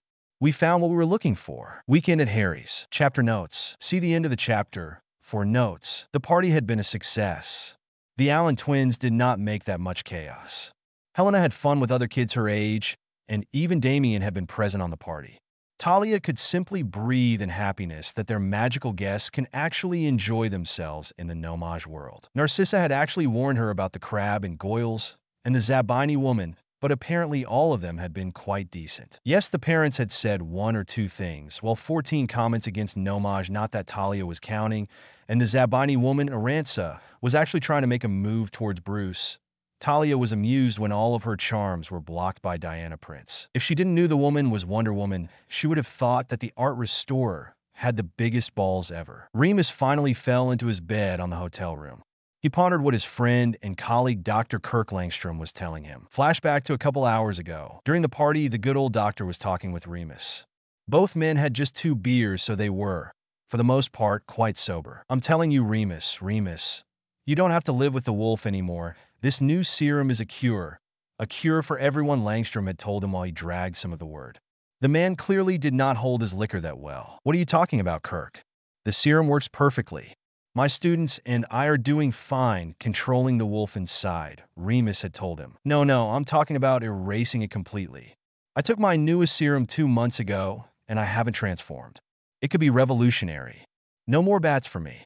No more wolves for you," Kirk told him, and though Remus wanted to reject the idea, he could see the potential in it. After all, many of his students, just like him, had been bitten when they were younger, cursing them against their will. But with the first serum Kirk and he had managed to establish a direct talk with his wolf inside. And for the first time in his 30 years of life, he was actually comfortable being a werewolf. Yes, some snobs and bigots kept looking down at him, but inside Hogwarts, he made a difference with all of his werewolf students. He would have to discuss it with his students if they wanted to take the cure, as Kirk called it. He had no doubt that some of them would choose to take it, others would prefer to continue living in harmony with their wolf. Whatever choice they take, he would support them. The morning after the party, Harry was having a pleasant and happy breakfast with his sister, brother, and mothers. Apparently, his father was still asleep, which wasn't that uncommon given that it was Sunday. As he enjoyed the fruit salad and pancakes, his mother, Selena, made, the family heard the buzz from the entrance communicator. Damien, being the closest to the kitchen communicator, stood up and answered. "Yeah?" he asked. "I'm here to see Harry Wayne." The voice of a woman could be heard from the other side of the comm. "Who is this?" Damien asked. "Margaret Scamander from the Makusa. I have to talk with Mr. Wayne, the voice said. It's for you, Harry. You are in trouble, Damien said with a grin at his brother, who simply rolled his eyes. Damien, don't mock your brother. Harry, if you need, I will be by your side, Selena said to her son. I appreciate that, Mom. Thanks, Harry said to her. After a few minutes, Harry and Selena were seeing how Mrs. Scamander was taking a folder from her bag. Harry gulped as he saw the size of the folder. Mr. Wayne, the woman started with a stern tone of voice. This meeting is to inform you that you were this close to break the statute of secrecy of the wizarding world, Mr. Wayne, the social worker said to him. Harry was shocked to hear this. What did I do? Harry asked. You know exactly what you did, Mr. Wayne. 3 weeks ago, the night of the 9th of this month, you took your broom and flew directly into a battle in the Gotham's Pioneers Bridge. Mrs. Scamander said to him, and he noticed that Selena was looking at him with tight lips and an arched brow. That was no good. He still remembered that grounding and the scolding he received that night and the following day. Just a curiosity, why now? Why not the following day? After that event, Harry asked, I have other cases more important than you, Mr. Wayne. Mrs. Scamander said, which confused Harry, because it was weird why she was here if not for judge him like the folks in Wizarding Britain. Your actions, Mr. Wayne, were, to say the least, completely irresponsible and dangerous. If it weren't because people in the United States are get used to metahumans, superheroes, and magical superheroes, you would be in grave danger, Mrs. Scamander said. So, I'm not in trouble? Harry asked. Oh no, you are definitely in trouble and on probation. Probation? Selena asked, worried. Yes, if he does another thing like that, dash. She was interrupted when Harry stood up. But the people were in danger. Harry said, and you will be able to help them if that's what you want after you reach 17, which is the legal age for magicians to use magic away from their schools, Mrs. Scamander said. But Harry was about to protest when Selena placed her hand in his shoulder, giving him a serious look. No, but Mr. Wayne, you have to understand that there's a difference between metahumans, heroes, and magicians. Magicians have existed for centuries, and the harmony with the mage is fragile at best. If people found out that real magic exists and has existed since almost the dawn of mankind, there would be mayhem. Perhaps you're too young to know, but your mother might remember. When Superman first appeared to the whole world, it wasn't in the best of conditions. We were facing the threat of annihilation at the hands of General Zod and his minions. If Superman hadn't stopped him, nobody would be alive. Still, people blamed Superman for the deaths that Zod caused. Hearings were held continuously in the capital. Even the Makusa wanted Superman's head. But we all begun to realize that he was a man trying to do the right thing. An alien who was born with disabilities. The people accept it now, but imagine if they get to learn that a whole society of people born with magical abilities live in secret? It would bring the witch burnings once again. I can tell you that, Mrs. Scamander said. You don't believe that, do you? Selena asked, trying to calm Harry, who was feeling the weight of his choice over his shoulders. I believe in what my parents told me, and how they managed to stop the New Salem Society. Who? Harry and Selena asked in confusion. A bunch of nut jobs in the 20s trying to bring back those practices. Anyway, we are continuously battling to protect the status quo of our society. Only a select few nomage in authority know of our existence, and we would like to keep it that way. So, Mr. Wayne, no more heroic deeds using you magic, all right? Mrs. Scamander said, throwing him a look that reminded him of his grandmother. Yes, but if people are in danger? He asked. You will have to either run away like any normal citizen would do, or save them with your abilities as a person. I've heard you are quite a martial artist, she said. Harry continued thinking of that meeting during his trip to the Gotham Mall with his girlfriends and friends. His friends were fascinated with the many stores the mall had. It's like the Diagon Alley in one building, Blaze said in awe as he tried to keep an eye on his brother, who was running with Astoria and Helena. Hey everyone, let's go to the arcade. I'm sure you will like it, Neville said. He really liked making new scores whenever they come here, and he would have a blast seeing the non-initiated purebloods in the video games try their hands at skee-ball or House of the Dead. Meanwhile, Susan took John's hand and dragged him and Harry's girlfriends towards a clothing store for teens their age. Harry, John, and even Damien, who had been dragged along with Rachel, groaned as they waited and waited and waited while they saw the 7 girls run from side to side on the store with different sets of clothes. They were regretting taking them there. Even Kara, who was supposed to be one of their many chaperones, ditched them to try some clothes and help the girls. Harry had this crush on the Kent girl, but he would never admit that to anyone especially not his girlfriend's, or else he would be dead by Daphne's hands. Inside the store, Pansy, you should really try this one, Hermione said to her friend. Kara, Rachel, Susan, and she were the most knowledgeable in Muggle clothing. Of course, Kara only thought that the other British girls were a little behind the current fashion. She had chosen to accompany them inside the store because she wanted to get to meet better her little brother's girlfriend. Susan, meanwhile, wanted to be closer to Kara because she knew how much John looked up at her and wanted to make a good impression. Are you finally going to tell us what you guys did this summer? Daphne asked Pansy and Hermione. Yeah, you have been in your little world this whole trip, Tracy said. You don't want us as friends? Millie asked, confused. Oh no, Pansy, you should tell them, Hermione said, calming her friends. Tell us what? Daphne asked. Well, when we were on the summer camp I wrote you about, there were these kids. They were bullies, basically. Snob little shite heads.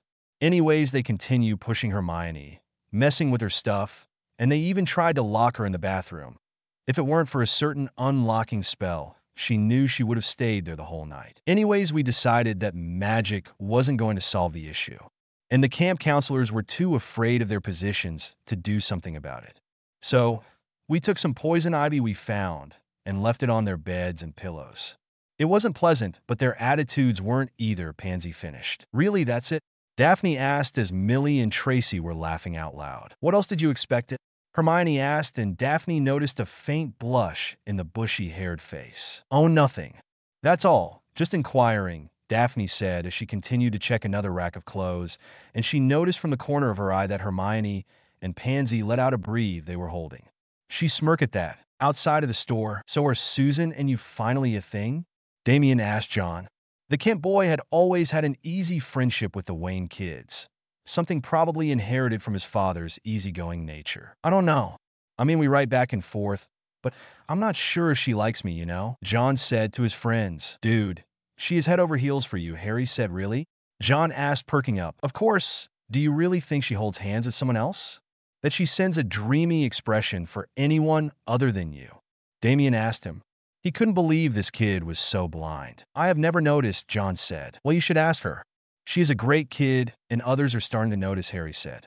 He noticed that John was going to ask him what he meant when his eyes said in something else, something in the distance. Damien noticed as well, and the trio of boys walked towards Radio Shack, where the news were on in one of the many TV sets. And in it, a bald man with a black suit was talking. I am a new man, Angela. I've served my sentence and learned from my mistakes. Luther's deep voice came from one of the TV sets. So are you really reformed, Mr. Luther? Another female voice asked. Of course, Mississippi Vale. I can assure the common folks that I have been cleared and I am clean and ready to make the world a better place. The deep voice of Lex Luthor said, earning a glare from the boy's eyes. And not that anyone noticed, but John's turned red for a second. And how do you plan to do that, Mr. Luther? A male voice asked. That's a great question, Mr. Godfrey. I will use this opportunity to inform the audience. Watching. Luther made a dramatic pause. That I will be running for President of the United States of America. Chapter and notes. So that's it for this week. Hopefully you like. Many threads of the story will have ramifications further down the line. What do you think? Should Remus get rid of his wolf? The new Salem will return? Are Hermione and Pansy hiding something else? What would happen if Luther wins the presidency? The trip to King's Cross. Chapter notes. See the end of the chapter for notes. The rest of the summer flew without any more incidents, which Harry was grateful for. He kept his promise and never tried to fly towards a dangerous situation. Even though he kept seeing in the news how the Bat family had saved Gotham from countless foes and threats. His friends and girlfriends had returned to London with happy memories of their time and in Gotham. And he couldn't smile seeing that shy and nerdy John was gaining confidence around his Gryffindor cousin Susan. What he couldn't understand was why Duella was distant. Or why was she often glaring at Pansy, who was simply having fun during the party and during their visits to the many landmarks in Gotham. She was truly a weird girl. He liked her, but she was weird still. He still remembered how each girl kissed him on the lips as they boarded onto the plane, with Pansy and Millie being the more passionate ones, and Daphne only giving him a quick peck on the lips. He liked mysteries, but she was one he was yet to solve. One morning, he was on the library with Hedwig perched on the pallid bust of Lincoln Wayne, one of the founders of the Wayne family dynasty, and on his arm, slithering towards his neck to rest over the boy's shoulders, was Copper, his trusted snake familiar. The trio were waiting for the video call to start. He was looking at his laptop, seeing the loading icon, when a middle-aged Indian woman appeared in front of him. Her face had some wrinkles, one face, yet the black of her hair was still as deep and dark as always. "Good morning, Mrs. Yadav," Harry said excitedly as he greeted his parcel professor. "Good morning, Harry. Good morning, Copper," she replied, saying in parcel that last line. "Good morning, Professor," the snake replied. "Harry, let me answer your question from your last session." "Yes, you can actually speak with other reptile beings," the professor answered. "I knew it," Harry said excited. "I mean, when I was on the reptile house in the London Zoo, I thought I heard a faint sound of voices, but since there were many snakes, I thought it was only them," Harry added. "No, I began my own research and used a turtle I got from a local market. Though at first was difficult, you can actually attune your ears to actually hear their voices. Think of like a radio station. You need to adjust the frequency to hear the message. Something happens with the reptiles. As parcel speakers, we are used to the hisses of our fellow snakes, but we forget that they share the same evolutionary branches with other living beings." "Interesting. Just a question, Professor. You keep saying the word beings. Am I missing something? Because I only know of reptile animals. Even Hagrid's baby dragon couldn't communicate something other than low growls," Harry said as he remembered the luck they had by having Bill contact his brother Charlie to take Norbert to a dragon sanctuary. "Oh, it's because in the ancient times there were countless myths and stories about reptile civilizations. According to those legends, they have been long extinct, but we are magicals. We know that what it is classified as extinct can always come back or be hidden in plain sight," the professor explained, making Harry ponder over the many uses of this new knowledge. "Now, let's start with spell casting, and the many uses the bond between your familiars can help you increase your magic," the professor began explaining. Yes, it wasn't ideal to have a class remotely, but he was grounded, so he couldn't travel using magic to go to Bombay. He was still a little shaken by being scolded by 3 parents. Luckily, doing lessons with his familiars in a different language was amazing. Even his way of spell casting was different. He hoped that the Potters were alive to see how far he was progressing. The Blackbones Manor was a war zone. Draco and Susan were trying to find their stuff, the twins, and the triplets kept changing from place to place. Alongside that, Amelia couldn't move too much to pursue her children since her pregnancy was almost in a term any day now. Only Dobby, Creature, and Narcissa tried to stop the madness that was ensuing in their home. Sirius was, and failing, to control the triple threat while maintaining a happy pregnant wife. Amelia was sure that she was going to nutter Sirius after this ordeal. She would not be happy if she gets pregnant one more time. The Wayne family, alongside the Roth mother-daughter duo, was cruising through the London traffic. Yes, they still had time, but the traffic was just as bad as in Gotham. Maybe not that bad since Wonder Woman maintained the crime at a low rate. It was a luck they had a demigod as protector. Slowly, but surely they were closer to the King's Cross station. It was then that Harry saw a blue Ford Anglia that apparently had been broken down. He also noticed that there was a red-haired teen signaling the passing cars to move to a different lane. "Hey, Dad, pull over." "That's Percy Weasley, and those are the twins. It looks like their car broke down," Harry said to his father. "Why are they using a car if they're magical?" Damien asked with an unamused tone. "Don't know, but they need help," Harry shrugged. "What do you think, Dad?" Bruce pondered over a moment and looked at his watch. They still had at least half an hour before the train left the station. So he put the lights and parked right in front of them. Harry and he stepped out of the vehicle and were spotted by one of the twins immediately. "Harry, nice to see you. How are favorite American doing?" He wasn't sure if Fred or George now that their hairstyles had changed. "Well, my family and I were going to the station, but we saw you, and we thought you were in trouble," Harry explained. "Oh yes, Dad bought this car, an Enchanted to Fly Dash," one twin said. "But we can't fly to the station. So we were driving when it simply broke down," the other added. "It might be a simple engine malfunction. I'll help your father with that. You should probably climb onto our car and head to the station. You don't want to miss your train." "That goes for you as well, Harry," Bruce said. "Dad, are you sure?" Harry asked. "Yes, your mother will take you." He turned to the twins. "Now, grab your trunks and place them in the trunk of the car. It has plenty of space," Bruce said as he approached the patriarch of the family. "Mr. Weasley, nice to meet you, Bruce Wayne," Harry's father. "Your son tells us that you have car trouble," he began saying. The man was impressed that someone had finally decided to help them. But in the 15 minutes they had been there, nobody, Not even the Muggle police had stopped to bring alms towards the redhead family. "Thank you, Mr. Wayne. Arthur Weasley at your service. Though I have to say that I'm out of my element here," he said as he looked at the complex machinery of the engine in front of them. "Don't worry, Mr. Weasley. First car?" Bruce asked him as he begun to check the motor. "To be honest, yes. I work in the misuse of Muggle artifacts in the Ministry of Magic. They brought this car in, and I thought it would be a nice way for my children to learn of the Muggle way of living. You know?" Arthur said. "Yes, I know, Mr. Weasley," Bruce said as he took a Swiss Army knife from his pocket and begun twisting and turning some things that Arthur did not understood what they did. Dad insisted to take the scenic route rather than the common Flynn network. One of the redhead twins said, "Fred, what are you doing here?" "I thought you took the car alongside your brothers and sister," Arthur said. "Dad, please. What a better way to learn Muggle engines than by looking what a Muggle is doing," George said. Bruce felt a little conflicted to be called a Muggle, but let it pass. After all he heard worst during Harry's party. The fact that he has a code against killing was the only thing that prevented Mr. Crabbe to walk away unharmed. "I suppose, if that's okay with you, Mr. Wayne," Arthur asked. "Yes, it is fine," Bruce said as he twinkled with some machine parts. "Mr. Wayne," one of the twins said, "Harry told us that you were the CEO of a multinational enterprise. Is that right?" George asked as the Muggle man continued working. "Yes, what about it?"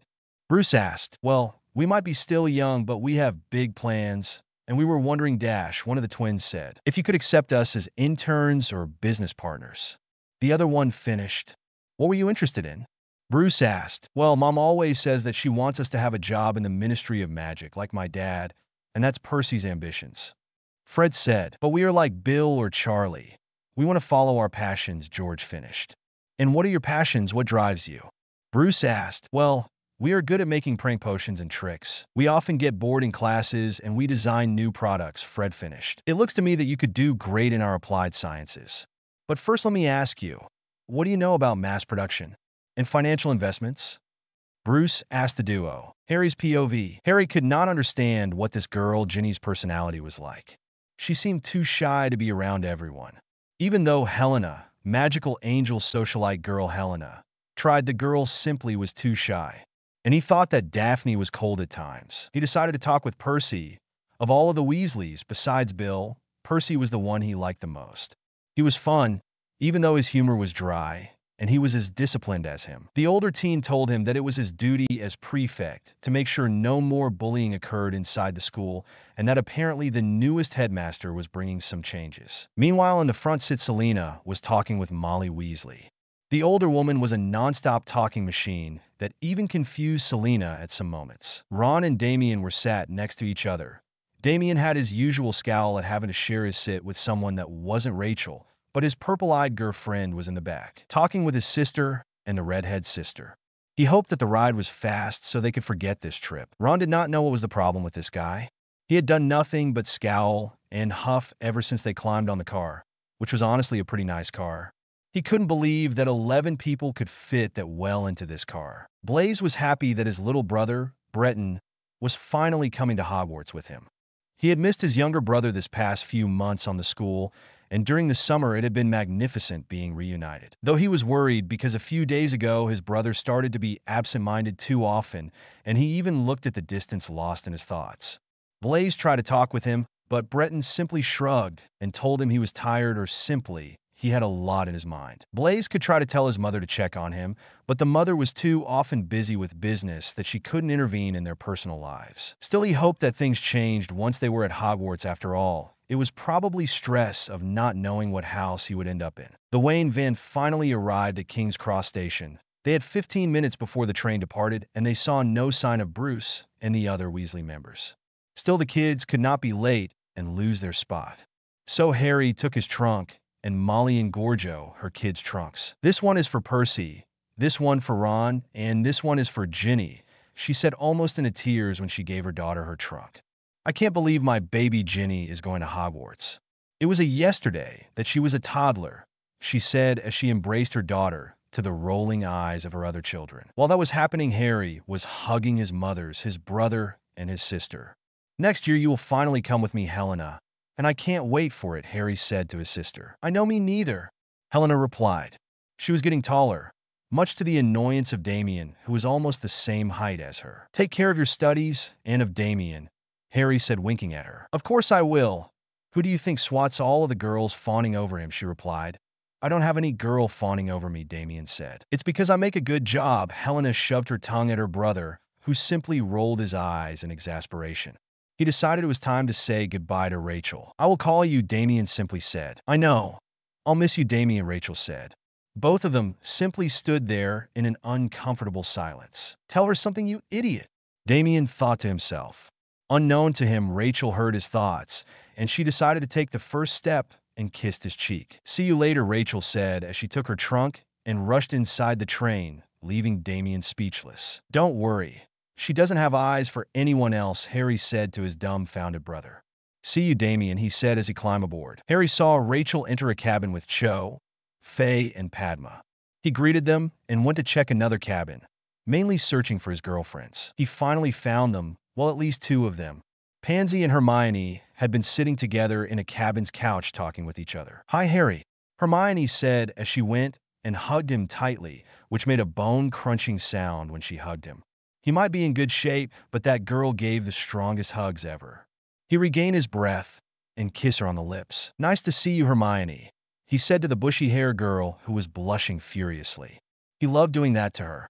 Then it came Pansy's turn to get a kiss as well. "Please tell me that you are not going to sit with us," Pansy said to him. "What? Why?" Harry asked in confusion. Was this the way they told him they were breaking up with him? "No, silly, we need to discuss girl stuff, and we like our privacy," Hermione said to him, reassuring him with a small caress in his arm. "Oh, I see, it's fine. I can play with Blaze and the other duel monsters or go talk with my cousins." "That's okay. See you later then," Harry said as he left the cabin. He could swear he heard them giggling after his disappearance. As Harry sat with Neville, Draco, and Susan on their compartment on the train, a small knock was heard on the compartment's door. A small and shy-looking redhead girl was standing outside. Hi," Harry said, as well as the others waved at the girl. "Hi, Ginny. Hope you have found your friends or your brothers. This is my friend, Neville, and my cousins Draco." And Susan, Harry introduced her at the group. "So do you need it? Something?" Harry asked the girl. Even though he had a rough start with her brother and an ongoing rivalry with the youngest male Weasley, he hoped he didn't have trouble with the smaller sister. After all, he was good friends with the twins and Percy. And Bill was his professor, so he knew the Weasleys weren't bad. I just wanted to introduce myself properly. In the car, we couldn't talk that much, and Ron said that you were an awful person, but I'm sure that's because you're a Slytherin and beat him in chess," she said still shyly. He is mad because he still can't figure my strategy, and I'm just plain and simple Harry Wayne, but we could be friends even if you end up in another house. After all, Draco is from Hufflepuff while Susan and Neville are from Gryffindor. Would you like that, Ginny? Harry said. "I'd like that very much," she said. "Great," Harry said. His mother Talia always taught him that strength came from numbers, so having many friends wasn't going to be a bad thing. "Well, if you don't have to go to another compartment, why don't you join us?" Susan suggested. "I don't want to impose. After all, I was looking for my friend Luna as well," she said. "Well, sit here, and I'll text Luna. Besides, the more the merrier," Draco said. "So tell me, Ginny, what is it that you truly yearn?" Harry asked the girl while looking at her eyes. There was something in his green and blue eyes that made Ginny answer truthfully at the other boy's question. "Really, Harry? Watching Lieutenant Diablo again?" Neville asked incredulously at his friend. "I want to play in the Holly Harpies and marry Harry Potter," she said, leaving her trance state. "How did?" she asked, confused to the small chuckles of the other students in the room. "It's a little trick I learned from one of my father's friends, but don't worry, Ginny. Nobody in this compartment will make fun of you. If I remember correctly, Susan has a crush on Harry Potter as well." Harry smiled at the girl, making Susan show her tongue at him. "Thanks, my brothers keep telling me that it's a girl crush, imagining marrying the character of a book, but I believe that Harry Potter is alive, and maybe if he met me we could date and someday marry and have many children," Ginny said. "It could happen. After all, who knows? Maybe Harry Potter is alive, hiding in plain sight. Maybe in Ilvermorny or in Beauxbatons. Or maybe here in Hogwarts," Draco teased at his cousin who gave him the bat glare but didn't say anything. After all, his cousin wasn't aware of his real identity. Was it? I doubt it. Of him being in Hogwarts, I mean, after all, Fred, George, Percy, and even Ronald told me that the only Harry that was on the school was you, Ginny said. "Yes, I'm the only Harry in Hogwarts, so far," I have a theory that this and next year, all the boys that were born after Potter killed Voldemort are going to attend Hogwarts, Harry said, noticing how Ginny was the only one who shuddered at the mention of the Dark Lord's name. And for the being in Quidditch, you could apply for a position in the team. The rule that said that first-year students couldn't enter the team was overruled years ago, Draco informed her. His mother had told him that a few years back. It would be nice, but my family doesn't have the money to get brooms. Fred and George's were from uncles that passed away. Ginny looked down. Then why don't you let me sponsor you? Harry said to the girl, who looked at him confused. What? She asked him. Sponsor, like in real sports. Look, I'm rich, and I can help you get your own broom, Harry said. Really? She said, shocked. Yes, really, I like to help people, Harry said. But what's the catch? Ginny asked him. Her mother had told him that many young boys were going through a hormonal sprout, and they begun to see the girls with another set of eyes. Perhaps Harry wanted to take advantage of her, but having her own broom was actually quite tempting. No catch. I don't need anything from you, but your friendship. If someday when you're captain of the Harpies, you can give me season tickets or something like that, Harry said to her. Is he for real? Ginny asked the others, mainly Susan, the only other girl in there. He is. Harry follows the old knight's code. His word is true, Susan admitted. Well then, I accept, Ginny said with a big grin on her face. Excellent, Harry exclaimed. Let us sleep. Copper showed her head from underneath Harry's jacket. Sorry, he hissed her, and the snake quickly returned to her hiding place. Harry simply said, Copper says that we should be more quiet. She wants to sleep, Harry informed the others, but did not notice the shocked face of Ginny. Why you speak Parcel?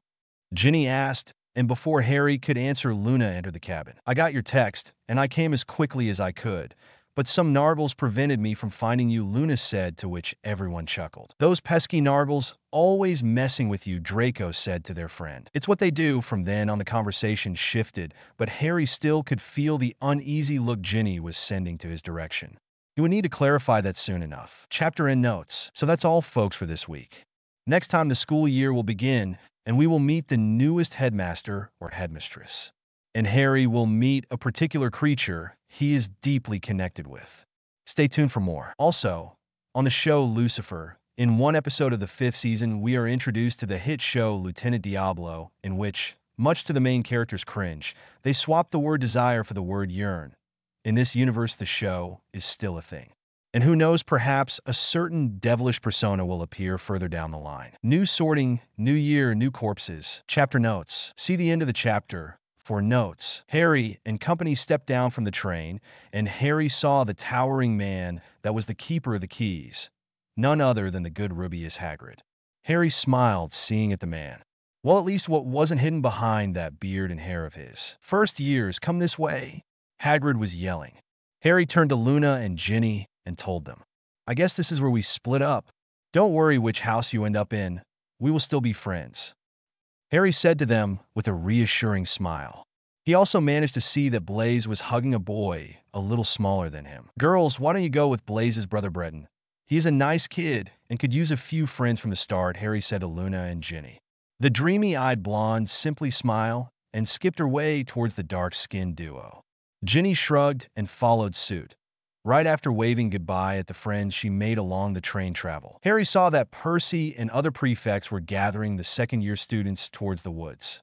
This would be interesting, Copper said as she saw the dark and thick forest. What caught Harry's attention immediately was not the carriages that would transport them, but the horses pulling them forward.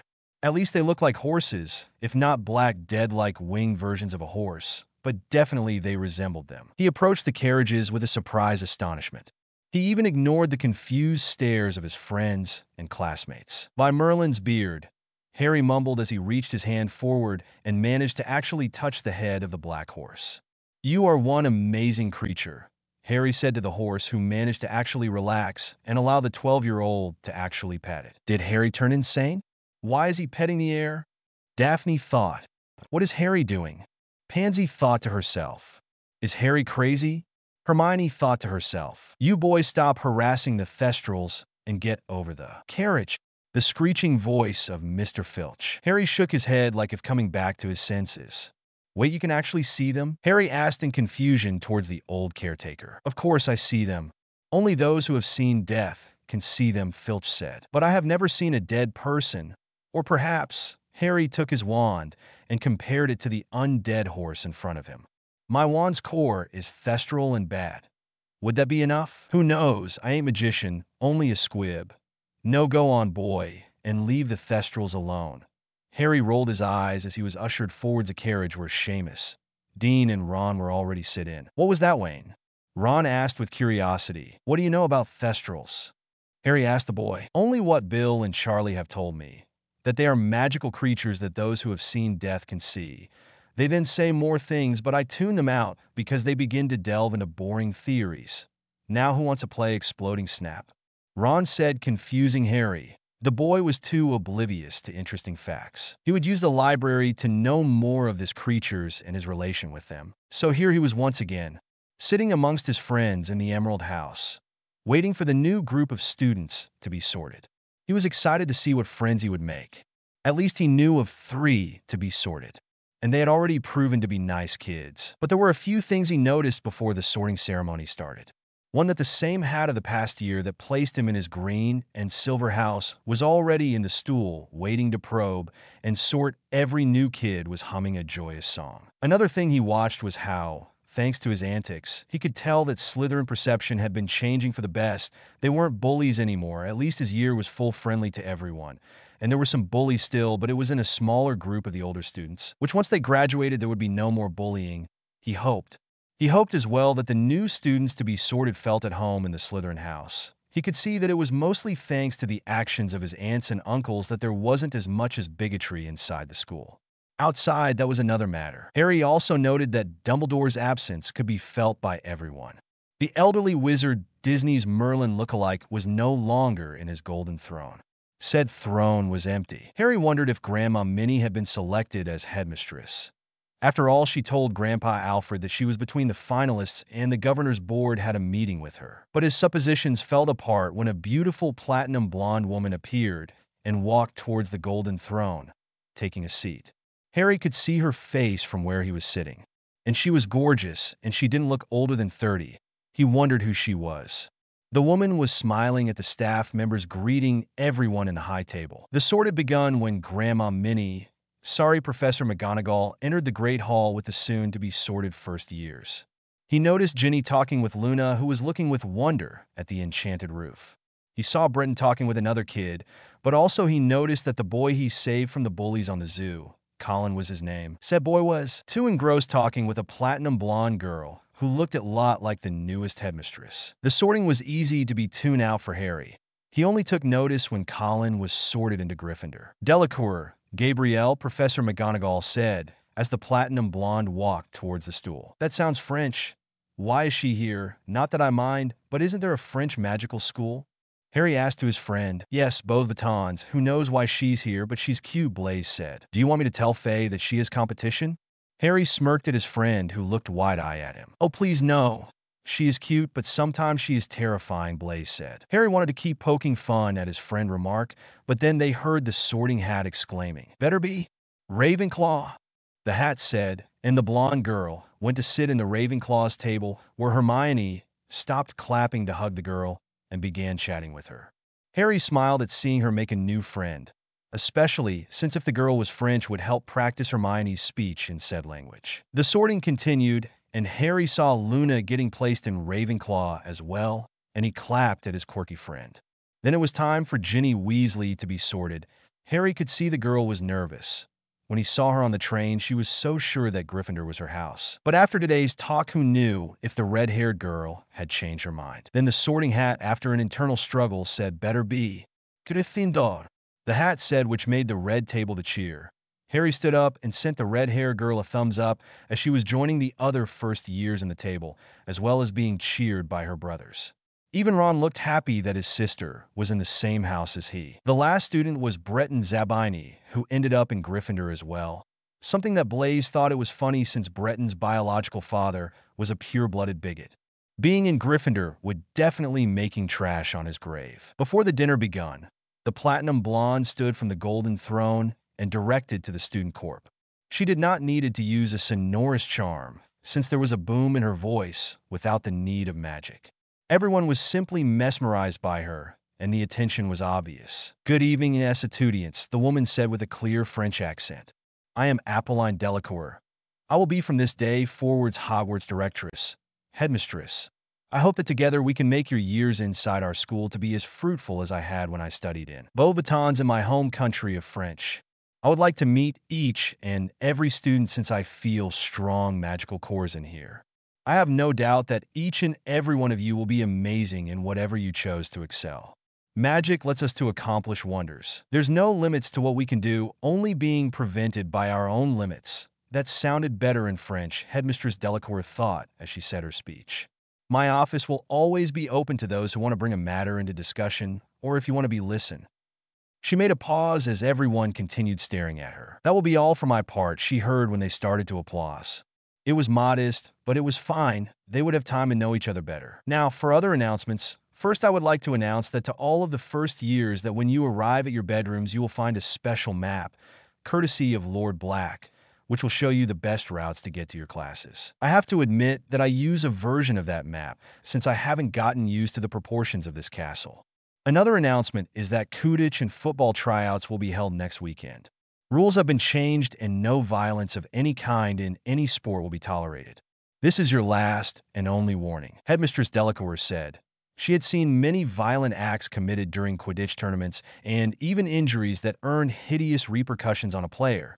If she could prevent that, she would be happy. And last but not least, it is my pleasure to inform you that the Governor's Board found a replacement for the position of defense against the dark arts. The one and only Gilderoy Lockhart. I guess the soon never took hold, Harry said, watching the pompous man standing up from his seat between Professors Vector and Trelawney. The man sent a charming smile towards the students. He swore he heard multiples dreamy sighs being exhaled at the man's antics. Even Hermione was fawning at the man. Harry scowled at that. The man looked fake as hell. But he knew of never judge a book for its cover. After all, the man could actually be a capable wizard. Only his stories about his fake and heroic life of Harry Potter were the things that annoy him the most. My parents told me he is nothing but a phony, but no one has ever gathered anything against him, Vincent whispered at Harry after seeing his friend's state. Really? Harry asked. Yeep. All of his stories have a degree of inconsistency, but those sues against him almost all the time, they puff in the air, Vincent explained. Intriguing, Harry thought as he saw the man beginning to address the audience with a fake and pompous speech about himself, and how they would learn to beat the evil with charm. What an imbecile, Harry thought. Or John Dawlish was having a lousy week. He had to deal with the obnoxious and irritating Dolores Umbridge, who was trying to gather support for her pimp. Her boss. Oswald Dutch, Fudge. The man was still trying to get the minister position after he bailed in the past elections. Dawlish was actually happy to get out of the office. Yes, he had to take double turns after Amelia was once again on maternity leave, and Kingsley, Robards, and others like him had to take longer hours to cover for her absence. That's why he was standing here in the cold of the night, waiting for the house elf of Not Manor to open the door. After a few moments, the door opened, and the elderly female house elf let him in. He was an exceptional aura. He and Kingsley had a friendly rivalry and always tried to one-up each other in their solved cases. In this case, the murderer was already found, and according to the howler he had received, had confessed the murdering. What he was not expecting was that the murdered was the long-time presumed to be dead Lucius Malfoy. Chapter and notes. What did you guys thought about the newest faculty members? Good news. Bad news. Chapter notes. Hello everyone. I know that I always post the updates on Monday, but in my country is a holiday, and I was planning to spend the day with my family, so I rushed to finish this chapter so I could take a small vacation. Hope you like it, and we will read soon. See the end of the chapter for more notes. John Dawlish wrote in his notebook. Yes, he could use a quick note quill like many other of his fellow Aurors, but he was a Ravenclaw, and he wasn't happy if the intelligence he gained had been wrote by magic rather than his own hand. He thought that if he wrote it with his bare hands, then the knowledge would remain with him. He took Theodore, Not Senior's statement that way. The Lord of House, Not looked scared. Now, Lord Not, please tell me the events of this morning. Dawlish said to the man. Yes, well, first I went to leave my son in King's Cross Station. He's a 6th-year Slytherin. I returned home not before I went for a small lunch in the Leaky Cauldron. I ate pumpkin juice with roast beef and asparagus. Dawlish wrote every word. No detail was left behind, no matter the meaningless of it. I came home, but before I entered I noticed a foul stench near my entrance door. I did not realize that I was about to be prowled upon. The man said as his hands begun to shake. Malfoy, Dawlish commented yes. Did you know he was alive?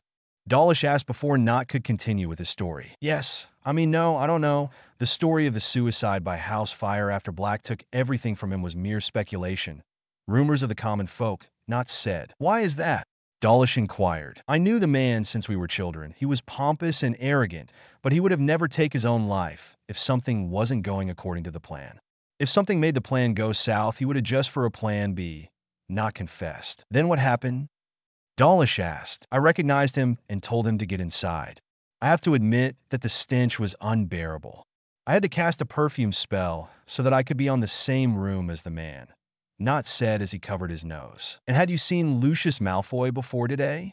Dawlish asked. Yes, well no. Technically yes. I did notice a vagabond living in the filth of the Nocturne Alley.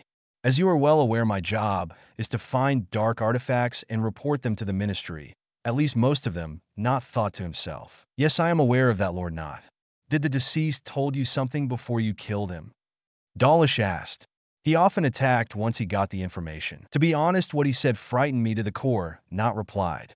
What did the deceased man said that frightened you so much? It wasn't what he said, but how he said it. He said, I have done it. He will return. I have done it. My master is near, over and over.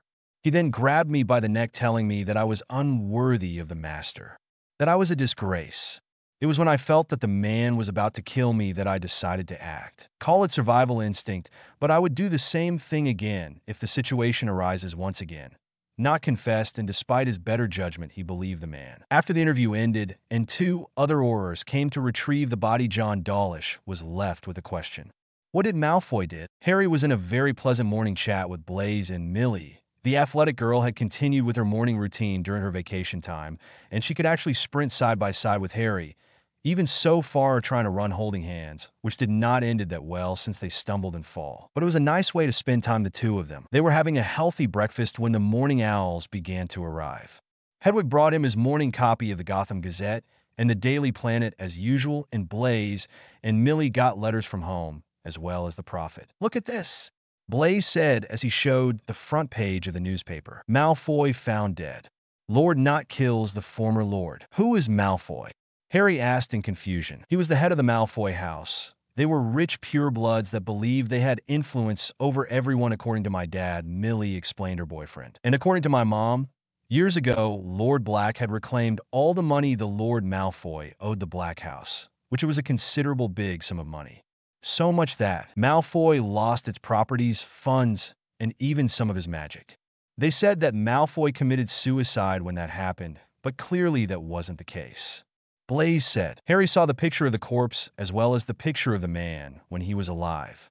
He looks like the vagabond of Diagon Alley. As he pondered over what the newspaper had to say about the remarkable man who fell under a tragedy, Harry noticed that a barn owl landed in front of his newest friend Ginny, and the red-haired girl paled as a red envelope was placed in front of her. She didn't know why her mother would send her a howler. She hadn't been in trouble, nor was she in danger. Had something happened? Was Dad okay? With nervousness, she reached the seal and tapped on it. The parchment folded completely into a mouth, but unlike the usual ones, this one wasn't menacing. It was a regular set of lips. Ginevra Molly Weasley, the howler said, drawing the attention of everyone. I'm so glad you found a house in Hogwarts. I knew you would be in Gryffindor, dear. I think you'll excel in your classes no matter what. Don't let your brothers embarrass you. Give them a hex or call your Percy if they give you trouble. Also, I want to know about the boy you mentioned in your letter that wanted to be your sponsor. Is he cute? By the way you wrote about him, he is. The howler ended with a wide-eyed blushing Ginny destroying the paper. Don't know where Mum would get that idea. Ginny said to her fellow lions as all the stares were on her. She began spreading jam on her toast, ignoring the people's looks. On the other side of the tables, Susan was having a video call with John. Despite the fact of the different time zones, the boy was already up and working in the Kent farm with his father. Susan thought that watching him on overalls and a straw hat to cover from the sun was the most adorable sight ever. You look adorable. But I thought that farmers wore cowboy hats and boots and scarves, Susan said to John, who blushed at the compliment. I do it when I horseback riding, gathering the cattle, but when I'm working on the barn, I wear this, John said as he tilted the phone camera so that she could see his example and better capability. It's so cool. Look, "This is my school uniform," Susan said as she showed her gray skirt with vest and white shirt and red tie with the lion emblem on her left side. "You look beautiful. I mean, you look adorable as well," John corrected himself. That uniform looks great, a little dull for a boarding British school, but still cute. "Thank you, Mr. Kent. I really like it. And yes, I would like for it to be a little more colorful. But this is the uniform the founders chose a long time ago," Susan said, shrugging off. "Still is nice to see it. Perhaps, maybe, I don't know, I could go there someday," John said. "That would be great." "Sorry, John, but I have to go. I have a class to attend," Susan said to the boy. "Yeah, sorry I forgot about that. Have a nice day, Susan. See you," John waved at the girl. "See you, John," she said, then sent a floating kiss to the boy, who blushed furiously at the girl's actions. To be honest with herself, Susan didn't want to cut the call with John, but Professor McGonagall was coming with her schedule, so she would need to hide anything non-Muggle to her almost normal crush. She would need to investigate more about aliens and the wizarding world. That would be something interesting to discuss with Madam Pants. "Kent Farm, so when are you going to invite her to dinner?" Clark asked his son as the boy put the phone back into his pocket. "What?" John asked, surprised, trying to keep his cool, obviously failing. "Please, John, you like this girl. Yes, you're only 12, but it's not bad that you like her. So if you want to see if your friendship with her turns into something more, I think I could allow it," Clark said to his son. "I don't know that. I mean, I do like Susan, but I'm afraid," the boy confessed as he picked with ease a bale of hay. "Because of your powers," Clark said to the boy. "Yes, Dad. What if I hurt her? What if when hugging her I break something inside of her? If I snap her neck for being too excited of seeing her?" John asked his father as the tall man looked at him with a proud smile on his face. The man knelt to be at the same level as his son. "John, listen to me. You will never hurt her, nor anyone else. Why do you think that as soon as your powers emerged, we moved into the farm with your grandma and Kara?" Clark asked him. "I don't know, I thought that you were tired of the city life," John said. "That might be a small reason. After all, I'm still a Kansas boy at heart. But I brought us here because here I trained. Here I could test my powers without the interference of external people. Here Kara learned to control her abilities as well, Connor too. The farm allows us to express and focus our abilities without the repercussions of a city training or the curious eyes of meddling people." John smiled at that. He really liked Susan. He confessed that to Damien and Harry, but he was scared. Even though the opportunity presented itself during Harry's party, he did not took it because his powers were still a new thing for him. Now, nearly 2 months later, he was adjusting himself to his super strength. "I'd say that we are over with the hay and the milking. Now let's try to focus on your super hearing," Clark said to his son. He had a rough time with that ability since the world was simply too damn loud. He knew his son would need to train so that it wouldn't be too stressful for him. He didn't want his son to end up locked in the school's broom's closet or to burn like Brainiac did. "Put this on," Clark threw a red scarf to his son. The boy nodded and used the scarf to cover his ears. Then the intense sounds of a motor, the tractor, and the electric saw starting to bother him. He covered his ears, but he uncovered them as he knew what his father was trying to do, so he just needed to focus on finding his voice. He heard the moving blades of the saw, all 64 of its metal teeth moving, cutting through the air. The motor was the tractor his father was trying to repair, emphasis on trying. He heard his grandmother humming in the kitchen as she prepared breakfast. Too far, he thought to himself. The sounds continued, and he just couldn't listen to his father's voice. He couldn't locate it. "Focus," he heard a small whisper. "I think," he said as he listened better. "Focus on," he almost got it. "Focus on my voice, son." His father's voice was clear as the day. "I hear you, Dad. I hear you," John said as 2 strong arms grabbed him in a powerful embrace. "I knew you could, John. I knew you could," Clark said with pride in his son's achievements. His son would be better than him, maybe even stronger. The first official day of classes was finally over, and Harry couldn't be happier. He had actually asked Professor Lupin about Thestrals, and though the man wasn't his creature professor, he did knew a lot of magical creatures. Why he had a connection with them, the pair did not guess, but they would talk with other magi zoologists to get their answers. Harry waited until the snoring of Greg and Vincent started to visit a good friend. He had left Basil with plenty of food for the summer, but he still thought the giant snake was feeling lonely. He would need to work on that. Perhaps the new headmistress would be open to the idea of bringing Basil into the surface. After all, Salazar raised him to be Hogwarts' protector. Harry took his utility belt, his invisibility cloak, and begun sneaking towards the girls' bathroom. His night vision goggles were on, so he didn't use any candle or spell to light his way, and his newest sneakers did not make any sound. He was rounding around a corner when in front of him appeared the headmistress Delacour with an arched brow looking at him. His lips were on a thin line that made the boy gulp at the glaring he was receiving. Meanwhile, in a fiery place, Lucius Malfoy was confused.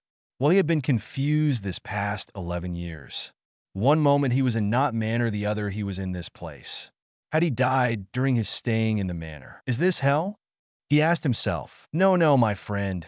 You are in paradise. A deep voice came from inside a deep jewel. Chapter and notes. First of all, I'm rewatching Smallville TV series, and that's where I drew inspiration from for the John and Clark training. Secondly, no need to worry. Ginny won't be a part of the harem for Harry. There are only 2 spots for that, and those are for Fleur, Kara, Jessica Cruz, or Aresia Rab, with the first 2 being in the lead in the votings. Pesky Pixies. Chapter summary. Harry has his first interaction with a new headmistress. Chapter notes. See the end of the chapter for notes. Headmistress office. As Harry walked behind the newest mistress, he checked his watch and saw that it was a few minutes past 12. He had only been here less than 6 hours, and he was in trouble. Simply great, he thought. The whole walk towards the office, the headmistress was silent. He even noticed that the gargoyle was already up letting them in. The office looked similar, yet different. For one, Fawkes the Phoenix wasn't around, which was a sad thing. Professor Dumbledore must have taken it with him. The headmistress sat on the chair behind the desk and said to him, Mr. Wayne, if you be so kind to take a seat, the Frenchwoman said to him. He did as instructed. He tried to avoid looking at her. He knew of Dumbledore's second chance, policy, and mindset, but with this woman, this was an uncharted territory. Mr. Wayne, care to explain why were you out of your dorm room? And even better, heading to a West Wing in the middle of the night? Headmistress Delacour asked him. Well, I am a sleepwalker, madam, Harry said. Mr. Wayne, if you're going to lie to my face, you better make a better excuse, the blonde said to him, and for the first time in his life, felt overwhelmed in the presence of someone. Is she doing this? He asked himself as he felt the effects. I'm sorry, I'm no sleepwalker. I was simply sneaking out. Harry felt compelled to say the truth. Mr. Wayne, do you know how I found you? The headmistress asked. He still felt the magical pull of the headmistress. I theorized that with a special map, made only to the professors. If you asked for the first year's map, then I don't see why the professors wouldn't have one for themselves, Harry answered. Since tonight's feast, he knew that those maps would play a part in this year, but he did not thought it was going to be a tracking device. Still, the theory was still applicable. So you are the Sherlock Holmes the professors warned me about. The headmistress smirked at him, making Harry shocked. Not that he had been found out, but the fact that a witch knew about Sherlock Holmes. I would take that a French one like you, madam, would like Maigret more than Holmes. Harry smirked. Galifeu jeune homme. I should ground you. But I feel curious. Why were you really sneaking out? I read your file. Apparently you have a small harem, for Slytherin classmates and 1 Ravenclaw. And your direction wasn't towards the Ravenclaw Tower. So answer my question, headmistress said, and Harry felt once again overwhelmed by the woman's presence. I was going towards the Chamber of Secrets to feed the basilisk, Harry said. The 12-year-old was shocked of his statement.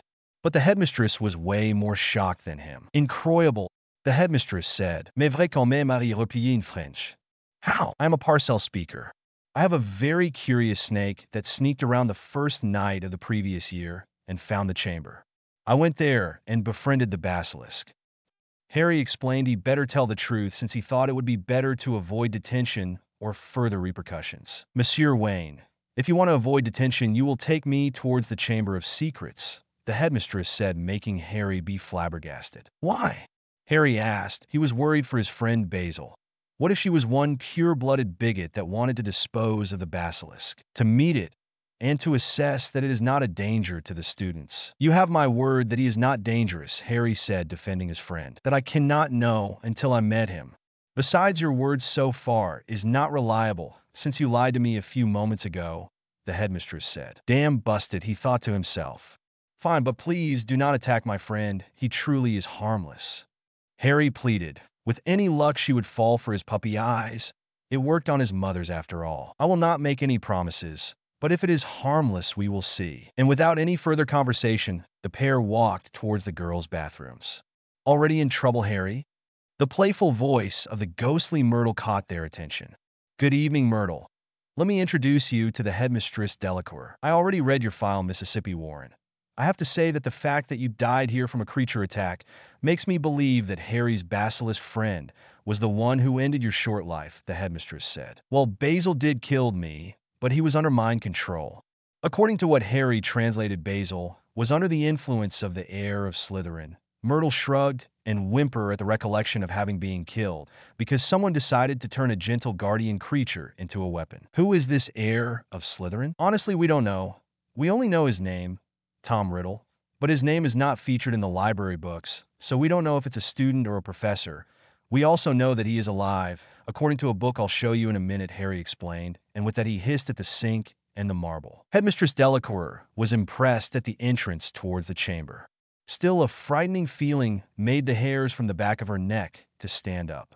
She wasn't comfortable in subterranean places, but it was her job to guarantee her students' safety. The spiral stairs were damp and musky, and multiple carcasses of different animals, bovines, pigs, rats, and even what it looked like to be a deer, adorned the cavern's floor. "Sorry for the mess. Basil spits most of the bones over here.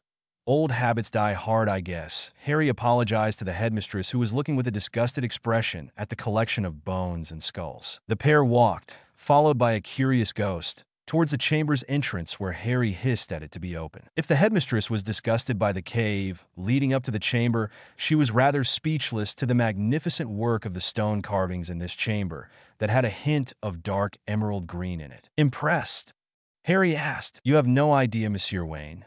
Headmistress Delacour. "Then let me blow your mind," Harry said, and then hissed something that she didn't understood, but unlike the hisses of before, this one was longer. Like if he was trying to get a full sentence rather than a word. She heard a rock moving, and from the rock formation of what was the face of a man, a long snake slither away. The vicious fangs was what caught her attention, and its orange eyes looked at her deep into her core. "Headmistress, meet Basil," Harry said with a grin in his face. While the headmistress' face was completely pale, Hermione felt nervous. This was going to be the first class with the legendary Gilderoy Lockhart. She had read the 3 books he had assigned for this class, even those that wasn't on the list. The man was a genius. She was even considering asking for a transfer to Gryffindor to feel more connected to the magnificent wizard. She couldn't even guess why Harry, who was always looking forward to earn more knowledge, was dozing off during his breakfast. According to Millie, he even missed their daily routine. Harry, on the other hand, felt completely exhausted. He had spent at least 3 hours translating the entire conversation between the headmistress and the old basilisk. He would have never imagined that sneaking out would end up with him falling face first into his oatmeal. He was so damn tired. Luckily, today was his first day of data, so perhaps the pompous Lockhart actually teach them something. After a breakfast with the coming of owls, in which Pansy received a howler from her very angry mother, before said howler burst into flames by the incantation of Professor Snape. According to the headmistress, all of the students of every house were to attend this first class with Professor Lockhart. According to what they heard yesterday, it was the first year's turn. Today, it was the second one's. "This should be fun," Tracy said, trying to encourage her fellow Slytherin who were kind of taken aback for having to share their class. The Slytherin's second years were the first ones to arrive at the classroom, and the first thing Harry noticed was the multiple portraits of the professor with the charming smile, doing different activities covering the walls. Is that a portrait of him painting a portrait of himself? What an idiot, Harry thought to himself. Within minutes, the classroom began to fill with Ron Weasley, surprisingly, being not the last one to arrive. Perhaps it has to do with the fact that Susan is at the head of the Gryffindor contingent. When everyone had finally taken a seat, Harry being squashed between Millie and Tracy with Pansy and Hermione in front of him and Daphne in the bench behind him. Everyone's attention turned to the front when the high door that led to the private office opened, and from it appeared a wizard wearing golden robes, his white teeth shining so artificially that could function as a lighthouse, and his reddish golden hair was neatly combed. "Let me introduce you to your new defense against the dark arts teacher." "Me," the professor said, and Harry could hear soft sighs towards the clearly charming professor. He wanted to roll his eyes, and as he did that, he noticed that while the majority of the female students were clearly fawning over the professor, the male side was clearly disgusted by the man's pompous attitude. Ron even made a sign of wanting to throw up. "Gilderoy Lockhart." The man continued with his already practiced speech. As he said, he even winked at the portrait of himself that was painting itself.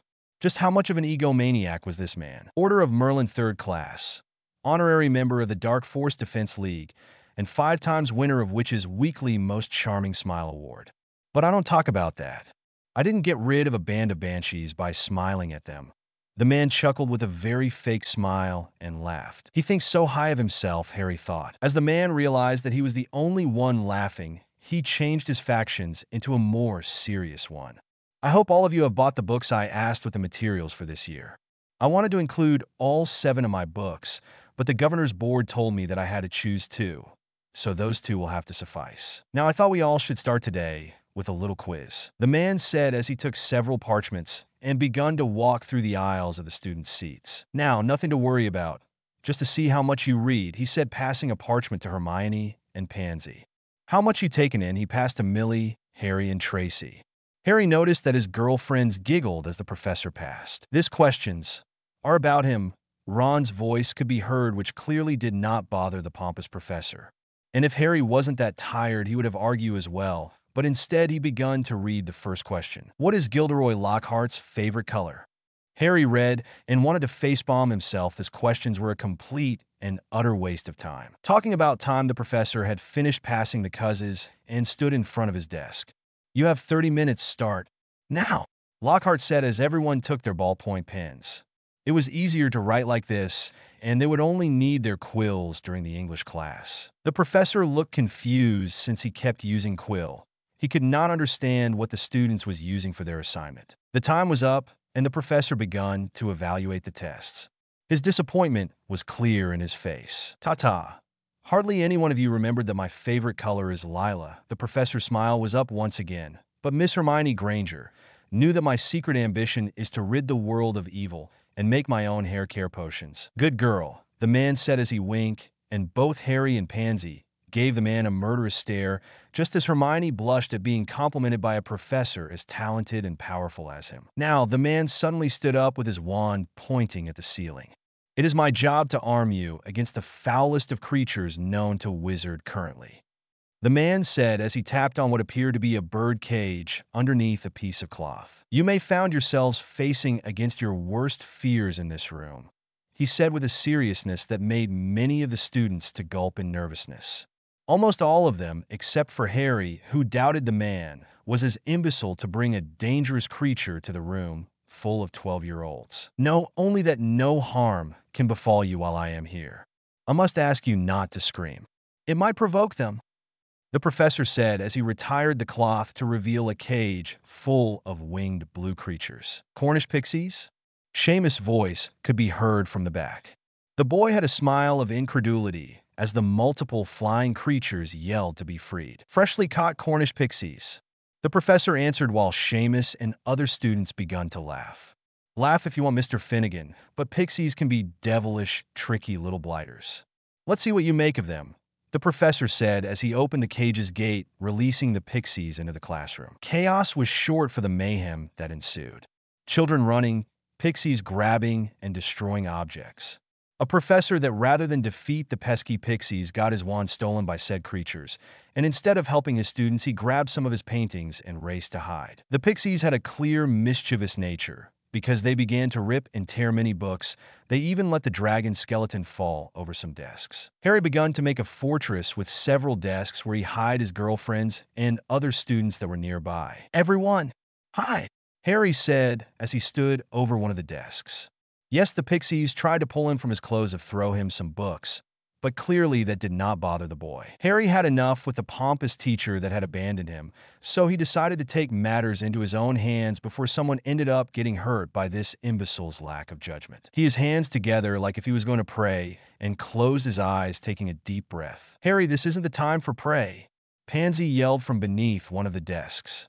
She was worried that one of the pixies tried to send him something heavier than a book. I'm not praying, Harry said as from the palm of his hands began to emerge sparks. Blaze, you've played Pokemon with me.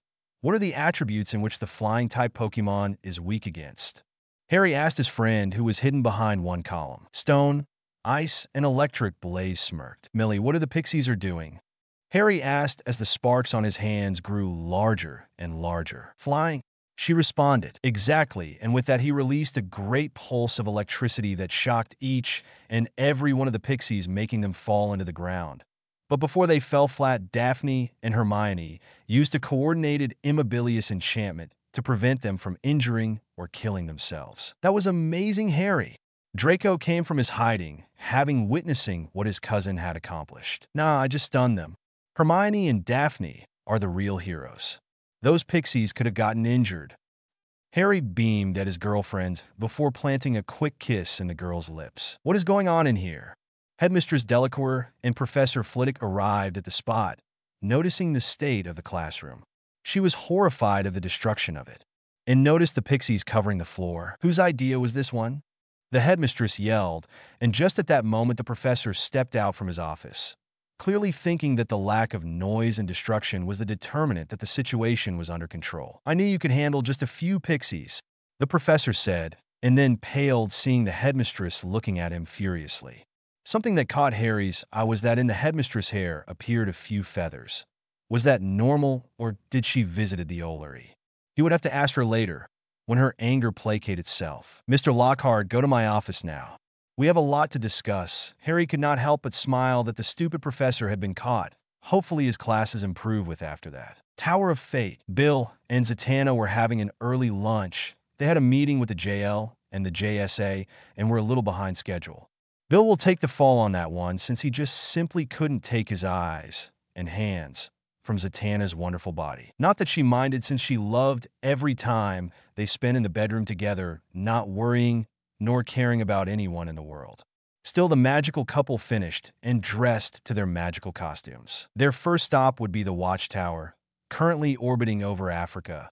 They had been beamed onto the space station's bridge, and as they were about to greet the Martian manhunter, the couple felt a shock in their heads. Too painful to even describe what was happening. The manhunter tried to calm them, but it was useless. They were on their knees, suffering from a strong, magical wave. The only words that could be made out came from Zatanna's mouth, who was speaking backwards. "Eknalap," the young woman said as she thrashed and turned in the bridge's floor. Meanwhile, Bill's Dr. Fate was thrashing as well, and the only word that could be made out was "Stat Era." The telepath Ace saw the two people in distress and tried to help, but it was like their minds were out of reach. Thankfully, the hero Atom Smasher grabbed the pair with his gigantic hands and took them to the medical bay, where they were strapped for their own safety. "John, what is happening to them?" Ace asked him. "I don't know, Ace," the Martian answered to his ward, clearly at loss of words. "What does Stat Era means?" Ace asked. "It means balance," John responded, seeing the wizards fighting an unknown enemy. What he didn't know was that they weren't the only ones affected by this enemy. Chapter and notes. Stay tuned for next week's chapter titled Dead Man in Hogwarts. Dead Man in Hogwarts. Chapter notes. Hope you're having a great day and that you enjoy this week's chapter. I wanted to post it earlier, but family life took time, so here it is. Enjoy it, and if you have any comments are deeply appreciated. This chapter and the next one are my own spin in the Justice League Unlimited episode called The Balance. See the end of the chapter for more notes. Gilderoy Lockhart's famous smile was no more. He had received the scolding of his life, some of it in French. Not even when he had been a student had any professor scold him like the new headmistress had done. He even tried to charm his way out, but it was impossible. The woman was not fawning over him, nor asking him to give him countless of autographs. No, the woman was cold as ice. She even threatened him to sack him of his position if he did not continue with the true program for the Dada class. She did not care what the wizarding world would think of him if he was fired from the position. So the professor walked ashamed with the tail between his legs, trying to avoid the stares of the students while at the same time trying to appear cool and charming, hoping that the incident with the pixies did not reach the whole school. Of course, that was impossible. The Hogwarts rumor mill ran faster than anything, and before his 2-hour scold, the entire school knew that Lockhart had left free pixies and Harry had to deal with them. Other rumors were as far-fetched to say that Lockhart had actually set loose a griffin, others a dragon. Even others said that it had been in a swang that nearly ate one of the students, and Harry, the resident troll slayer, had decapitated with his bare hands. Lockhart did not like this rumors. He would need to improve his methods of teaching, or else this could reach their parents and his reputation would be dragged through the mud. After scolding Professor Lockhart, Headmistress Delacour continued her investigation of the heir of Slytherin. She was confused When she took this job, she had investigated and read through the past professors at Hogwarts, hoping to find inspiration for the new role she just took. So she knew there had never been a professor called Tom Riddle, and after seeing the Slytherin family tree, she knew that the man was still alive. She was still impressed for the meeting with a basilisk, though she felt kind of guilty for making the young boy to translate the entire meeting for hours. One of the things she liked about being the headmistress was that she had the records and photographs of all the students that had ever been inside Hogwarts. So she knew she had to go back 50 years in the files to find the answer she was looking for. Tom Marvolo Riddle, she read on the front of the file parchment. It was a leather cover with multiple parchments in it. She had only asked one of the Hogwarts house elves for help since she was still getting to the location of certain things. Like, for example, she didn't know where the bloody pensive was. Anyway, returning to the file on her hands, she began her reading. Tom Marvolo Riddle, orphan son of Tom Riddle Sr. and Marup Gaunt. She could see that in the file there was 2 pictures of the boy, from the moment he entered the school and the moment of his graduation. His plump cheeks transformed into chiseled cheekbones. His perky nose turned into a refined adult's nose. In other words, the cute boy transformed into a handsome young man. If this was 50 years ago, he should be around his 60s, almost 70s. He shouldn't be hard to track, the headmistress thought to herself. She continued to read the file. His notes were, by the lack of a better word, perfect. In every single one of the classes and subjects he had outstanding. She had never seen a score as perfect as this one. Apparently, his extracurricular activities were outstanding as well. Champion of the Duel Club, Chess Club Champion, Slughorn's Potioneers Club, Ancient Runes Investigators Club, 5th and 6th year prefect, Slytherin Best Boy. The boy was a leader, a strong one as well, and a mastermind. Apolline thought, then she changed into the notes on his personality. Behavioral traits on Slytherin student Tom Marvolo Riddle. Written on dictaquill by Charles Wilhelm. Hogwarts. Social worker. I didn't know Hogwarts had a social worker. The headmistress found it curious. Then she continued reading the notes. The boy is one of the most brilliant minds I have ever encountered. His analytical way of thinking makes him think in the most likely solution after all the facts have been presented. His magical core is exceptional as well. He can memorize an entire list of 30 spells and master them after a few tries. I don't know if it has something to do with the Phoenix core, wand he possess, or if he is simply magically strong. Something I find rather unsettling is that the boy does not interact with many students. Yes, he interacts with the boys from the Malfoy, Black, Flint, and Rockwood houses, but other than that, his interactions are not always common. He seems focused on his studies and, according to rumors, treats his classmates more like an entourage rather than friends.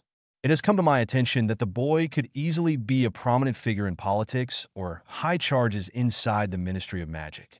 He is charismatic as well, something that makes many girls try to gain his attention. In my sessions with Mr. Riddle, I have come to notice that the boy is rather unsettling, almost in a level of sociopathic tendencies.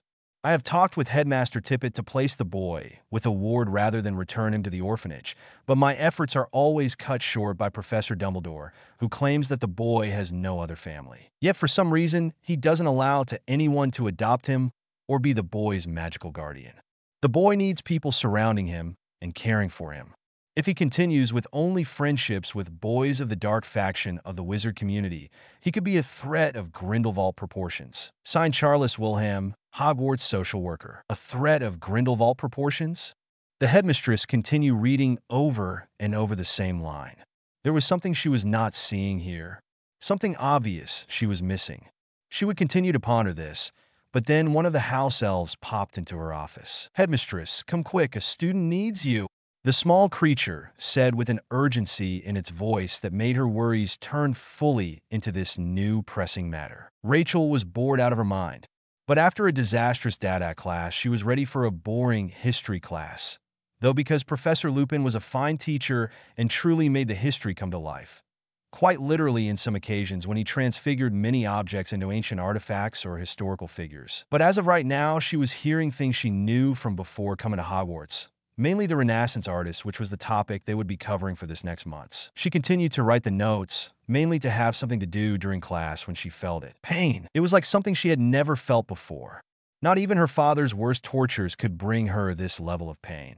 And that bastard was a demon warlord. This is like something out of this world. The many students of Gryffindor and Ravenclaw were looking at her in fear. Hermione and Padma, who share the bench with the pale girl, looked completely terrified and unable to help their friend. The professor casted a binding spell, but she was clearly in pain. This was something nobody was ready for. Professor Lupin levitated the still, trashing body of the girl towards the medical wing. This was definitely beyond his capabilities. Meanwhile, the House of Mysteries was in many forms similar to the Tower of Fate.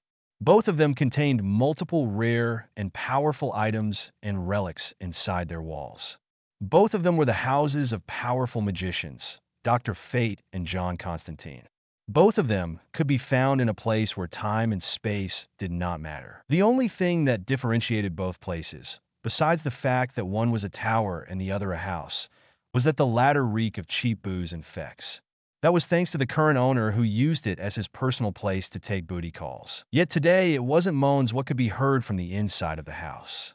In the floor, next to scattered poker chips and cards, as well as a few beer bottles, were the trashing bodies of John Constantine and Etrigan the Demon, who was continuously shifting in a weird mix of Jason Blood and the Demon. The only person who was not trashing, or well, the only sort of alive person, was Black Orchid, the embodiment of the house.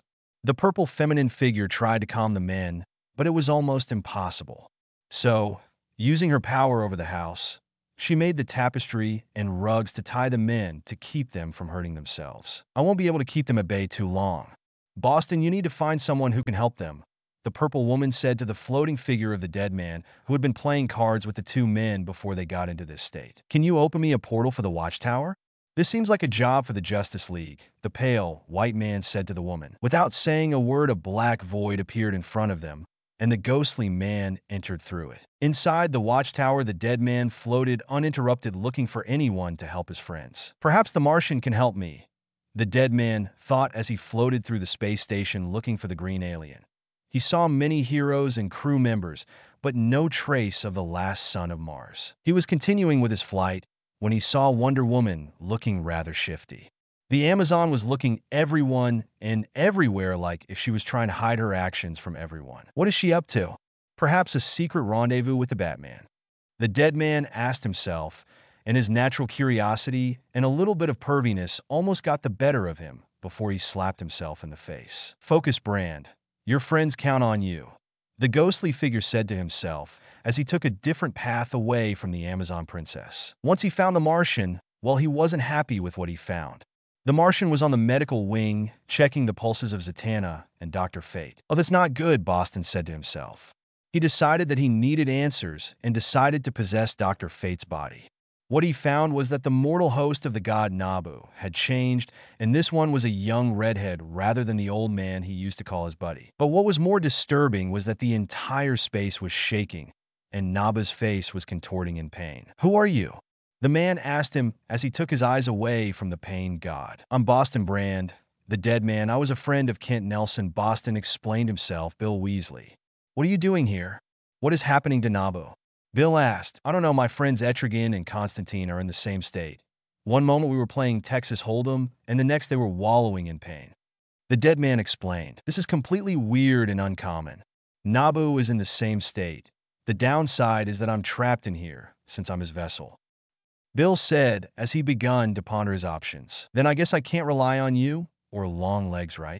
Deadman asked, making a reference to Zatanna. I guess not, but I don't know, this is unorthodox, but you could ask my apprentice. Well, Naba's apprentice, Bill said. Who? Where is he or she? Boston asked in Hogwarts. Hogwarts is real? I thought it was an urban legend, Boston said. Oh no, it is very real. Bill said, but what do I tell this person? That I need help with whatever the hell is going on here? Boston asked. No. From the crypt message that I've been able to get from Nabu, there's something happening in Themyscira involving the Tartarus. I'm afraid you will have to get Harry, that's the apprentice name, Harry Wayne, to that island, Bill said. Well, I saw Wonder Woman sneaking out. Perhaps she was going to investigate there as well. I'll hurry to bring Harry to her. Deadman was about to exit when he realized that the watchtower was in space. Can you make a portal inside your body to send me to where the apprentice is? Time is of the essence, and we are way too high, Boston said, and Bill looked at him, and a small void appeared in the space inside Naba's realm. Good luck, Bill said before the dead man left his body. You're going to need it, he muttered under his breath. Harry was struggling to keep his eyes open.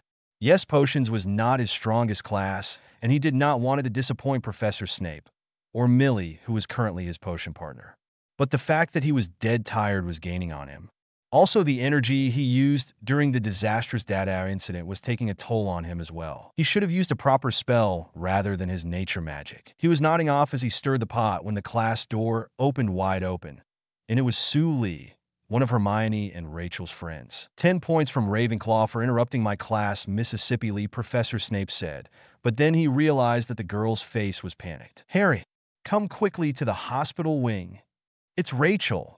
The Chinese witch said as Harry immediately jumped into action, not caring if he had the professor's permission. Harry rushed through the school, even passing an angry Mr. Filch and jumping over Mrs. Norris.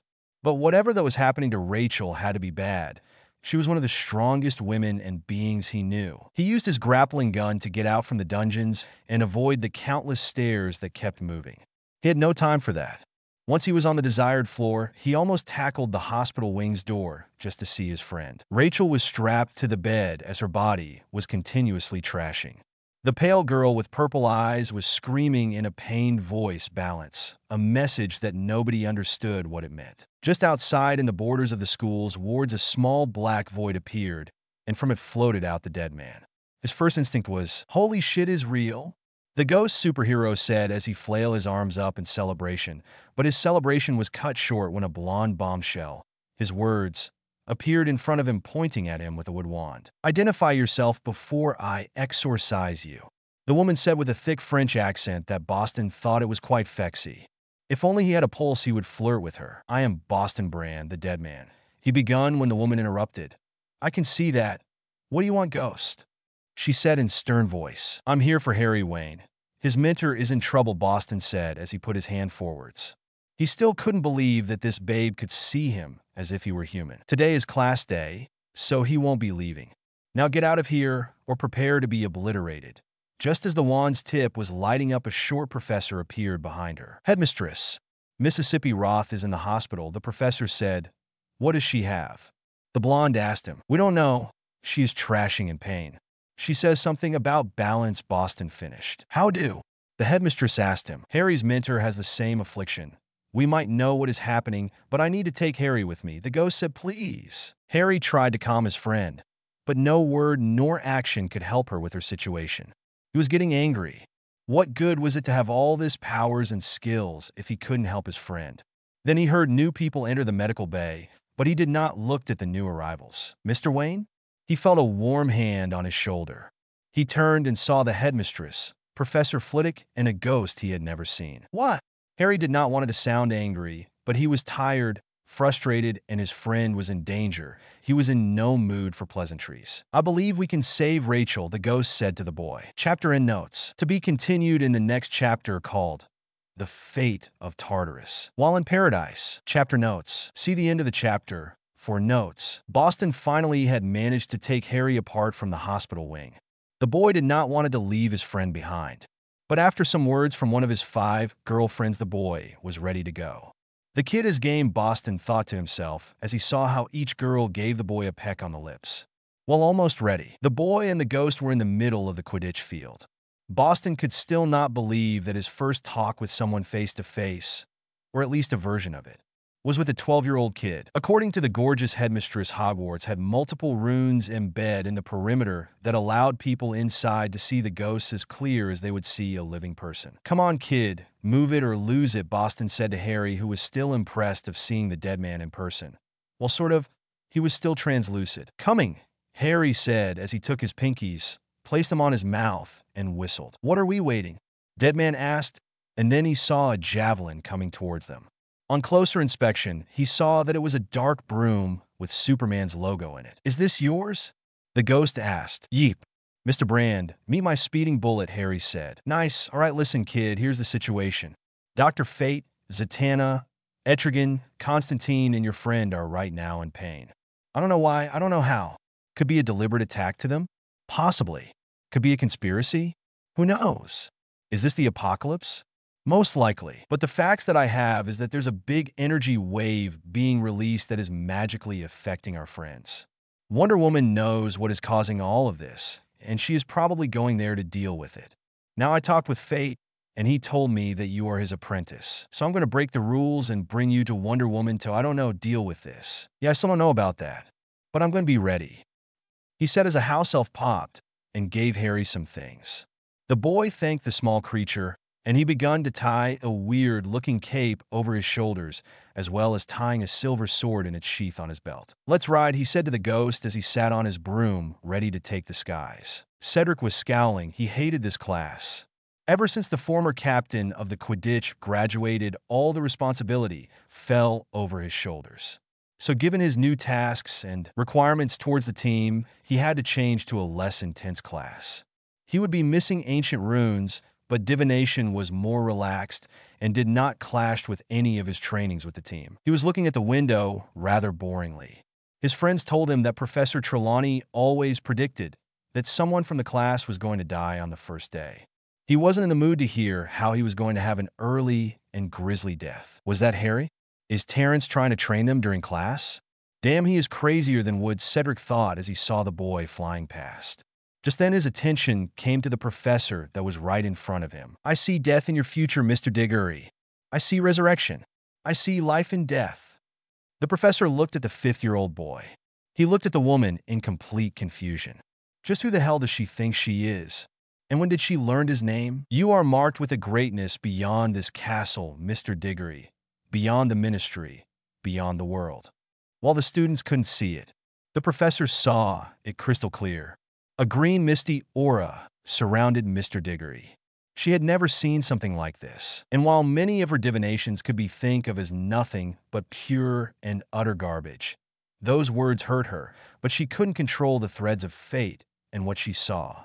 But this young man, he had been touched by destiny and would have a big role to play in the future she saw. Cedric was feeling uncomfortable by the professor's antics, but then everyone's blood turned ice cold when the big glasses professor's eyes turned pure white and her voice changed. Instead of the voice of a woman, 2 male voices could be heard coming from her mouth. One deep and grave while the other one lighter but raspier. The guilty must be punished for their crimes. In the land beyond the living, all things are possible. I'm here to avenge. I am the Dash. But before the professor could finish her sentence, she begun to cough, and her eyes turned normal again. Oh, I'm so sorry, my dears, the gentle and quirky voice of the professor said to an astonished class. Did you said something? She asked Cedric, who was the most terrified of them all. No, and nothing, he said, clearly shaken. What has just happened? Cedric thought to himself as the professor began to walk away towards her table where her crystal ball and teacup were resting. This was going to be an even more interesting class. Harry followed the ghost as they flew over the ocean. He still couldn't believe that he was in a real mission for the fate of the world. He was grinning the whole flight towards the Amazon's island. The broom was flying at its top speed. It was lucky that Harry's Wayne Tech goggles could endure that kind of speed. According to Boston, they would reach the island in 30 minutes, which was good because Harry could feel his entire body turning into mush by the gravity pressure. Without a doubt, he was going to throw up when they reached their destination. According to Boston, the island should be almost in their sight, but Harry had yet to see any mainland. But then, just as magic itself, the island appeared in front of them. Clear as the day, they saw the island appear, as if a curtain has been raised up, and they could see the island known as Themyscira in all its glory. Well, almost all its glory, since several bodies, both female and monster, were scattered around the white stone floors, and flames covered some areas of the buildings. By Ram, a dead man said, to which Harry nodded. There's got to be any survivors, Harry said as he rushed towards the lifeless bodies of the Amazons. He was saddened to see this kind of picture, but not one to give up hope. That easily he fished something from his utility belt, an earplug, and placed it in his right ear. What's that? Dead man asked. A prototype from Wayne Tech. Dad said that it would work almost as good as Superman's super hearing. Harry explained as he activated the device. He begun listening. Yes, he could hear some struggle far from their current position, but right now his focus was for any kind of life sign, a pulse, a breathing, anything. He waited, and then he heard a soft grunting. Too low to be from a monster, could be a human. So he rushed, dodging the rampage the battle had taken on this paradise island. underneath what looked like to be a ruined shed. He began digging and taking the broken wood away, hoping that whoever was there could survive. Suddenly, he saw an arm and then the rest of the torso attached to it. In less than 2 minutes, he had dug out an injured Amazon warrior. "Hello there," Harry said with a smile as he saw the woman slowly open her eyes. The woman looked panicked and tried to punch him, but she was in pain and weakened, so Harry easily dodged the attack. "Calm down, miss. You're going to injure yourself more. Please let me check for any further injuries before I try to move you to a nearby hospital or medical tent. I don't know how it works here. Can you let me?" Harry said to the woman, who saw nothing but truth in his eyes. She nodded gently. "Excellent." Harry began checking her body, mainly the areas where dried blood could be seen, placing bandages where they were needed. After a few moments, he bandaged her up and gently helped her to stand up. He might be strong for his age, but in no world would he be able to carry a grown-up woman in his arms or his back. So the woman was limping as he put her weight over his right shoulder. The only downside was that the battle sounds were uphill. It took Harry and the woman at least 40 minutes to get there. And when they got to the battle, they saw many Amazons and a flying red, caped, blue-suit blonde woman shooting lasers at the monsters that were trying to cross from the biggest door Harry had ever seen. At least 10 meters tall. "Shoot more arrows. We need to keep them at bay." An imposing blonde woman with an ornament on her head was giving orders. Looked more like an ancient Greek crown like he had seen in Helen of Troy's art. She must be the leader, Harry thought. "Excuse me," he said, but no one paid attention to him. "Excuse me." His statement fell on deaf ears since they were too focused on the battle against the monsters. "Excuse me." Harry yelled at the top of lungs, making several of the archers turn around to see a male holding one of their sisters. "Eleni," one of the archers yelled. She had tan skin and dark hair, just like the woman in Harry's shoulder. "What did you do to her?" the archer asked, enraged. "He saved me," the almost whisper of the woman said to the archer. "What? But he is a man." The archer spat the last word, like if it being a male was an insult to her. "Yet he saved me," the injured woman said. "What is this?" A light-skinned, dark-haired woman appeared in a horse. She quickly dismounted and took the woman out of the boy's shoulder. "She is injured. Ipion, take your sister to the medical tent." "Go," the tall woman yelled at the other. "Who are you, boy?" she asked the 12-year-old boy. "Answer, or I'll have you locked in for trespassing a forbidden kingdom," the woman said as she drew her sword. It hadn't been missed by her that this boy had a sword with himself. "My name is Harry Wayne, and I came to help," Harry explained. "I don't believe you," the woman said. "Well, you can or can't do it, but my word is true." "I never lie," Harry said to the woman. The boy and the woman were locked in a staring contest. Deadman, meanwhile, was figuratively biting his nails. "Diana," a voice came through, making the pair turn around to see Wonder Woman and Hawkgirl descend from one of the Justice League's javelins. "Mother, what is the situation?" The voice could be heard through the battle noise thanks to the earplug. "Diana? Wait, Wonder Woman looks like Miss Prince. And she just called the General mother." "Miss Prince? Did you just call the Queen of the Amazons mother? I'd be damned. Dad's dating a superheroine," Harry thought to himself. He was smiling, which the other Amazon took as a threat and pointed her sword right at the boy once again. "Yeep, I'm damned," Harry thought to himself as the sharp steel was pointing at his direction. Meanwhile, inside the Tartarus, a lone figure sat alone in a spacious library. The man hummed happily as he devoured book after book. "They say that knowledge is power. And right now I'm the most powerful being in the universe," the man said to himself as he turned the page over. He said a phrase that could be felt over the entire world. Headmistress Delacour was watching the poor Ravenclaw student. She wished she had followed Harry on that precarious situation, but her role as a figure of authority had her tied to the castle walls. In her younger years, she would have gone to the gates of hell to fight what was right. She reminisced of her late husband, a fierce politician that fought with his pen just as well as with his wand.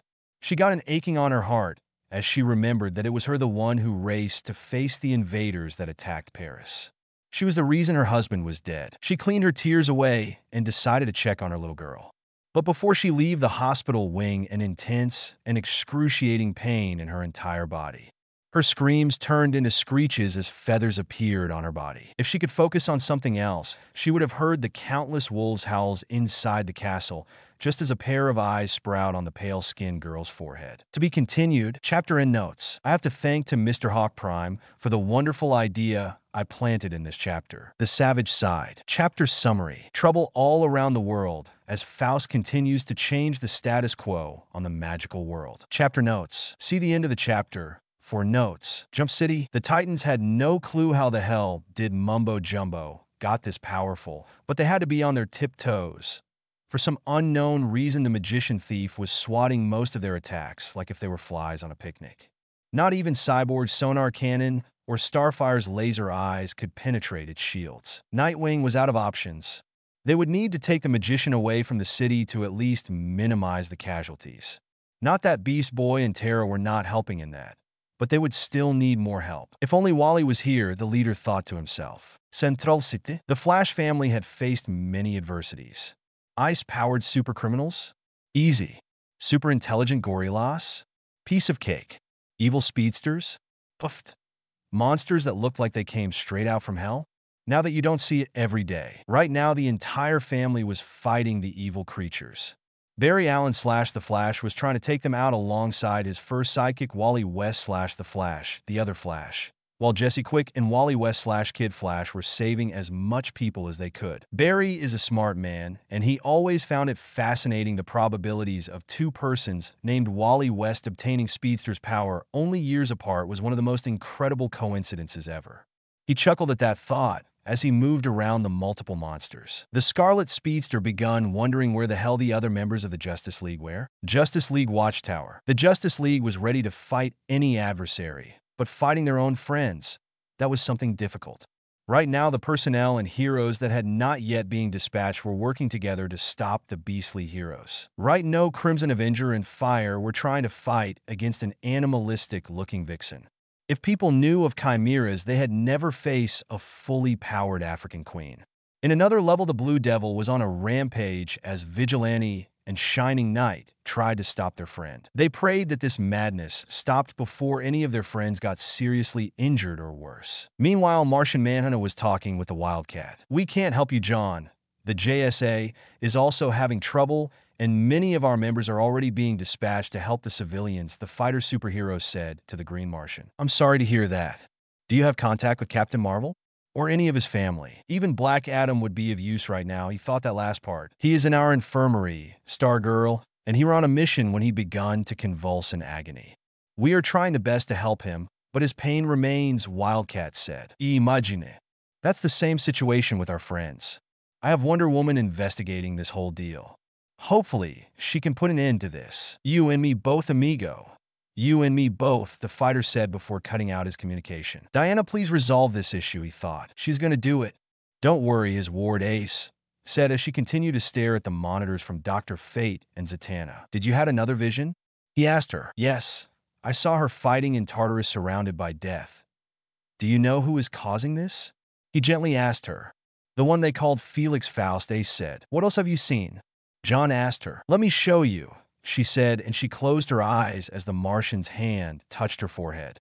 He saw in full her entire vision. As he returned to the real world, he said, "We need to go." Hogwarts School of Witchcraft and Wizardry. Severus Snape was in his potions lab. His next class would be soon, and he already felt a migraine coming. This was going to be a class of first years. And unlike the previous year, this ones were dumber than before. He still had to bear this classes, especially since fate told him that Wayne needed his help. For what exactly, he did not know, but he wasn't going to mess with a deity. As he readied the potions for his students, he heard screams coming from the hall. Screams of horror. He quickly took his wand of his holster and went outside the classroom. He saw 5 werewolves in broad daylight approaching menacingly at the first years. Oh crap, Snape's only thought was that. "Everyone get inside the classroom now," he ordered his students as he immediately put a barrier between the werewolves and the first years. "Hopefully this works while I think of something." Gilderoy Lockhart was still scowling as he walked to his classroom and his office. Ever since the headmistress admonished him for bringing the pixies into the school, he prayed that this incident would not affect his popularity and his book sales. He was still struggling after that solicitor tried to sue him for the Harry Potter books he wrote under an alias. He closed the door of his office, waiting to open one of the many fire whiskey bottles his fans sent him. He was no drinker, but this occasion deserved something stronger than pumpkin juice or a butterbeer. His day could not get any worse. It was then when the deities proved him wrong. He heard a small laugh, or better said, 100 several little laughs. He tilted his head up to see the ceiling, and he saw it painted blue. Is it moving? It was then that he realized that the Cornish pixies he had brought had managed to escape from their cage. Any other wizard would have run or hexed the little pests. Gilderoy Lockhart was not like any other wizard. He wasn't even a talented one. He was frozen in the moment, deep in terror that he did not move.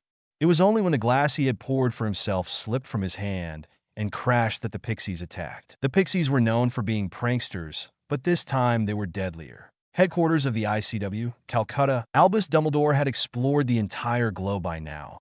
He found no trace of Harry Potter. So he would do something he was completely against. He would ask the international community if they knew of someone who would have hidden Harry Potter in any of their countries. It was hard doing this alone, but if he used the correct mediums and the many contacts, he would find Harry Potter in no time. Hopefully the boy is ready to fulfill his destiny, he thought as he walked the stairs up the main building. But it was then when he felt the worst pain in his life. It was like if someone was doing the Cruciatus curse multiplied by 1,000,000 and directly into his brain. What is happening? He thought as the pain became unbearable and his entire body begun to trash in pain. He wasn't the only one. Many wizards in the building begun to convulse as well. It was a hideous sight, and no one knew what to do. The strongest wizards and witches, all of them laying on the ground as pain overcome them. Themyscira, if he were as pervy as his brother, Dick, he would think that being surrounded by powerful women was the paradise. Apparently, the demon menace wasn't as important as to know why a man had breached into their paradise. Right now, the Amazon in front of him was still pointing her sword at his face, and not only her, but others had joined as well. Then the commanding voice from before came closer. Menelip, what is going on here? The blonde queen arrived riding her regal-looking horse. Harry had to admit it was a powerful and intimidating view. We caught this man trespassing our island, the Amazon from the start said, and the way she said the word man made Harry feel dirty and insulted. For the man was as much of an insult as the mudblood was for the pure-blooded bigots. You will lower your weapons, all of you, the queen said, which surprised Harry. He then noticed that Wonder Woman, Hawkgirl, and Supergirl had joined as well. But my queen, he is violating the rules of the gods. Menelip kneels in front of her queen. No, he is not. Menelip, rise and see beyond the looks of flesh. This young man has been touched, the queen said, to which Harry immediately answered panicked. I have not. Nobody has touched me, never, he said to the queen's amusement. Even some other Amazons chuckled at his embarrassment. I meant you have been touched by the gods. The queen elaborates further, which amazes Wonder Woman. How I overlooked this? What? I don't understand, Harry said. You have been in contact all of your life with a god entity. Its name I do not know. Well, I learned many things from my mentor, the Dr. Fate, Harry explains. I see. But also I notice another presence. It is faint, but it is there. The queen passes a hand over his hand. For someone so young, he is rather tall. There. You have Hera's strength, the queen said as she looked deeply into the boy's eyes. That's impossible. I have Nev Dash, and then it came to him. Last year in the bathroom during the troll attack. I called for Hera to give me strength, the boy said, which piqued the queen's interest as well as everyone else's present. During a troll attack in my school, the troll was so close to my friends. I wanted so badly to make him trip, but I lacked the strength. I remembered watching Wonder Woman battles with the Justice League, and she always said, Hera, give me strength.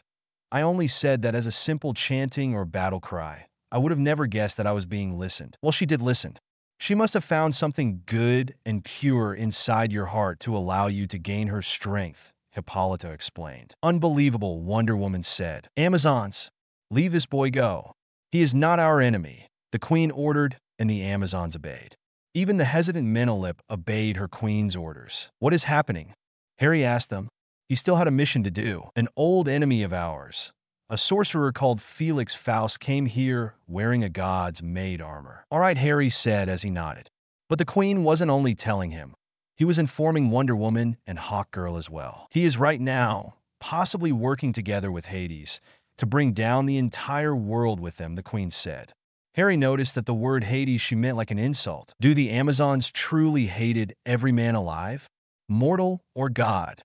Harry thought to himself. A scream brought everyone's attention to the gates, where a demon grabbed and tossed an Amazon like if it was nothing, only for a spear to stab the creature in its head. I have to go to Tartarus and stop all of this, Wonder Woman spoke first. I won't allow it, the queen said. It was obvious to Harry that they had unresolved conflicts. Neither of us have a choice on the matter, Wonder Woman explained. Then take my sword. It was forged by Hephaestus himself. It was a gift from the goddess Artemis to us. It can kill gods. If Hades brings you trouble, stab him in the chest and put an end to this madness, Hippolyta said to her daughter. It hadn't been that long since her princess had brought men to deal with the sorcerer and made her an exiled. She regretted how they ended the things then, but she hoped they could have a discussion down the line when the fate of the world wasn't on the line. The queen turned around to see the hawk warrior. Bring my daughter back. Don't worry, your highness. She's as good at kicking but as I am, the hawk girl said. Harry quickly took his broom and followed the flying pair. He was stopped by the girl of steel. Now where do you think you're going, young man? The blonde asked him. He saw a glint of similarity on the girl, but he simply couldn't pinpoint it exactly from where. I'm going to help, Harry said with a strong conviction. No, you won't. This is a grown-up matter. You don't want to get there, she said. Well, come with us then, he said. I can't, the superheroine said, looking down. Why? Magic is strong in there. It is one of the weaknesses a Kryptonian has. I can deal with those monsters here, but in there, well, my life could be really in danger, Supergirl said to him. Harry understood then. She was afraid. Not that it was something bad. He was scared as well, but he had something to fight for. His friend. Look, I get it. Being scared is all right, but I have to go. I need to help. People I care about depend on me. So goodbye. Harry made a motion to move his broom forward until it was stopped by the Kryptonian's hand. Then good luck, she said as she pecked him in the cheek, making him blush. Thanks, he said as he rushed forward. I'm in trouble if this gets to the ears of the girls, he thought. Back at Hogwarts, Phileas Flitwick was proving why he was a duelist champion. He was keeping at bay at several werewolves all by himself. He was currently on the hall that lead to the Ravenclaw Tower. He had sworn he would protect his students until his last breath if things comes to a dead end, and he was ready to fill that promise. Minerva McGonagall was a strong witch, but she had her limits. Trying to fend of werewolves as well as a flying vela was something she was not ready for. But for her students, she would fight to the end. Luckily, the 6th years, Hufflepuffs and Gryffindors decided to help her. In the woods, Hagrid, Professor Kettleburn, and some Slytherin and Ravenclaw 7th years tried to keep at bay some Acromantulas and Centaurs. It was like the entire beast community had gone rogue and savage. They would not last long against said savagery. Harry looked at the gates of hell. He saw that Wonder Woman and Hawk Girl already flew inside. He was not going to prove this Amazons that he was their enemy. He was going to fight. Are you sure about this, kid? Deadman asked. The ghost had remained invisible and quiet this entire time. He did not want to get the ire of the warriors. No, I am not. But if I die, tell my family that I love them, Harry said as he pressed his broom forward, flying as quickly as he could directly into the Tartarus itself. Chapter and notes. The reason of why Supergirl was on the island was because she trained there and has friends there, as shown on Superman/Batman Apocalypse. So she was visiting when hell quite literally break loose. Fate of Tartarus. Chapter notes. See the end of the chapter for notes. Flying over the Tartarus, he saw many of the monsters that tried to find its way out. He also saw the corpse of one of the Cinemanes while the other one tried to keep at bay the other prisoners. Harry knew that he had to catch up with Wonder Woman and Hawk Girl, but the 100-armed beast was having trouble fighting all by itself, so he decided to help. He flew down and started to produce electricity from his hands, and then he sent a powerful blast towards some of the monsters. Many of them saw this and started to retreat, running away as if their life depended on their legs. The boy was confused and then saw that the gigantic guardian, the Cinemane's 100 faces, was looking at him. He gulped, impressed by the guardian's size. Then the giant did something he was not ready for. It knelt in front of him. It spoke something. Now, if his Greek translation was correct, the guardian said, "We are not worthy to be in the presence of a child of Zeus." He saw his hands. He realized that he had used electricity, lightning, to deal with the monsters. He took that advantage. He spoke in a rough Greek. "Thank you, Almighty Guardian. Have you seen a woman wearing red and a winged woman in armor pass through here?" The Guardian nodded and spoke. "Yes, They went south, towards Hades' library. Follow the ash-colored stalagmites to find it. Evaristo, Harry said before throwing some lightning to scare some of the monsters away, and that the gigantic guardian can have a moment of relaxation. He just hoped he had a time to find the others and that the world was not in danger. Cadmus Labs, location unknown. Hamilton, what the hell happened? The corpulent black woman Amanda Waller asked her head of science division. I do not know Ms. Waller. She simply started to convulse once we took her out of that enchanted mirror, the doctor explained as the purple-haired witch, Tala, laid in one of their tables. Does this have to do with the problems in Kondak? Waller asked. I don't understand. The doctor looked confused. You need to go out more, Hamilton, Waller said before pressing a button and showing in a screen that Taith Adam, aka Black Adam, was in the same condition as Tala.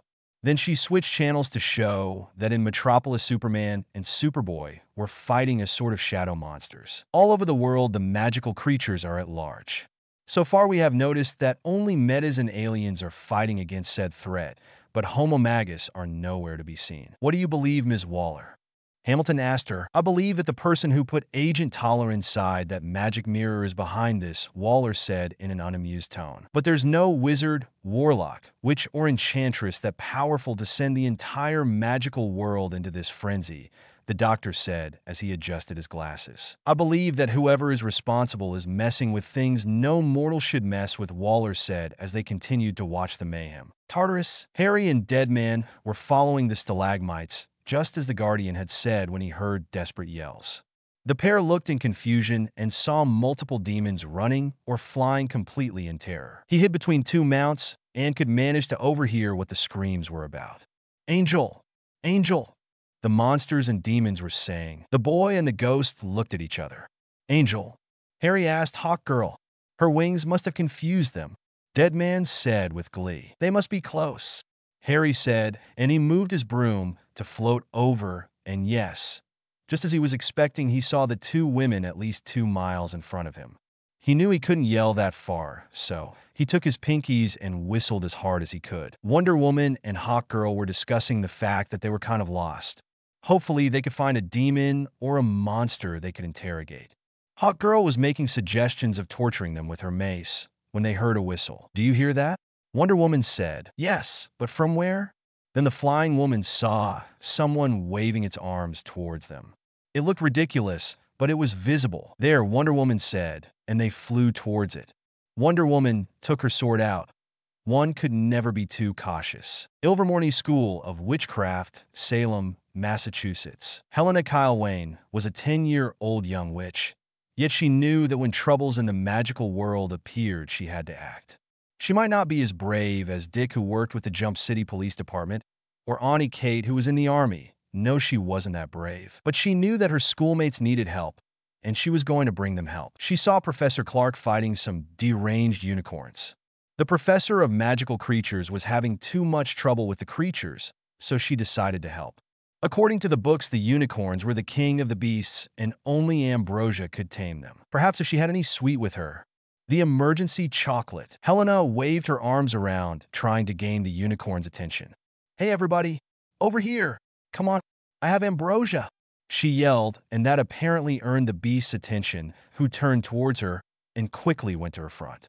She quickly used the copying spell and transformed her single Reese's bar into multiple ones. She just hoped that more help would soon arrive. Tartarus, Wonder Woman, and Hawkgirl were interrogating a demon using the lasso of Hestia when the sound of a whistle got their attention. The pair saw the wavering arms of someone. They soon realized that the person calling for them was Harry, but they noticed as well that a red demon with a white face was floating beside the boy. They readied their weapons, trying to protect the boy that was not supposed to be there in the first place. I don't think they are friendly, Deadman said to the boy. Are you insane? They are heroes. They are friendly, Harry said, but his instinct told him that something was amiss. Harry ducked. The Wonder Woman yelled at the boy, and he wondered why of such demand when he saw the Amazonian sword pass next to him aimed at Deadman. Harry, quickly thinking, he drew his sword and made it clash against Wonder Woman's sword. The heroine looked confused before the red demon hid behind the boy. Mississippi Prince, don't attack Deadman. He is an ally, Harry explained, which confused even further the two heroes. How can you be sure?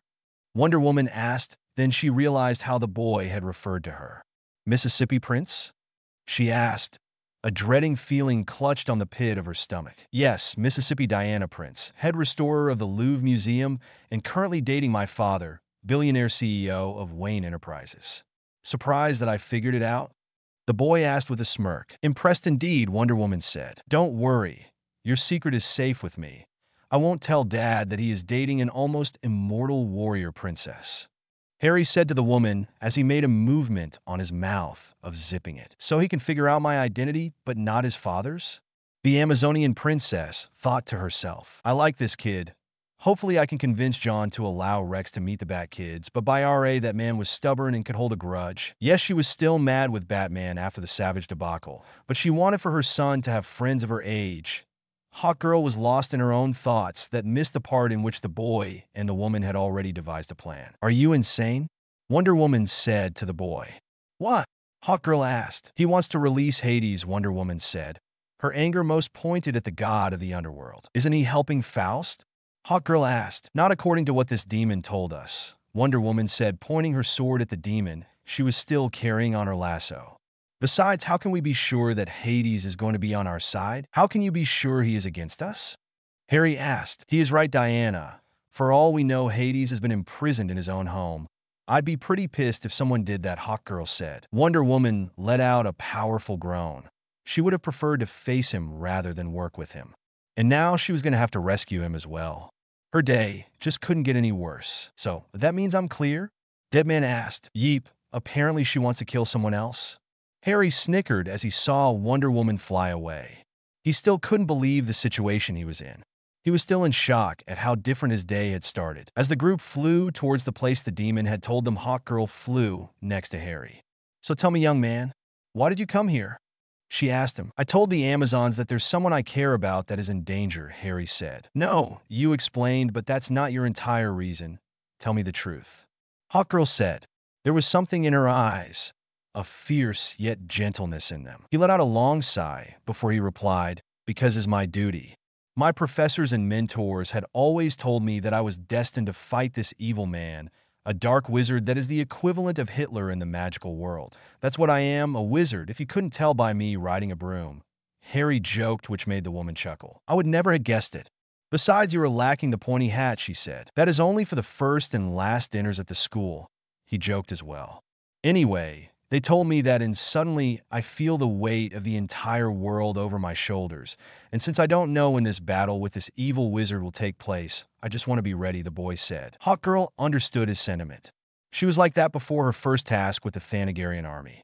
Hell, she even felt like this every time she was in a mission with the League. She prayed every day that the Thanagarians had forgotten about her, because she had finally found a purpose here, and she doubted she could deny them if they come with a mission. She noticed the serious look on the boy in his silence. It's not easy to being tasked with something this big, no matter how old you are. So she decided to change the topic. Nice sword. I saw that it stopped Wonder Woman's sword, a weapon created by the god Hephaestus. Can I see it? She said as she referred to the silver sword the boy had used earlier. Sure. Here you go, Harry said as he took the sword from its scabbard. Hawkgirl looked at the sword. It was so beautiful in its silver coloring, but there was something weird about this. Yes, it felt somewhat magical, but that wasn't it. She quickly took her mace and clashed the two weapons together. She made an impact as lightning came from both weapons. The boy was impressed as well. Harry, this is not silver. Hawkgirl said to the impressed boy. It's not? I mean, it was in my biological mother's trunk, and the goblin said it was silver made, Harry explained. Well, it is not. Though it looks like this is in fact nth metal, a rare space metal just like my mace, the redhead grinned. Then her smile turned even bigger when she told him. Now we have two weapons that are effective against magic, Harry grinned as well. Hogwarts School of Witchcraft and Wizardry. The entire was in complete chaos. Battles were everywhere. Even parents like the Weasleys, Narcissa and Sirius Black, Talia al Ghul, and so many others had joined the fight to protect their children. So far, no casualties that they know of, but while Deputy Headmistress McGonagall tried to fend off the multiple threats and protect her students, 3 of them were currently missing. One was literally in hell. The second was hidden writing on a black diary. What is happening? The diary asked. Don't know, the world just gone nuts, the student wrote back. Yes, I can feel it. Magic everywhere, the book wrote. Tom, is there something I can do to help? The student wrote. Take me to the girls' bathroom, the diary wrote. And the third student, currently sporting a second pair of eyes and a blood-red hue on her skin, was making a ritual in the astronomy tower. The girl was sitting cross-legged in the middle of a chalkboard pentagram star that is encased in a circle. 5 unlit candles rested in each of the pentagram star, while raven feathers covered the circle's perimeter. The girl's eyes were closed as she kept repeating a continuous phrase. Retap Madimid AT set its atop Sarbonet Rep, the 12-year-old girl kept saying. The clear blue sky, despite the nature of the chaos surrounding the world, grew darker and darker, like if the sun was extinguishing. Every battle in the castle was quickly stopped as they saw the blue sky turn blood red and the sun began to fade from existence. In the astronomy tower, the unlit candle burst into life with an orange glow that made everyone seeing the light turn into insanity if they happened to be in direct sight. The white chalk began to shine, and then it burst into flames. From within the smoke that arose, 4 orange eyes could be seen, and an evil voice came from them. You have done well, my daughter. The group of 2 heroines, 1 ghost and 1 boy, finally arrived at the Tartarus secret chamber. Unlike the fire and brimstone that was the full Tartarus, this door was actually pretty neat. Its craftsmanship denoted attention to detail, and despite its ancient design, it seemed like the time had not affected its beauty. Prepare yourself. I don't know if we will fight to get to Hades, Wonder Woman said as she took her sword out. Harry noticed that she seemed angrier as minutes passed. As the doors opened, Harry and the group were horrified to see the god chained up from his limbs as vultures pecked and ate from his chest. Multiple lacerations and deep cuts could be seen. The sight was as horrifying that dead man threw up ectoplasmic fluid. Are you going to stand there while the world suffers? The good said to the group. Wonder Woman felt conflicted since this man was always a common enemy she had faced since she left this island. Come on, daughter, don't make this old man beg, the god taunted at the heroine, and Harry was shocked. After all, in all interviews the heroine had made, she always claimed that Zeus was her father. Wonder Woman's grip on her sword was tighter, but then she closed her eyes and made a swing with her weapon. The vultures flew away in shock, and Harry for a moment thought that the god had been killed, but then he saw that he had fallen on his knees. He extended his hand and looked at his supposedly daughter. What? No help to this old man? The god asked, but surprisingly, the pleading hand found a young hand willing to help him stand up. As the god saw the blue and green eyes of the boy in front of him, he felt something on the boy. Something special. And you are? The god asked as he stood up. His chest still covered in cuts, and blood still poured from it, though in lesser quantities as the seconds passed. Harry Wayne, the boy explained. Hades, god of the underworld and father of this warrior. Give me your wand, boy, the god demanded, which confused the boy.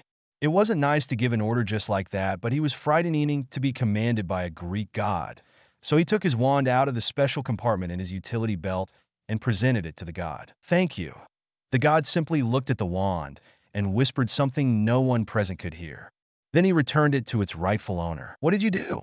It feels warmer. I gave it a power boost. Its core is from the heartstring of one of my creations, a thestral. I simply asked it to help you fulfill your destiny. Don't worry, you will succeed if you believe in your power and your knowledge. Now, where is that mortal who imprisoned me? If someone would have told Harry that he would be fighting alongside a Greek god, a demigoddess, an alien superheroine, and a ghost for the fate of the underworld and the entire world against a magician's spirit inside an armor made by Ares inside Hades' personal library, he would have sent that person into Arkham right away. Yet here, he was dodging every spell the evil wizard sent to his direction. Harry, I know how to deal with him, Deadman said to the boy as he hid behind a bookshelf. I like to hear some ideas. Battle sounds could be heard as Hawkgirl, Wonder Woman, and Hades fought against the demented wizard. All right, well, this armor is impenetrable, right? Deadman asked. You stated the obvious, but go ahead, Harry said sarcastically. The ghost ignored the comment and continued. Well, you could try to make the smallest of cuts with your sword. As he noticed the boy's confused stare, he explained further into detail. If you make a small cut, I can enter the armor and forcibly remove the other spirit, Deadman said. Harry covered himself with his cloak and tried to avoid making any sound and at the same time avoid any incoming attack towards the wizard. He just needed one opening. Just one, and he would be able to make his move. He saw how powerful the blows came to be between the armor-suited spirit and the Amazonian princess, the flying heroine, and the god of the underworld. The blows were that powerful that they made the entire chamber to shake and tremble. He just hoped that no debris fall over his head.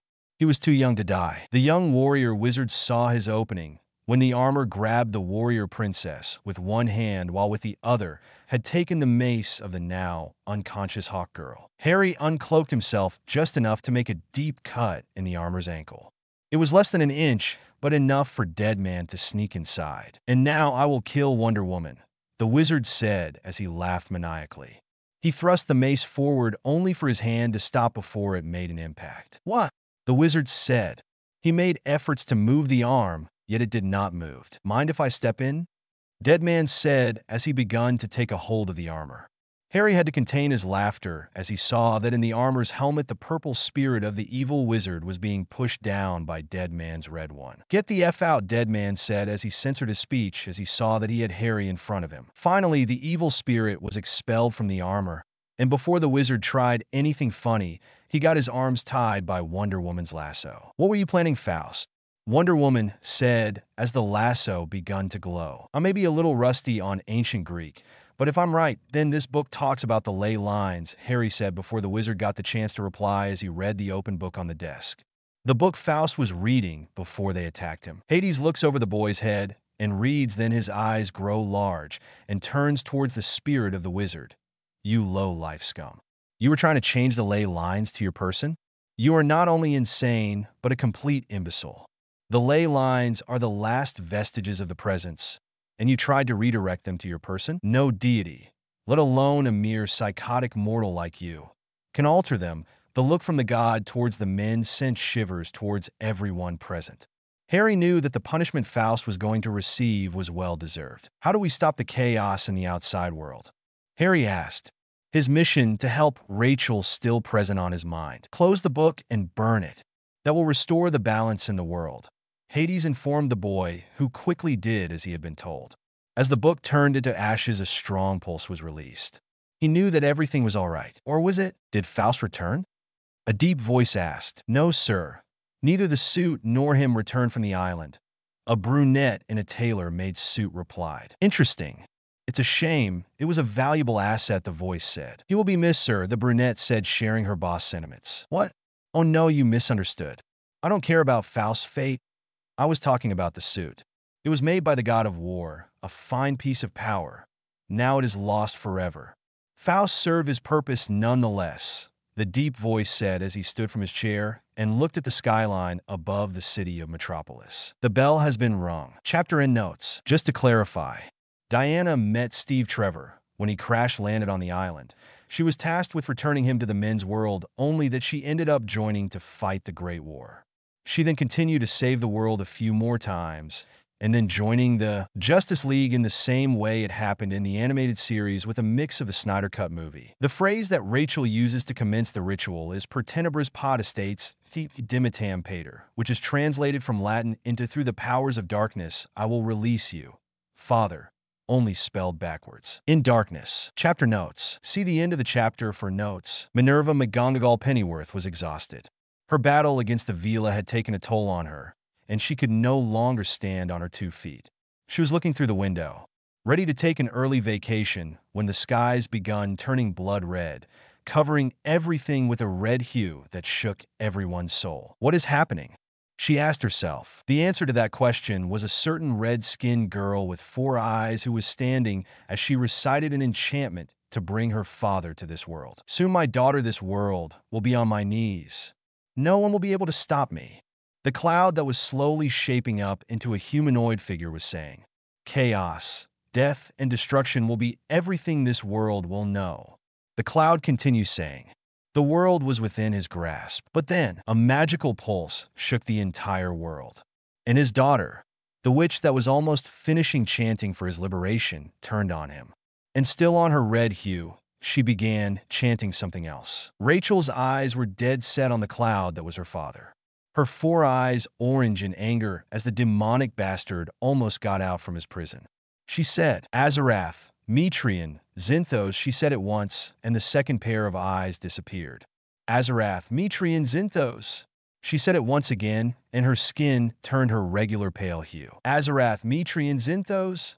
She said it a third time, and unseen to her a raven-shaped shadow appeared from behind her and pushed the cloud into the inside of the circle, sending the demonic threat to his hellish domain, hopefully forever. It had taken a lot of her energy to make the ritual to release her father, and it took more of her energy to push him back, so the 12-year-old girl simply fainted on the floor with the skies returning to their regular color and the ritual's chalk being blown away by a gentle breeze. Inside the girl's bathroom, a diary was leaking ink. Said ink turned into footprints, and the footprints turned into a gray young man who was having trouble breathing. "Tom, what is happening?" The student that had brought the diary asked. "It's a slow process, but I believe that once it is finished, I will regain my own body," the gray young man said. "Is there anything I can do to help?" The student asked. "Why, yes, your wand. Please let me have it," Tom said to the student, who quickly nodded, and he made a quick spell. Sanguisuga epida, a greenish beam flew from the tip of the wand, impacting and surrounding the other student. The color of his dark skin was draining while the gray hue on the older one was returning. The young man was smiling with happiness as the boy in front of him fell to his knees. But then a magical pulse shook the entire world, severing the concentration of the spell. The grayish young man cursed at his luck and decided to leave the boy live, for now his core was too strong to waste. So he quickly made an oblivation spell on the boy, making him forget the reason he was there. And he hissed at the sink. The white marble floated over, showing a dark entrance to a tunnel. "I am home," the young man said before sliding down the pipe. As the professors and parents rounded up every werewolf and the villa inside a magical cage, they felt a magical push wash over them. In an instant, all of the affected returned to their original form. Some of the onlookers already knew of some werewolf secrets, but to see the villa, the fearsome harpy-looking fire monster, was actually the headmistress Delacour. Well, no one had seen that coming. "Bonjour" was the only thing the headmistress said before coming back to her senses. She knew the following discussion was going to be a sensitive one. Harry was still in shock. He had just battled in Tartarus alongside Wonder Woman, Hawkgirl, and the god of the underworld Hades himself. He was honestly thinking that life couldn't get any better. They were about to leave the library when Hades spoke. "Child, can I have your sword only for a moment?" the god asked the boy. Harry was surprised, yet he complied. The god had demonstrated he could be of trust. As soon as the god got his hands on the nth metal sword, he made a slash movement and cut the armor from up and down, revealing the quivering ghost that was controlling the god-made armor. "Hey, a little warning before you do that," the ghost complained. "That armor made a lot of destruction." "You did well, Hades," Wonder Woman said.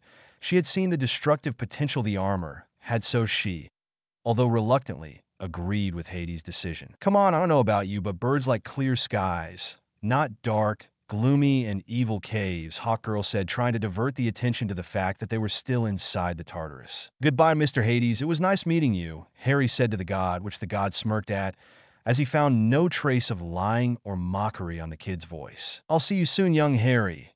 Your destiny awaits you," the god said, making the American boy to gulp. No day passed since he did not thought of his future clash against Voldemort, and that thought frightened him to the core. As the group traveled towards, Harry noticed that Zagregus and Melano, Hades' children, the pair looked like a typical Greek warrior and Amazon warrior respectively. Though they looked like they had returned from a battle themselves, they were pushing back the many monsters away from the doors of Tartarus. Harry also noticed that his friend the Guardian had taken a break and was resting sitting in a high rock. One of the 100 faces of the gigantic Cinnamane saw him and waved him farewell. Harry smiled and waved back. "I assume you had fun," Wonder Woman said. "That I did, Mississippi Prince, that I did," Harry smiled. As they reached the gates, they felt a barrier passing through their bodies. It was something like a veil or splashing, but the moment they passed said barrier, Harry could no longer hear nor see Deadman. "I guess the balance has been restored," Harry said. He could not think that much since he was crushed in a super hug by the girl of steel. "You're all right," the blonde said. Harry was confused because the girl really was relieved that he was okay. which was weird because he had only met her for a few minutes before he went to hell. "Why, yeah, I'm fine," Harry said, and tried to look at any other place as the girl in blue and red continued her embrace. He found Wonder Woman and Hawkgirl talking with the Queen, while other Amazons begun to cheer. Then the blonde Queen turned her gaze to the couple that was floating midair and said, "Of course, speaking of breaking the god's law, we can let this brave young man stay for dinner as well." The Queen said, and for the first time Harry noticed that the morning sky had turned as dark as it could get while the stars shined brightly above him. "I wish I could stay, Your Highness, but I need to check on my friends in my school. I'm afraid that Faust released something more than just the demons on Tartarus," Harry said as he landed his broom. He was nervous since he knew of history and that the Queen was letting him have a feast with them.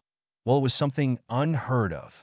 He might have survived the demons almost, unharmed only to be killed by an annoyed Amazon who thought he was being impolite or too blunt on his rejection. Luckily, the Queen made a small smile to him. "I understand, young man," she said as she combed the hair on his head. "Duty and loyalty towards our friends is important. My invitation is still on the air. You may decide when to have this feast on the honor of the heroes of the world," the Queen said with a smile. Harry understood that she was a mother as well. "Thank you so much, Your Highness. I have to go," Harry said. He turned to see Wonder Woman and raced to hug her. The heroine was surprised by this. "It's so cool to know your secret identity," Harry said with glee. He decided to take a photo with the heroines, with Supergirl even joining.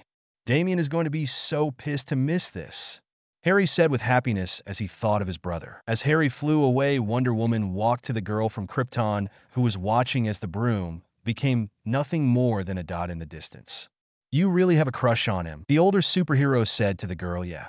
Love is weird, Diana," the girl said. "Tell me about it, Kara," the Amazon princess admitted. Justice League Watchtower. Vixen finally awoke from the sedatives she had been given. The Blue Devil, given his bigger size and anatomy, took a little longer, but he finally awoke as well. Inside the medical wing, the bodies of Dr. Fate and Zatanna Zatara awoke almost at the same time. The Martian Manhunter found it peculiar. As the magician from Las Vegas stretched, she turned to see Bill, who had taken the helmet off to rub his temples. "Hey, are you all right?" she asked him. "I have a massive headache. How about you?" His concern was printed in his face. She found it sweet. "I am now," Zatanna said, just as she was trying to walk the small distance between her bed and as the doors opened, letting the Martian Manhunter walk through. "It is nice to see you both on your 2 feet, the Martian said. "Yes, we are fine, John." She did not try to sound annoyed by his interruption, but she wanted a moment with her boyfriend. "I know, and I'm sorry to interrupt your moment after a crisis, but I'm afraid I have bad news." Zatanna, the ever-calming presence of the Martian, was shifted completely, and she could feel it. What is it?" she weakly asked, her dread creeping on her by the second. "I'm afraid that your father was affected by the magical wave that affected both of you," he began saying. And a hole on her stomach was already forming. Not even the reassuring hands of Bill on her shoulders could calm her. "The JSA just informed me that he passed away." Zatanna Zatara was a strong woman. She could face multiple enemies even though the odds were against her. Yet her father had always been her one constant in her life. He was her mentor, her support, her best friend of many years, and now he was gone. Zatanna Zatara crumbled onto her knees and cried. Cried in front of people, something she hated to do, but right now it didn't matter. Nothing mattered. Bill's embrace was the only thing holding her, yet her tears kept flowing, damping the golden armor. His silence was soothing. She did not want to talk, just cry. Chapter end notes. "Sorry for leaving you like that, but I had a lot going on this week. Still, I tried to write the most on the short time I had, and hopefully you like this chapter." No, this is not the end of Trigon. The demon bastard will return stronger than ever in future chapters. But I wanted to show Rachel's powers and her beginning steps to become Raven. Don't worry if you think you lost some of the events inside the school. In the next chapter, we'll have a nightmare from Daphne's POV. Aftermath. Chapter notes. Sorry if this chapter is too short. Life and Father's Day came too fast, and I had to balance my writing with my personal life. Hope you like it though. See the end of the chapter for more notes. After his small flight from the Mediterranean Sea towards Hogwarts. Though he enjoyed the freedom the flight gave, he was quickly changed into worry when he saw the state of the castle. "Oh no," he only said as he sped forward. His mind was racing by the minute. Hermione, Daphne, Pansy, Tracy, Millie, Rachel, his friends, his grandmother, All of them were inside the damaged castle. He rushed inside, running through the enormous gates of the castle. He wanted to see anyone, whoever it was, to know if they were all right. He immediately saw his mother, Talia, wrapping bandages in the arms of some students. "MOM," Harry said as he raced to her. She turned and saw him. She immediately hugged him. "Harry," Talia said as she embraced the son she helped to raise. She immediately noticed the stench of sulfur and brimstone, the ashes on his hair, as well as his disheveled hairstyle. "Harry, mind to tell me where you have been, young man?" She asked him. "Will you believe me if I tell you that I went to hell?" Harry said to his mom while grinning a big smile. "Harry Thomas Wayne, where were you?" she said in a louder than normal voice. Her eyebrow rose on her forehead, and he knew that was trouble. And he knew that there was no point of arguing or lying. So he simply said, "A ghost named Deadman came to me and told me that Dr. Fate and many magic users were in trouble since an evil warlock named Felix Faust tried to alter the ley lines for his benefit, disrupting the balance of the magical world." He inhaled deeply before continuing. "So I followed the ghost to Themyscira, where I fought alongside Wonder Woman, Hawkgirl, Deadman, and the underworld god Hades against Faust. I made friends with the guardian of the underworld and Supergirl as well. Oh, and some demons and monsters thought that I was a children of Zeus, since I was using my lightning bolts against them." Harry finished his long speech with an excited smile. Unnoticed by him, his mother was not the only one perplexed by the statement. Some students and professors had heard the rambling of the second-year Slytherin, some of them dismissing the story while others, well, let's just say that the legend of the Muggleborn who slew a troll on his first year using wandless magic grew exponentially. He is just like his father, Talia thought, as she remembered all the battle scars Bruce has in his body. "But you are fine? You have no injury?" she said as she checked his dirty body. "Mom, I'm fine. Trust me, Wonder Woman and Hawkgirl never let me fight directly, only in helping in the last bit to make an incision on Faust's armor, which, by the way, was magically created by the god of war Ares, not Kratos." He chuckled at his joke. "Are you sure?" Talia asked him. "Yes, now, I need to find Rachel and the girls," Harry said. Talia let out and exhaled. "Fine, but we are not done with this talk, young man," Talia said. "Sure, Mom," Harry said as he raced through the halls, hoping to find them, anyone, just to know they were fine. He found Millie first. She was accompanied by Professor Flitwick. And though she looked physically fine and unharmed, she looked scared to death. Harry immediately went to her and hugged her. "Millie, hey Millie, are you all right?" he said as he gently pecked her lips. The girl snapped out of her shock. "Harry," she said as she hugged him tight. "What happened?" Harry said as he stroked Millie's hair. "She found Professor Lockhart," Flitwick said. "What is wrong with that?" Harry asked. Yes, the professor was an imbecile, yet he could not be in his undergarments to shock his girlfriend. Or perhaps he was in a compromising position with a student. That would shock poor Millie. She found the agonizing, mauled body of the professor. The small professor said to Harry, and he felt Millie shivering in his arms. "Oh, by Hades," Harry said. Yes, he might not like the professor who in just one class had put them a test about himself and had endangered the lives of all the second years, not counting the fact that he kept printing lies about him, but being mauled to death sounded unpleasant. Did the werewolves attack him? I mean, it looked like the entire castle had survived a battle, so probably Faust meddling did something to the werewolves. What happened? The entire school went to chaos. Beasts and creatures turned savage. I happened to be close when I heard Millicent's screams.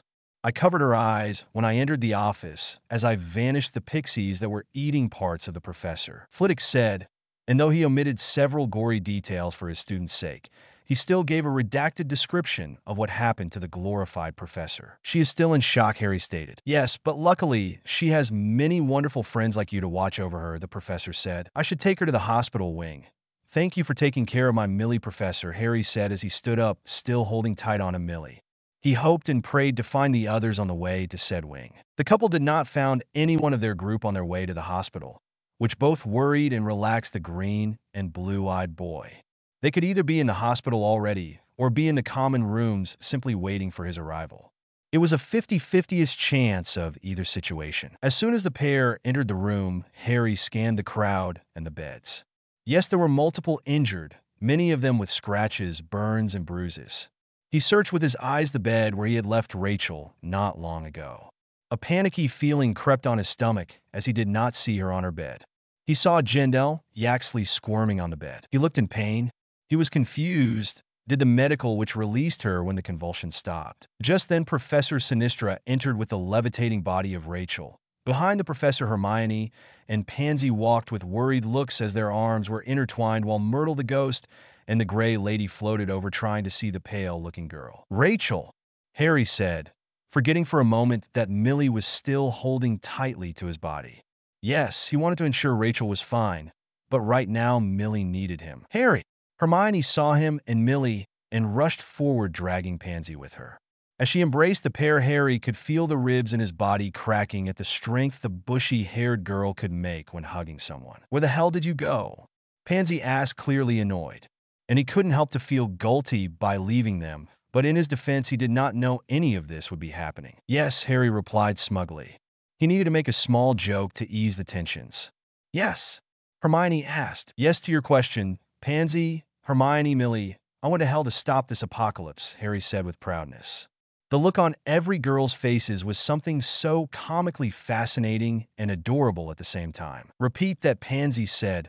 Her mind was probably pulling a prank on her. "I went to hell, Tartarus to be exact. I fought against an evil wizard named Felix Faust. Look, I even took a selfie with Wonder Woman," Harry said as he pulled his phone from his utility belt and showed them his photo with the warriors. As the girls looked fascinated, Hermione stepped back and punched him in the arm. "Hey, what was that for?" Harry asked. "That is for doing something so reckless," Hermione said. "But you even told me to go with Boston," Harry said in the moment that Hermione punched him once again. "And that one?" Harry asked. "We didn't know you would end up going to the Tartarus. And that punch is because you went to the Tartarus without us," Hermione yelled at her boyfriend. "You could have died there," Hermione said, some tears even coming to her face. Yes, she was a fan of Wonder Woman, and Hawkgirl had a history of fighting for such a long time, but to know that her boyfriend had gone to the place of lost souls, that was something that her body and mind could not fathom. "Yes, but if no one else helped, then perhaps we would not be here talking. I had to help," Harry defended himself. "By Merlin's beard, you sounded like a Gryffindor," Pansy complained, though she found it attractive that her cunning boyfriend had the biggest guts in all the school. "Sorry, but seeing Rachel on that state made me realize that I did not want to lose a friend, and that if she was suffering, then my mentor Dr. Fate and Zatanna were suffering as well. Speaking of, I left her in that bed over there. Why were you bringing her in? Where was she?" "Who found her?" Harry asked, a little annoyed at the whereabouts of his friend. "I found her on the astronomy tower," Myrtle said as she floated towards the group. "Really?" Harry asked, both in confusion and admiration. "What was she doing in the astronomy tower?" Harry asked. "We don't know, young Wayne," the gray lady said to the young Slytherin. "My theory is that either she was going to kill herself to end with the suffering, or she was trying to do a ritual." Harry looked furious at those two theories. "Not Rachel. She is a nice girl and one of the strongest women I know. She would continue the fight against the pain, and she would never do a ritual," Harry said, indignant. How could they think that about Rachel? She had suffered for years inside her father's dimension. She would avoid as much as she could returning to that place. "We are not for sure of that, Mr. Wayne, but she better rest up for today. Now, if you'll excuse me, there are other patients," Madame Pomfrey said before she left the American boy with his friend and girlfriends. "Rachel, can you hear me?" Harry asked the girl. She is one of his eldest friends, and he had promised his brother that he would take care of her. Now he feared that he was too late in helping her when she needed him most, that he left her all alone in this time of crisis, just for him to try to be the hero. He deflated in the chair.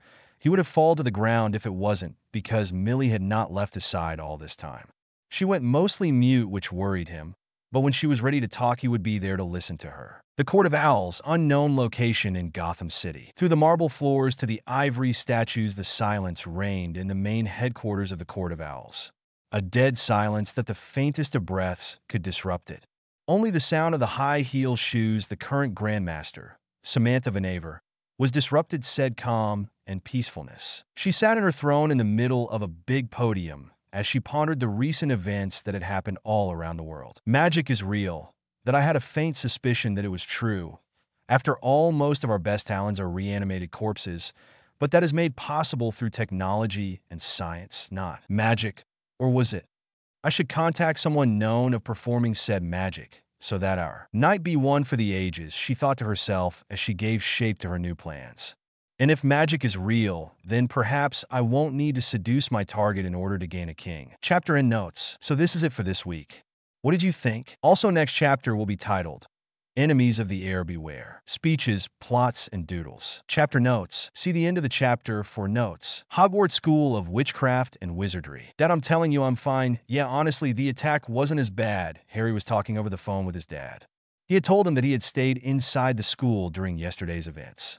He just hoped and prayed that Mom and Mississippi Prince did not talk to him, that he had actually fled a fight inside the Tartarus. Really? His father's voice came from the phone. He knew the deep voice of his father, and that tone made his blood freeze. And yes, really, Harry quickly lied. Please don't ask further questions. Please don't ask further questions, he thought and prayed. Very well, have a nice day, son, his father's voice said, and that calmed the boy as he walked downstairs towards the Chamber of Secrets. Meanwhile, in Gotham City, Bruce was worried. Diana had called him almost immediately after the attack and told him that Harry had helped in the battle against Faust.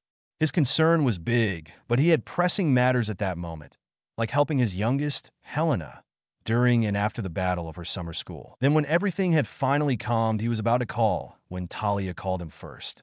Damien's mother had told him that she had seen Harry, that the boy was fine and unharmed, that she went to the medical wing with him for testing and nothing was wrong. And she had grounded him for being as reckless as to flight to the main battle. Bruce had chuckled at that, but then he realized that as Batman, he was often the one to venture against strongest enemies, like Bane, Killer Croc, Man-Bat, Brimstone, Deathstroke, and many others, yet he always came on top. Of course, he had always had a plan, yet still he kept tempting fate. He just worried that any of his children would fight a battle that they had no chance of winning. Back at Hogwarts, Harry had been worried about the destruction Basil could have done during the magical attack if he got loose. As he hissed at the entrance, he felt some uneasiness in the air, like if he was being observed, yet nothing nor no one could be seen in the proximity of the entrance. He entered the chamber and noticed that everything was fine. He quickly saw Copper slithering towards him. The female snake was glad to see her master. "Master, you are back," she said with happiness as she slithered into Harry's left arm. "Hey, cutie. So here it was where you were hiding," Harry said to the snake. "Yes, when I felt the first pulse, I came to check on Basil," the snake replied. "Is he all right?" Harry asked. He felt nervous since everything looked relatively calm. But seeing the destruction on a ground level made him feel uncomfortable. "Yes, he has been sleeping," Copper replied. "Really? Why?" "Beck, you asked, the magical pulse does not govern me. Only a Slytherin heir can command me," the large basilisk said as he slithered over to the boy's location. "Well, that takes a weight from over my shoulders. Do you want to eat Basil?" "I have new treats for you," Harry said with a smile as he took a Lego goat minifig and copied. "Catch!" Harry said as he threw the plastic goat, and in the air, he transfigured it into a real one. The basilisk ate it immediately. "That was delicious," the giant snake said. "Glad you liked it," Harry smiled at the snake. He then transfigured a Lego sausage and gave it to Copper. The regular-sized snake thanked her master as she slithered away, looking for the next place to investigate. As Harry left the chamber, he couldn't shake the feeling that something was off, that something or someone was still watching him. He resumed his classes for the day, and by afternoon, he had returned to the chair next to Rachel's bed. Millie had been discharged the day after she was admitted in the medical wing but with Madame Pomfrey calling a fellow med witch, this one specialized in mind healing, to deal with the trauma of seeing a corpse like that. He would be there for her as well. Tracy sat on her desk doodling as she took notes on mathematics. Her doodles were based on what she had seen during the battle. 2 days ago, Tracy and Daphne were running. The werewolves were trying to rip them apart. They had tried to return to the Slytherin common room by themselves when they were spotted by 2 wandering werewolves. "Tracy, run," Daphne said to her as her blonde best friend grabbed her by the wrist and raced to safety, wherever that might be. Sadly, they were cornered since their 12-year-old legs could not compare to the speed and stamina of 2 werewolves. Daphne placed herself in front of Tracy, shielding her friend from whatever attack it might come. No other sound could be heard, only the werewolves' growls approaching the pair. Tracy closed her eyes, awaiting the death that was coming. Yet it never came. She heard 2 pained screams followed by 2 silent thuds. As she cautiously opened her eyes, she saw the unconscious werewolves as a woman with flowing brown hair stood atop of them, with what seemed to be a metal rod. "Are you all right, children?" The woman asked with an accent Tracy had only heard before. The accent of a woman she met on a party a few months ago. Harry's mother. Tracy saw that Daphne only nodded at the woman. Her friend always tried to look cool and contained. But Tracy? She quickly hugged the woman that had saved their lives. "Let me take you to your common room. Have you seen my son?" The woman asked them as they walked, but neither Daphne nor Tracy had seen their boyfriend at that time. Tracy's mind was taken back from her daydreaming back to the doodling she was doing. The drawing was a woman in a black-skin tight suit, just like Harry's mother had, with a spear atop of two werewolves, except that the drawing did not have a long brunette hair. Instead, it had a long, plain black hair like her. Someday, she told herself. Rachel woke up to see the face of her friends Harry, Sue, Hermione, Luna, and Padma. Their faces showed concern, and the pale-skinned girl was confused. What did I miss?" Her voice was soft and tired, and their faces lighted up. "Rachel," they said in unison. Harry and Padma were the first ones to hug her, making her uncomfortable. What happened?" Rachel asked again. "We were hoping you could tell us, Miss Roth," the medical witch said as she approached and did an examination spell on the girl. "If you give us some privacy, please, it will only take a moment," the witch said, and everyone nodded, deciding to exit the medical wing. It had been 2 days since the attack, and only 3 people continued on bed rest. Rachel was one. Blaze's brother, Breton, was the other one, apparently was suffering from magical exhaustion. And Headmistress Delacour was the other one. According to Madame Pomfrey, it was magical exhaustion as well. Rachel took a deep breath and began to be honest. "I do not know what happened. I remember being on a class. Then my brain felt like it was being crushed. The next thing is in complete blurriness. I remember a raven. A raven made out completely of shadows. I don't know from where nor what, but it appeared in front of me, and I feel like it is part of me," Rachel said to the confused stares of her friends. "I'm not crazy," Rachel said, fearing she had frightened her friends. "No one is saying nor thinking that ratch, right, girls?" Harry said as he gently took her hand. Of all her friends, he was the oldest one and the one who had seen her in her worst.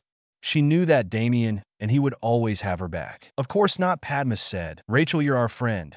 We will be here anytime you need us. Drake Hotel, Chicago." "I'm honestly not sure what are you trying to accomplish with this campaign, sir," a woman in a tight office suit said to a bald man as they walked towards a podium. "Sometimes you're too simple-minded, Mercy. My campaign will benefit by my new stand.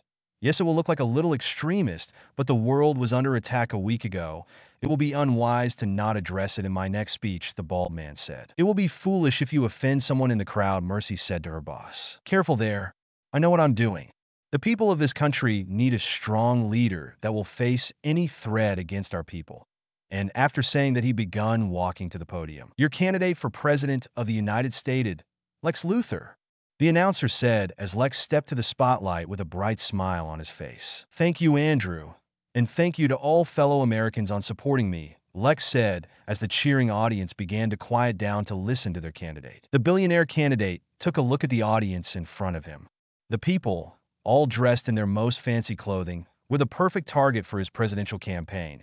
Some of them had countless of factories, enterprises, and even small business from which his message could be spread out. "If only those stupid Wayne and Queen had answered my calls, I would have more coverage," he thought to himself. "My fellow Americans," he started his speech. According to his campaign manager, he should reiterate their nationality whenever he could.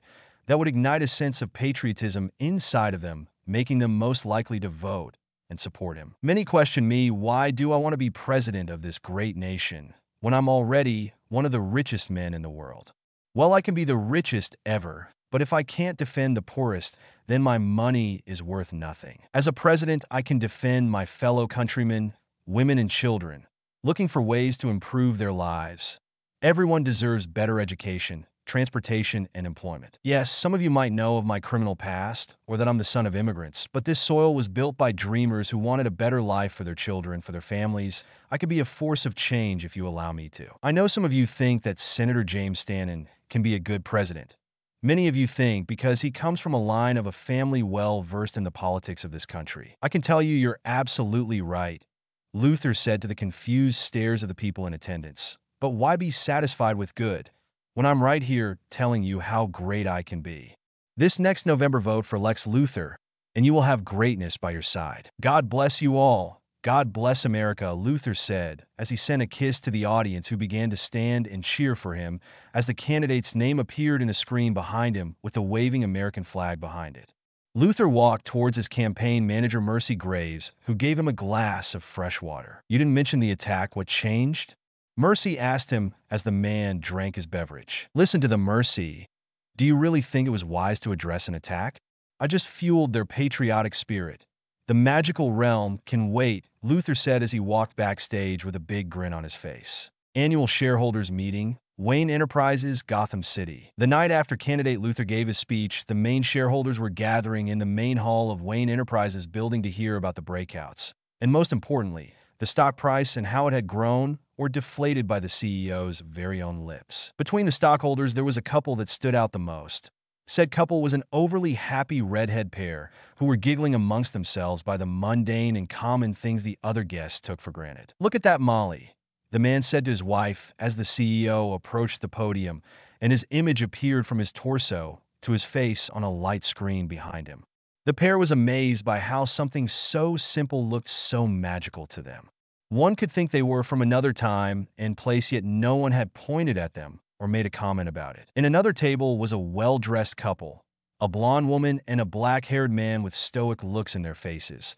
The couple looked from time to time to the other couple in utter embarrassment, yet they tried to make no comment on it, or else they would embarrass themselves and risk the statute from being made public. "Good evening, ladies and gentlemen," the CEO began to speak.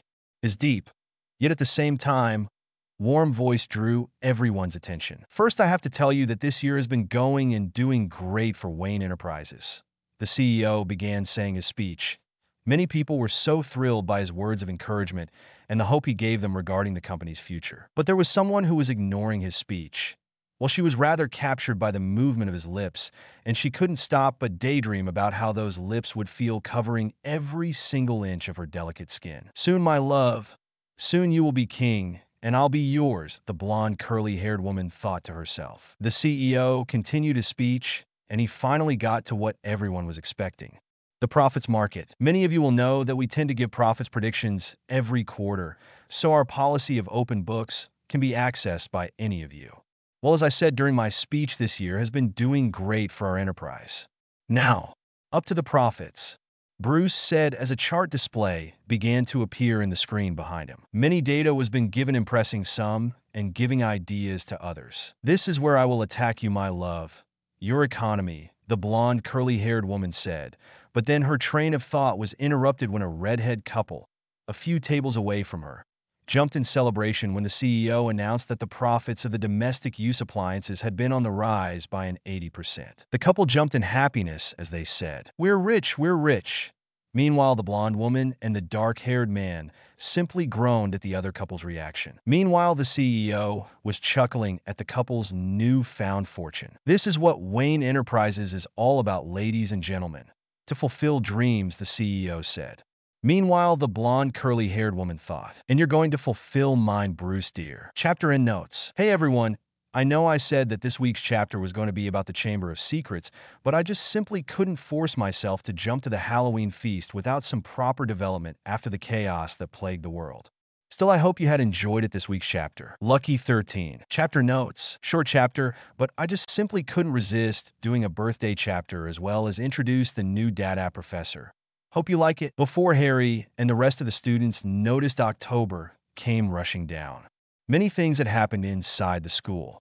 First of all, Headmistress Delacour had been interrogated by the events of the M-Day, as the tabloid newspaper, mainly the Prophet, said it was. The headmistress was interrogated under the assumption that she was hiding dangerous creatures. Rest assured that thanks to most of the governor's board and Headmistress Delacour's clean record, no investigation was continued against the French woman. Other events that transpired was that some students had been found exhausted. Most of them were first years, which was something uncommon, according to Madame Pomfrey. And despite Harry's best efforts, he had no evidence nor suspect for these strange events. Luckily for his Uncle Remus and the werewolf students, no punishment fell over them. Aunt Narcissa pushed for the governor's board to revoke the sentence, since the magical pulse was to blame for their midday transformations. Still, many students looked in distrust to one another, since the attack revealed many of the other students' furry side. Tensions were still on the rise, and all of the students tried to avoid conflict, mainly to fear of what Headmistress Delacour had done to one of their own. She had stated that bullying would not be tolerated during her stay as headmistress. That's why when Jendel Yaxley threatened a werewolf third year with using the Cruciatus on him, the headmistress put him as an example and suspended him for 2 weeks. The boy's father was less than impressed, and despite he was on the governor's board, he could not overrule the headmistress' decision. Classes resumed normally after that incident. It was a daunting task to find a suitable professor for the defense against the dark arts class. After news broke out of Lockhart's mauling, nobody wanted to take the cursed position. Headmistress Delacour was stretching too thin and so stressed out since she had to take said role while trying to fill her position as headmistress and being a widowed mother of her daughter Gabrielle, who was enjoying her classes in the British school, as well as her daughter Fleur, who was currently in her 4th year in Beauxbatons. The headmistress was currently reviewing some papers for the school and drinking her tea when a soft yet noticeable knock came from her office's door. "Come in," she said without looking at the door. And from the door frame, a head popped in. "Headmistress Apolline Delacour?" A man's voice asked. She said, still not seeing at the man. "I'm Jason Blood. Narcissa Black told me to come here," the man said as he began walking towards her desk. He extended his hand once he reached her. She finally took notice of him. He must have been around her age, yet with a streak of white hair in the middle of his dark mane hair, and his eyes denoted a wise knowledge beyond his years. "Mr. Blood," she said as she shook his hand, and the vela inside of her shivered. She couldn't interpret it as a good or a bad thing. "Yes, Narcissa told me you would come. She said you could fill the position of professor," the headmistress said. "Oh yes, Narcissa and I have been friends for a little more than 10 years. She knows I have a deep knowledge of magic and its uses," Jason said. "Yes, she told me that as well, and I mean no disrespect, but when she mentioned you, it sounded like if you were a non-magical person. Am I right?" "That is correct, ma'am.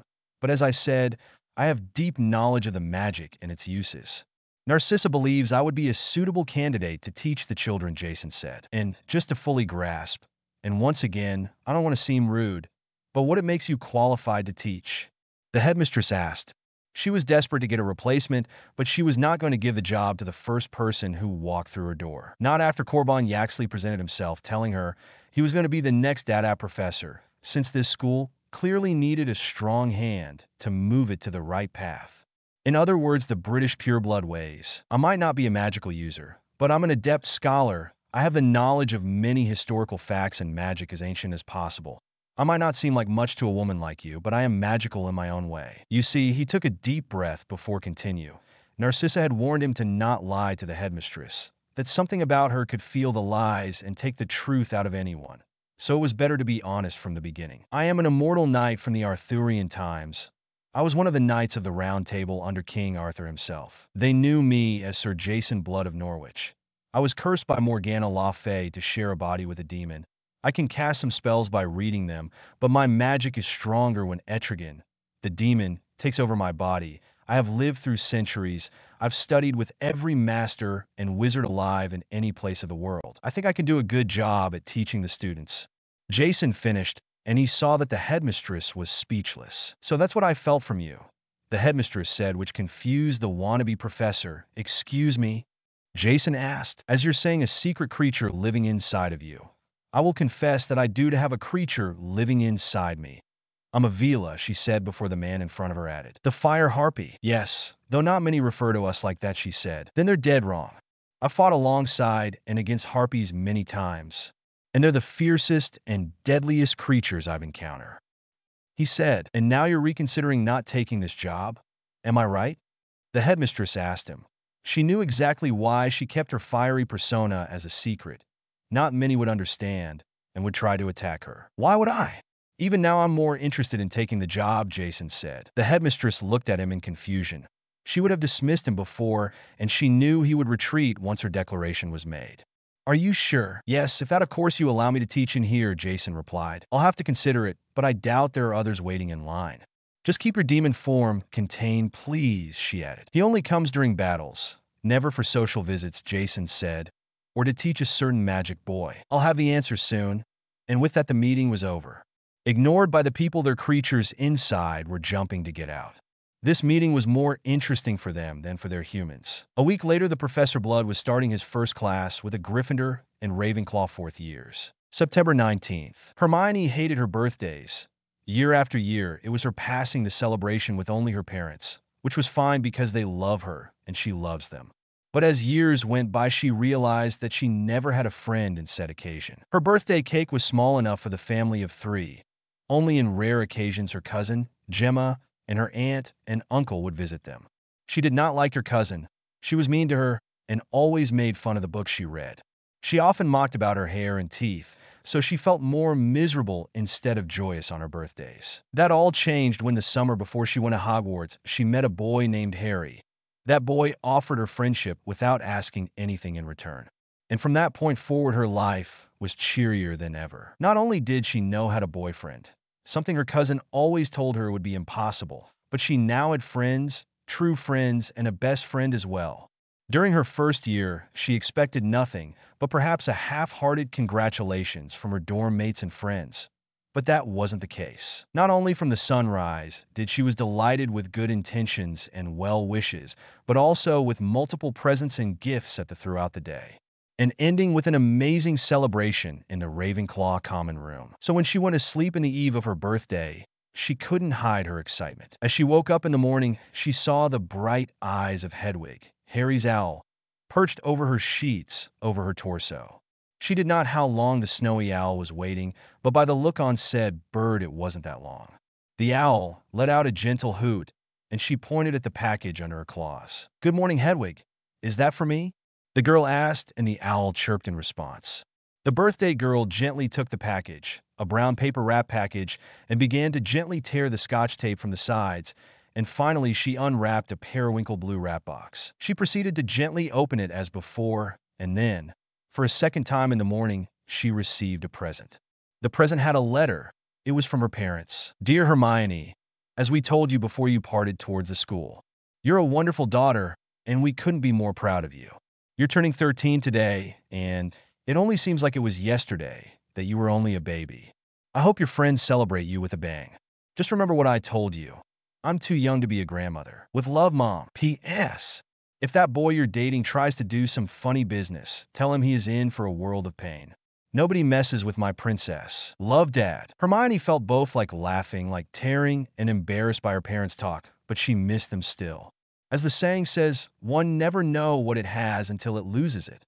She got up and grabbed her shower stuff and head towards the showers. 40 minutes later, she returned to see many birthday presents on her bed. All of the tags said they came from Rachel, Padma, Sue, Luna, and Cho. Her squeak scream of happiness woke up her friends. Once she was fully dressed, she decided to rip apart each and every single wrap paper and began giggling in excitement as present after present was opened. She got a purple jacket from Rachel, a beautiful handmade pashmina from Padma, a pair of books from Luna. Sue gave her a dictionary English-Chinese alongside some common phrases, and Cho gave her a set of hair products so that her bushy hair friend had long lushes of hair that floated in the air. Hermione gave each and every girl a powerful hug. Most of them jokingly complained, but they accepted that it was the way her friend showed her affection. The rest of the day was spent mostly the same. Breakfast was met with a powerful kiss from Harry. She blushed, but she knew her boyfriend meant well. But then Pansy approached, she gave her present, and then planted a big kiss on her lips as well. Many of the party friends were gaping, and others questioned what they had seen. Pansy turned to address the audience and commented, "Please, we have been doing it since the summer camp," Pansy said nonchalantly, which made Hermione blush. Harry simply shrugged his shoulders and said, "Okay, let's keep opening presents." Hermione was definitely enjoying having her birthdays in Hogwarts. Deep in the caves, Tom Marvolo Riddle felt like a leech. He couldn't comprehend why, despite not being stuck inside the diary, he just couldn't absorb that many magical essence from the students. Their cores were younger? Perhaps. But he had already been barely surviving with absorbing magic for almost 3 weeks, and his condition hasn't improved. He is still weak to target bigger witches and wizards. And then, once his younger body is renewed, he will be the one who controls the entire magical world. Declarations and traditions. Chapter notes. See the end of the chapter for notes. Batcave, underneath Wayne Manor, Gotham City. Inside the high-tech cave, home of the Cape Crusader, a continuous panting could be heard, followed by a dry thud. In the middle of a round ring, two bodies could be seen, both of them in training clothes.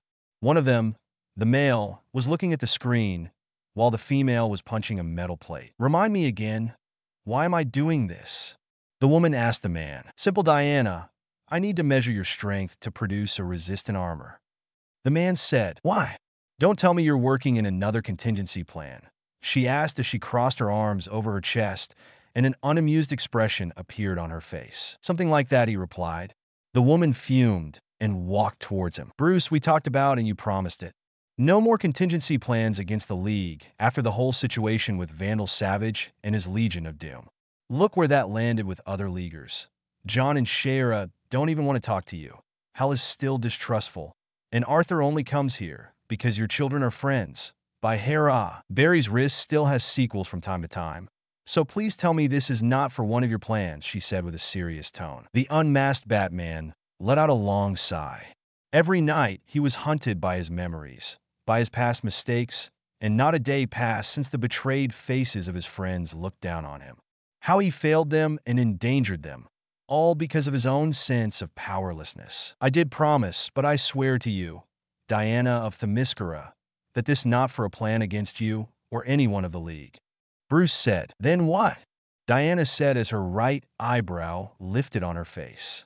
"This is for every other threat," Bruce explained. "What?" "Earth is in constant danger.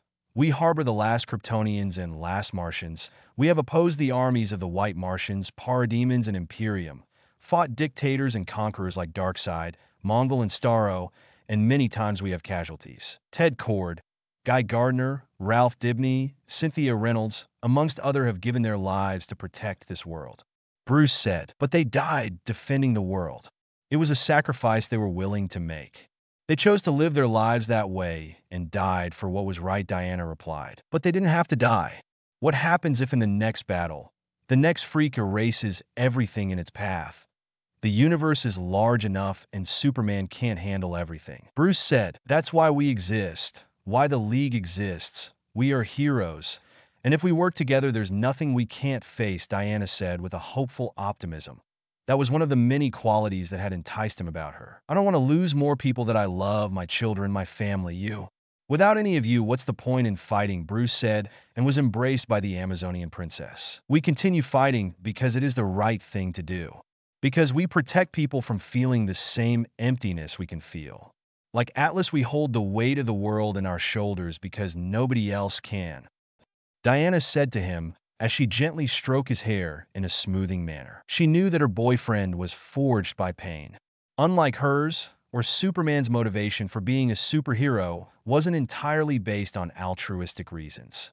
When he started, he did it with a sense of vengeance that drove his actions. Still, he had changed from that dark version of himself. Yes, he is still in a dark motif, but his actions show him in a better light. "Am I interrupting?" A voice came from the back computer. The couple broke their embrace and turned their heads to Nightwing on the screen. Nightwing, Bruce's entire voice and body language changed, making his voice sound even deeper. "Batman, Wonder Woman, I hope I didn't caught you in a compromising position." The leader of the Titans smiled smugly. "At least we were wearing clothes. Unlike a certain situation I found you in with Starfire and Batgirl just a couple of weeks ago," the Batman said with a raised eyebrow, which made the young superhero's cheeks to turn crimson red. "In my defense, Dash," he was going to said when Diana interrupted him. "Is there something wrong?" she asked. "Yeah, you should check the news. Luthor is already trying to discredit you for your morning comment," Nightwing said, as the black and blue hero said that Bruce was already opening another screen and putting the current news. "Good evening, Gotham City. I'm Summer Gleason, and here are tonight's top stories. A tsunami hit the coasts of Hawaii thanks to the efforts of Superman and Aquaman. No human casualties were recorded. The Titans stopped Brother Blood and his minions. And Young Justice faced off against an earthquake in Coast City. But first, candidate for President Lex Luthor responded at the accusatory statement our very own Bruce Wayne did this morning. The brunette anchor said, and the screen showed a video of Bruce arriving at Wayne Tower. His blue suit and sunglasses giving him an elegant aura as he was swarmed by the many reporters. Mr. Wayne, many voices could be heard. Bruce stopped at the top of the stairs and turned to face the reporters. "I can give you 3 minutes," he said. "Mr. Wayne, Jack Ryder for the Ryder at Night show. What are your opinions of candidate Luther about the Registration Act on metahumans?" A somewhat high-pitched voice was heard. "I believe candidate Luther is trying to provoke mass hysteria on the people of this nation. We have known for years that he is feuded with Superman.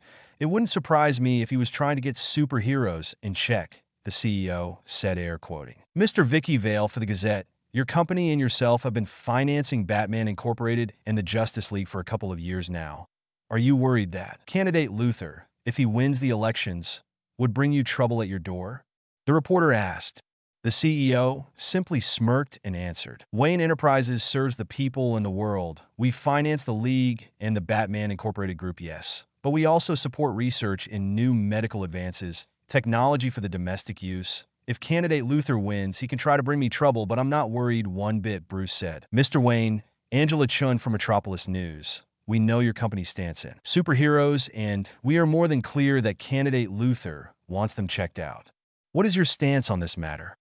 The reporter asked. Bruce knew her well. She was one of the main supporters of Superman all these years. Bruce smirked once again for the cameras before answering.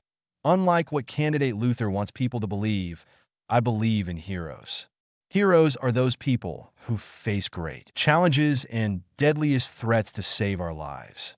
They do it anonymously because justice, as we all know, is blind. They don't do it for fame or recognition. They do it because it's the right thing to do. Signing the Registration Act would put their lives at risk and their loved ones. I don't care for who you vote this November, but don't support candidate Luther's Registration Act."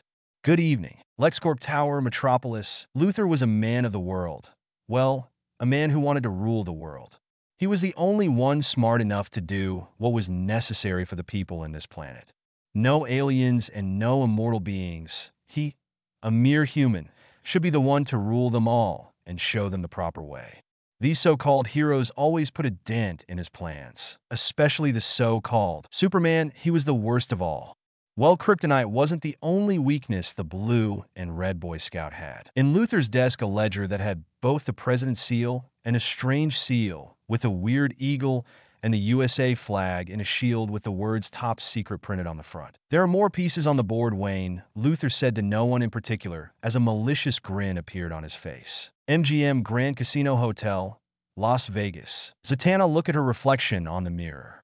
She might be smiling on the outside, but underneath said smile, she was crushed.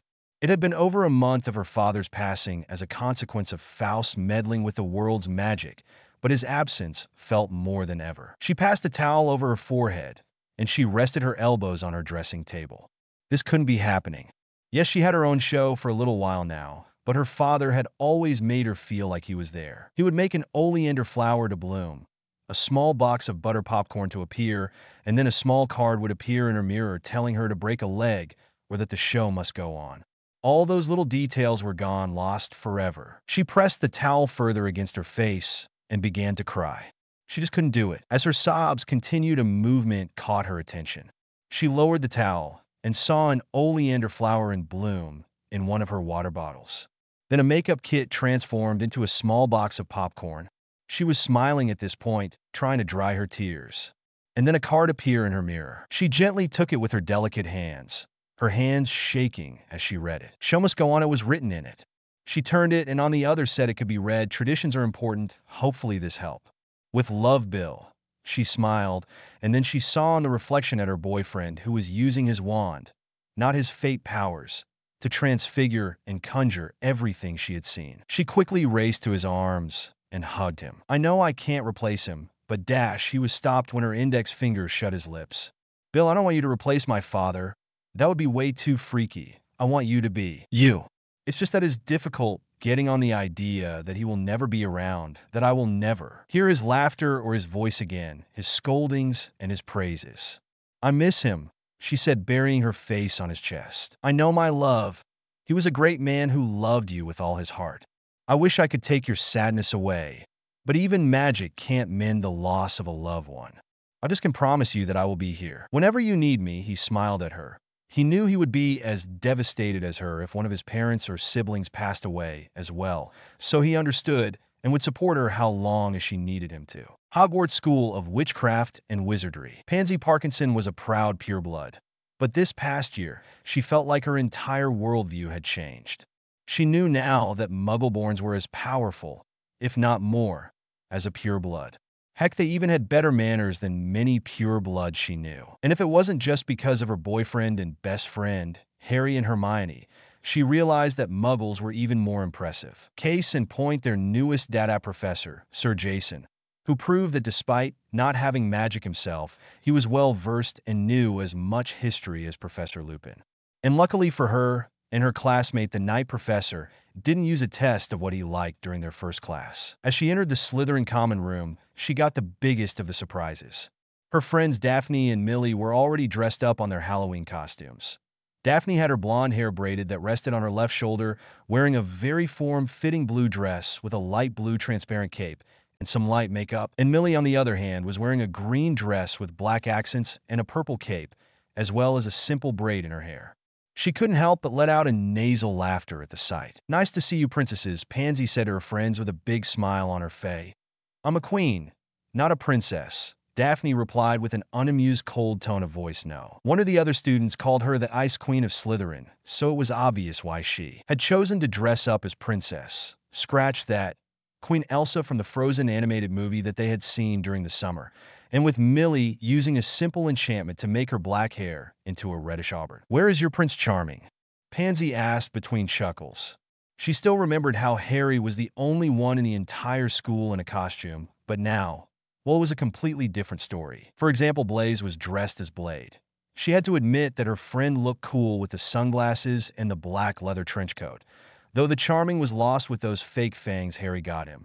They were made with something named plastic and looked weird, and prevented her friend to be understandable in his speech. Erish Hichoming, the boy dressed as the vampire hunter, said, confusing everyone. It wasn't until he took his fake fangs out that he repeated, "Harry is coming," making everyone do an understatement. They all saw the figure coming towards them. It wasn't like he was surrounded by shadows. It looked like he was the shadows. For all of them saw that Batman was in the room. "Hello, everyone. I'm Batman. And I say, let's have a Halloween we will never forget." The voice of Harry said, coming from the suit with a big smile.